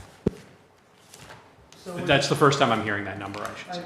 So where do we go from here then, if that's the first time everybody's hearing these numbers? So he's claiming it's higher than what we were just discussing. The last pay app was 236 was the remaining balance from the approved and paid pay app application 8. You're talking about the amount that you submitted? So the last one that was paid was for work completed in July 30th. July 31st was the end of the date that was paid, which was paid on September the 2nd. On that ending balance on February the 8th, the remaining balance was 236,500. 405. 236, 405. 236, 435. So Terry, that's the amount that's remaining, and that's the amount that's remaining as budgeted as well, correct?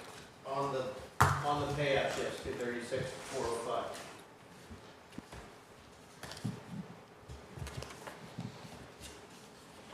I'll tell you what, I'm glad I'm at that house next door to that building. You guys built right on top of the property line. And I feel sorry for those people. I agree. Yep, 236, 405. I'd make you move it. That's correct. Yeah.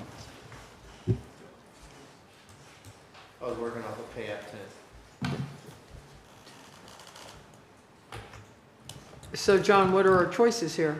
If this is news to everybody. Well, it sounds like, Terry, it sounds like the number, you have an understanding of the number as to how much is remaining to be potentially paid?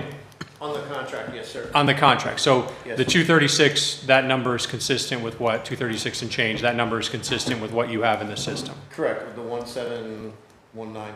Okay. Initial contract price. Okay, so it sounds like it's just a different number, but we're at the same place we were at Okay. the beginning of the presentation. And that's for completion. Yes. And we can stipulate by the end of the year. If you put that in the motion, yes. With And- liquidate and- damage. But let's Sir. also stipulate that your engineer needs to approve all the plans in a timely manner as well to make that happen. That's all in the contract. Okay. We don't need any additional motions. It's in the contract. They get timely submitted, they get turned around timely, that it's in the contract. Okay. And you understand what we're saying, that it's going to be done by I completely the end of the understand. year? I completely, Okay. all the doors were just delivered. Those are on site. The only thing that's left is I need a few directives on what we want to do with the site frontage at 81850 because of there was an oil separator that was on the plans. These guys wasn't crazy about it. There was talks about changing it out. I proposed adding an addition to the top of it to make it level with the pit instead of it being 2 feet deep in the hole. I just need some direction on that to how we can proceed. And who would give you that direction? I don't know who gives direction, because I get directions from all kinds of people. It just comes. Would it be Terry? Those two? Yeah. Oh, look, they both look lost. It's like deer in the headlights back On the there. right side, give me 4 feet, split the difference between bay 4 and the oil separator, like the drawing I sent you a while back. And Put it then, in, I'll build a knee wall, we'll plant a bush on it so nobody parks on it, we'll call it good. all right, and then so the addition to add on to the top, scrap it, don't worry about it. Okay, we're good to go. Okay, so John, can we make the changes that we're talking about with the stipulation and of the timing and the bond and everything? Yeah, it would be, if you wanted to, based upon what was discussed, I would recommend, the motion I would recommend would be a motion to approve, subject to completion by December 31st, 2025.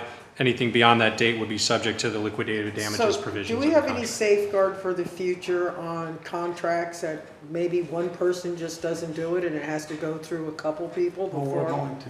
Yeah, okay.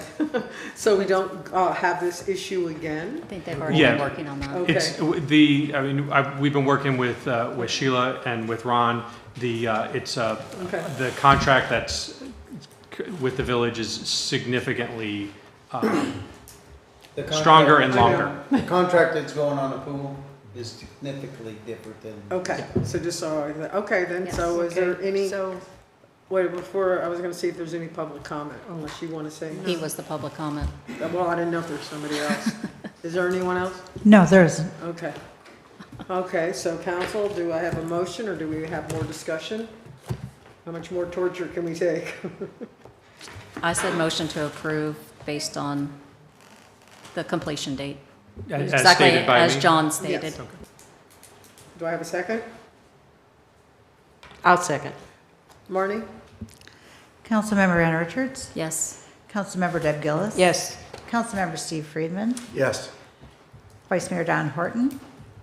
It's killing them. Killing me. Just killing me, yes. And Mayor Sharon Mahoney. Yes. The motion passes 5-0. Okay. Thank you. Thank you.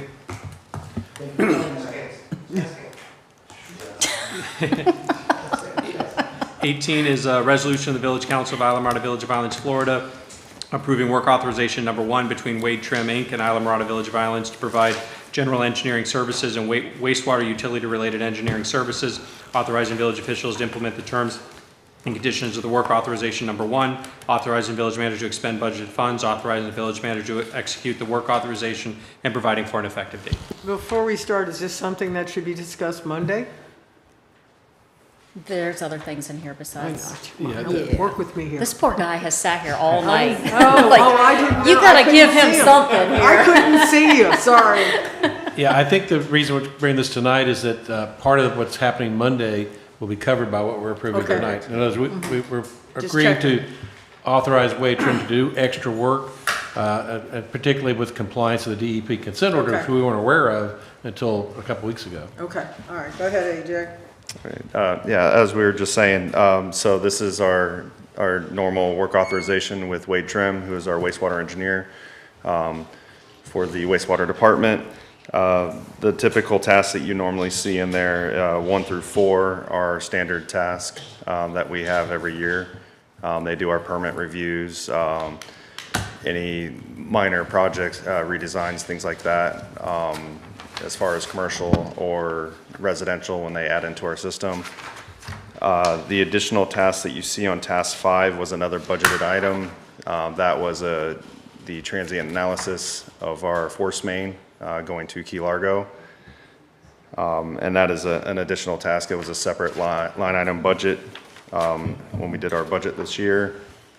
Task 6 is a line item that is in the Public Works budget. This is for the design of the raising of the bike path in Lower Matt that we received state appropriation funds for. And tasks 7, 8, and 9 are new items with reference of our consent order with FDEP. I don't have 7. There's 7, 8, and 9's not on here. I don't Yeah. see them. I got 6. Me too. I have 6 too. On the council communications or? Yeah. Yes. Yep. Wait, before we go any farther, do we need to move to extend for 15 minutes, please? Is it that late It's already? almost It 10. is. Move to 10. Okay, 15 minutes? Yeah. Any longer, I'll kill y'all. It might have been changed online, Do you have it? What do you have, then it's 7 and 8? FDP consent order resolution, 8 is North Plantation Key Booster Pump Station Coordination and Owners Representative Services. Task 9 is Key Largo Wastewater District Head Works Improvements Review and Coordination. That is correct. It's tough to say at this time of You night. want public comment or discussion? What do you Well, think? let's do, I see Sue is waited all night long for this. Do you have public comment? There you go. All right, so let's go ahead. Sue, do you want to make your public comment before we? It is. Did I catch you off guard? No. Oh, sorry. Oh, do you want some time? We have 15 minutes. Sue Miller, Lower Matacumbe. Well, my first thing, excuse me, I'm sorry. I thought that it was important to put all of the wastewater issues next Monday instead of this meeting. I do have a problem with the way the staff report was written, explaining that the total did not exceed what is under professional services. And if you look at the budget for wastewater under professional services, we have $1.4 million to pay to Key Largo to treat our wastewater. With this increase in the budgeted amount for wastewater, we go over the amount so that we no longer have enough money to pay for our wastewater to be treated as I calculate it.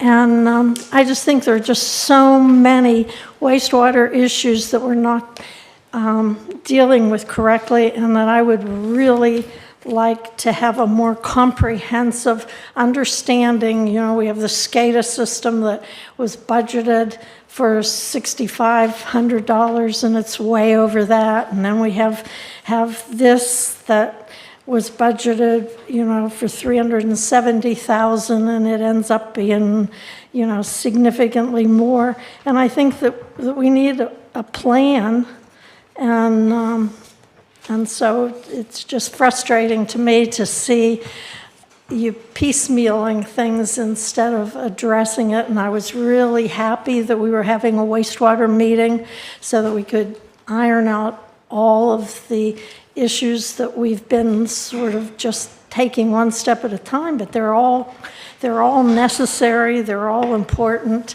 they're all critical, and they have to be incorporated into the budget in a logical way instead of saying, well, it fits under professional services, but which are you going to eliminate, or are you going to borrow the $20 million now? Thank you. So the money's all. And that's why I asked. So, go ahead now, guys. AJ, some of these, can you explain some of these tasks that are here? Like just general engineering service and raising of the Heritage Trail. Is this something that we would normally have Wade Trim take care of? Yes, so the task 1, 2, 3, and 4 are normal tasks that we have our wastewater engineer perform every year. Are they all wastewater related? Yes, they are. 1, 2, and 3? Tasks 1, 2, 3, and 4 are all wastewater related. That's all, so that's all wastewater, okay? Yep, so if you look at those 4 tasks, those are budgeted numbers, but they're also not to exceed. So they're not a lump sum that's a guarantee. As an example, last fiscal year, I think we had a little over $200,000 budgeted, $215,000 budgeted, and we used a little over $88,000. So we only used 40% of the not to exceed. But it does incorporate when we do have larger issues that they do have to look at. If there's more development, things like that. A lot of these fees are also recuperated in the permit review as well. Don't we have an in-house civil engineer? Can that civil engineer take care of task 6? No, he could not. Why not? That would require you would need more of a transportation pavement engineer. He doesn't do paving. He does stormwater review. He does a couple other things. Civil engineering is a very broad engineer. When we deal with an engineering firm, we get all of those types of engineers to work on that project. You're going to work with a geotechnical for the base. That's the design. You're going to do a pavement design. Those are all done by different engineers. That as a civil engineer, you are not an expert in all aspects of civil engineering. He can't. Civil engineer can't figure out how to compact on top of a base and reach 100% compaction and tell you to put an inch thick of asphalt and raise that? Yeah, I would let Rob speak for himself if he feels he can design that, but I don't think he can. Myself as an engineer, I would not be able to design all of those things. So, this poor man who's been sitting here, who I didn't see behind Sue, is there Yes. anything you want to say, or you? Happy to answer any questions. Does anybody have any question for this gentleman? So if you don't know, this is David Mullen. He's our representative for Wade Trim. All right, does anybody have any questions? I feel sorry for him. It's like he I had do the too. I ultimate do too. torture. I hope he's getting extra pay. Just talk for 30 seconds, make it worth your while. Does anybody have a question for this gentleman? Yeah. I mean, I can- have an issue with wastewater just because. I of can our mention some of situation. the questions that they had as far as what was budgeted. We had over $620,000 budgeted this year for services with Wade Trim. The task 7, 8, and 9 were non-budgeted items, and that's where we're exceeding. That was those items were created because of the consent order. And again, those tasks are budgeted numbers that are in this work authorization with a not to exceed. So Ron, clarify when I said, why doesn't this wait till Monday? Why, what was your reasoning to? Because Monday is when we're going to have all the engineering teams all come in, along with Key Largo's, and discuss this, but Wade Trim was saying they want to make sure that that wasn't part of their original contract. In other words, what we're asking to do Monday is on top of what they would ordinarily do. Got it. Because they're working specifically, for example, on the consent order. We have to have, you've all read the consent order, there's certain requirements that the clock started ticking last Friday. We have to have a plan in place within 60 days, et cetera, and I didn't want to take the chance of any delay, so that's why we want to go ahead and approve this tonight, so that by Monday, a week from now, remember it's a week from now that the next meeting is, we don't want to take the chance that we weren't going to be ready for next Monday's meeting. So the DEP demand order, you call it a consent order, but it's really, they demanded this, is raises this price by 330,000 on our budget impact, basically? 250. Well, we went from 570 to 907, that's 330, isn't it? Well, I figured it's 330. I'm sorry, yeah, I broke them out by each one. I added up task 7, 8, and 9 was to 250. I did it in my head, not a calculator, so I Gotcha. could be wrong, but it looks No like worries. 330 to me. I have a crazy thing. Why didn't we get the update? I'm not sure. Makes it really hard. What's that do to our, how is that going to affect our budget? Our budget was tight already. So I believe that lots of this is paid for through the wastewater stuff, the sewer stuff is paid for through FQIP? Is Correct. that right? Yeah, we The can. federal funds? We do get reimbursement for some of their services through FQIP as well, which I believe is Are we getting FQIP this year? 65% reimbursement. I don't know whether it came through this year. I don't know either. I Did don't FQIP remember. come Did- through this did year? it- Not this year. We have no this So year, FQIP. but- So you do the not answer have. is no, it's not come. You do have no FQIP, but you can, so if it's approved next year, we can submit last year, this year, and previous years that have things that were not submitted. They allow back building To be backfill. paid. Okay. And we also have stewardship money that they, I think, you're talking about the federal FQIP, but stewardship is state. Is the state. Yes. And we've been sitting on a lot of money. And also this week, at the request of some of the council members, we actually put a request in the state legislature, I believe for $750,000 Yes. because of the consent decree, this consent order. Yes. That we're saying if the state has ordered us to do X, Y, Z, then we'd like to get some funding from the state. Now, obviously, we don't know if we're going to get it, but we've asked. And you're utilizing our contacts with our federal lobbyists Right. to try to help us a And little. as soon as the shutdown, we were told that they weren't going to discuss any preparations until the shutdown, which we're still not clear about. But once that's resolved in whatever way it is, then they're going to start the process up again. But right now, no, the House wasn't even in Washington DC. There's nobody to talk to. All right, does anybody, Yeah, no. Anna, you have something? No. Steve? Okay, so, and we're done with public comment. Sue was the only one. This poor gentleman from Wade Trim doesn't even want to talk for 30 seconds, so. He's talked out.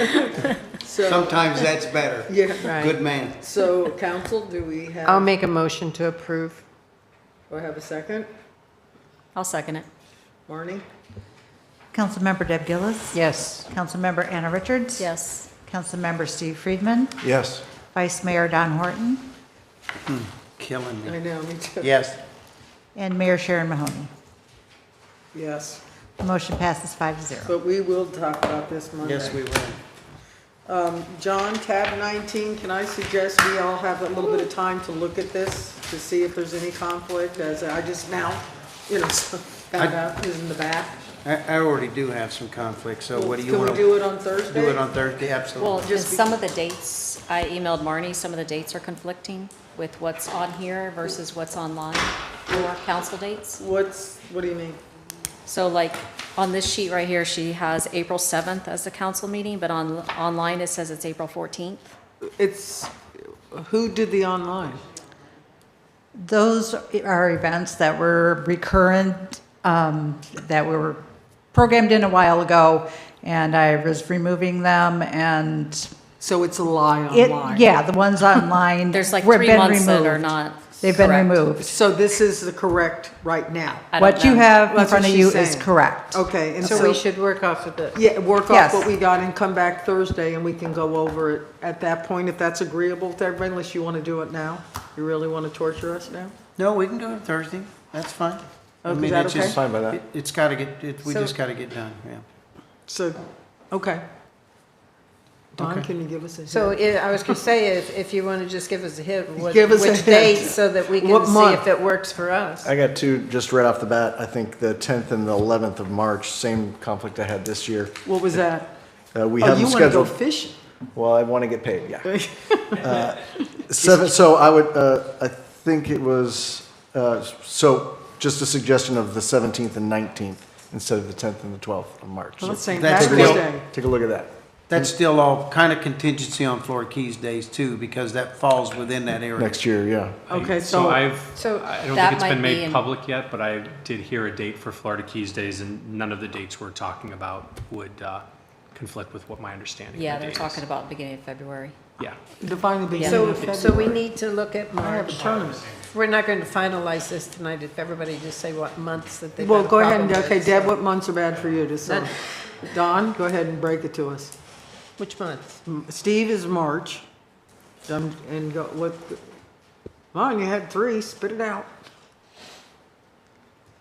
Just give us a month so we can look at our calendars and bring it back August. Thursday. The August, the August month is a big conflict for me. Well, that's budget too. I know, but that 11 to 13th, if we can move it to the 18 and 20, Okay. that would work. And if you guys remember, we didn't meet in August this year, so I don't know Yeah, if you guys because- like that or didn't Oh, like yeah, that. I did like that.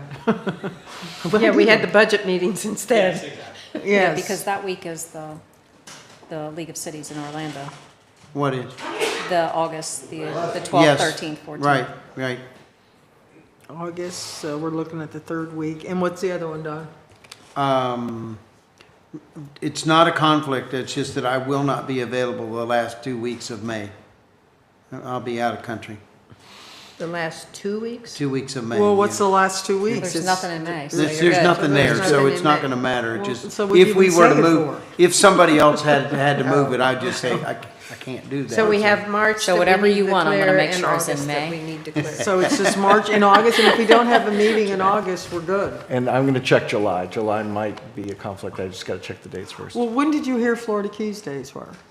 Just out of curiosity. You said the beginning of February? Yeah. Yeah. I don't know if it's public, I'll tell you afterwards. I have a just in fishing- case if I I have a shouldn't fishing be tournament. announcing it publicly. I'll tell you I afterwards. do. Let's call them and tell them that they Okay. can't do it Yeah, then. I have a fishing. How much is it Okay, worth are to we you? done? Fine. Okay, How we'll much is it worth talk. to you? Okay, we'll talk again on Thursday. Anybody want to continue on, or do I hear a meeting's adjourned? Move to adjourn. Second adjourned. Thank you.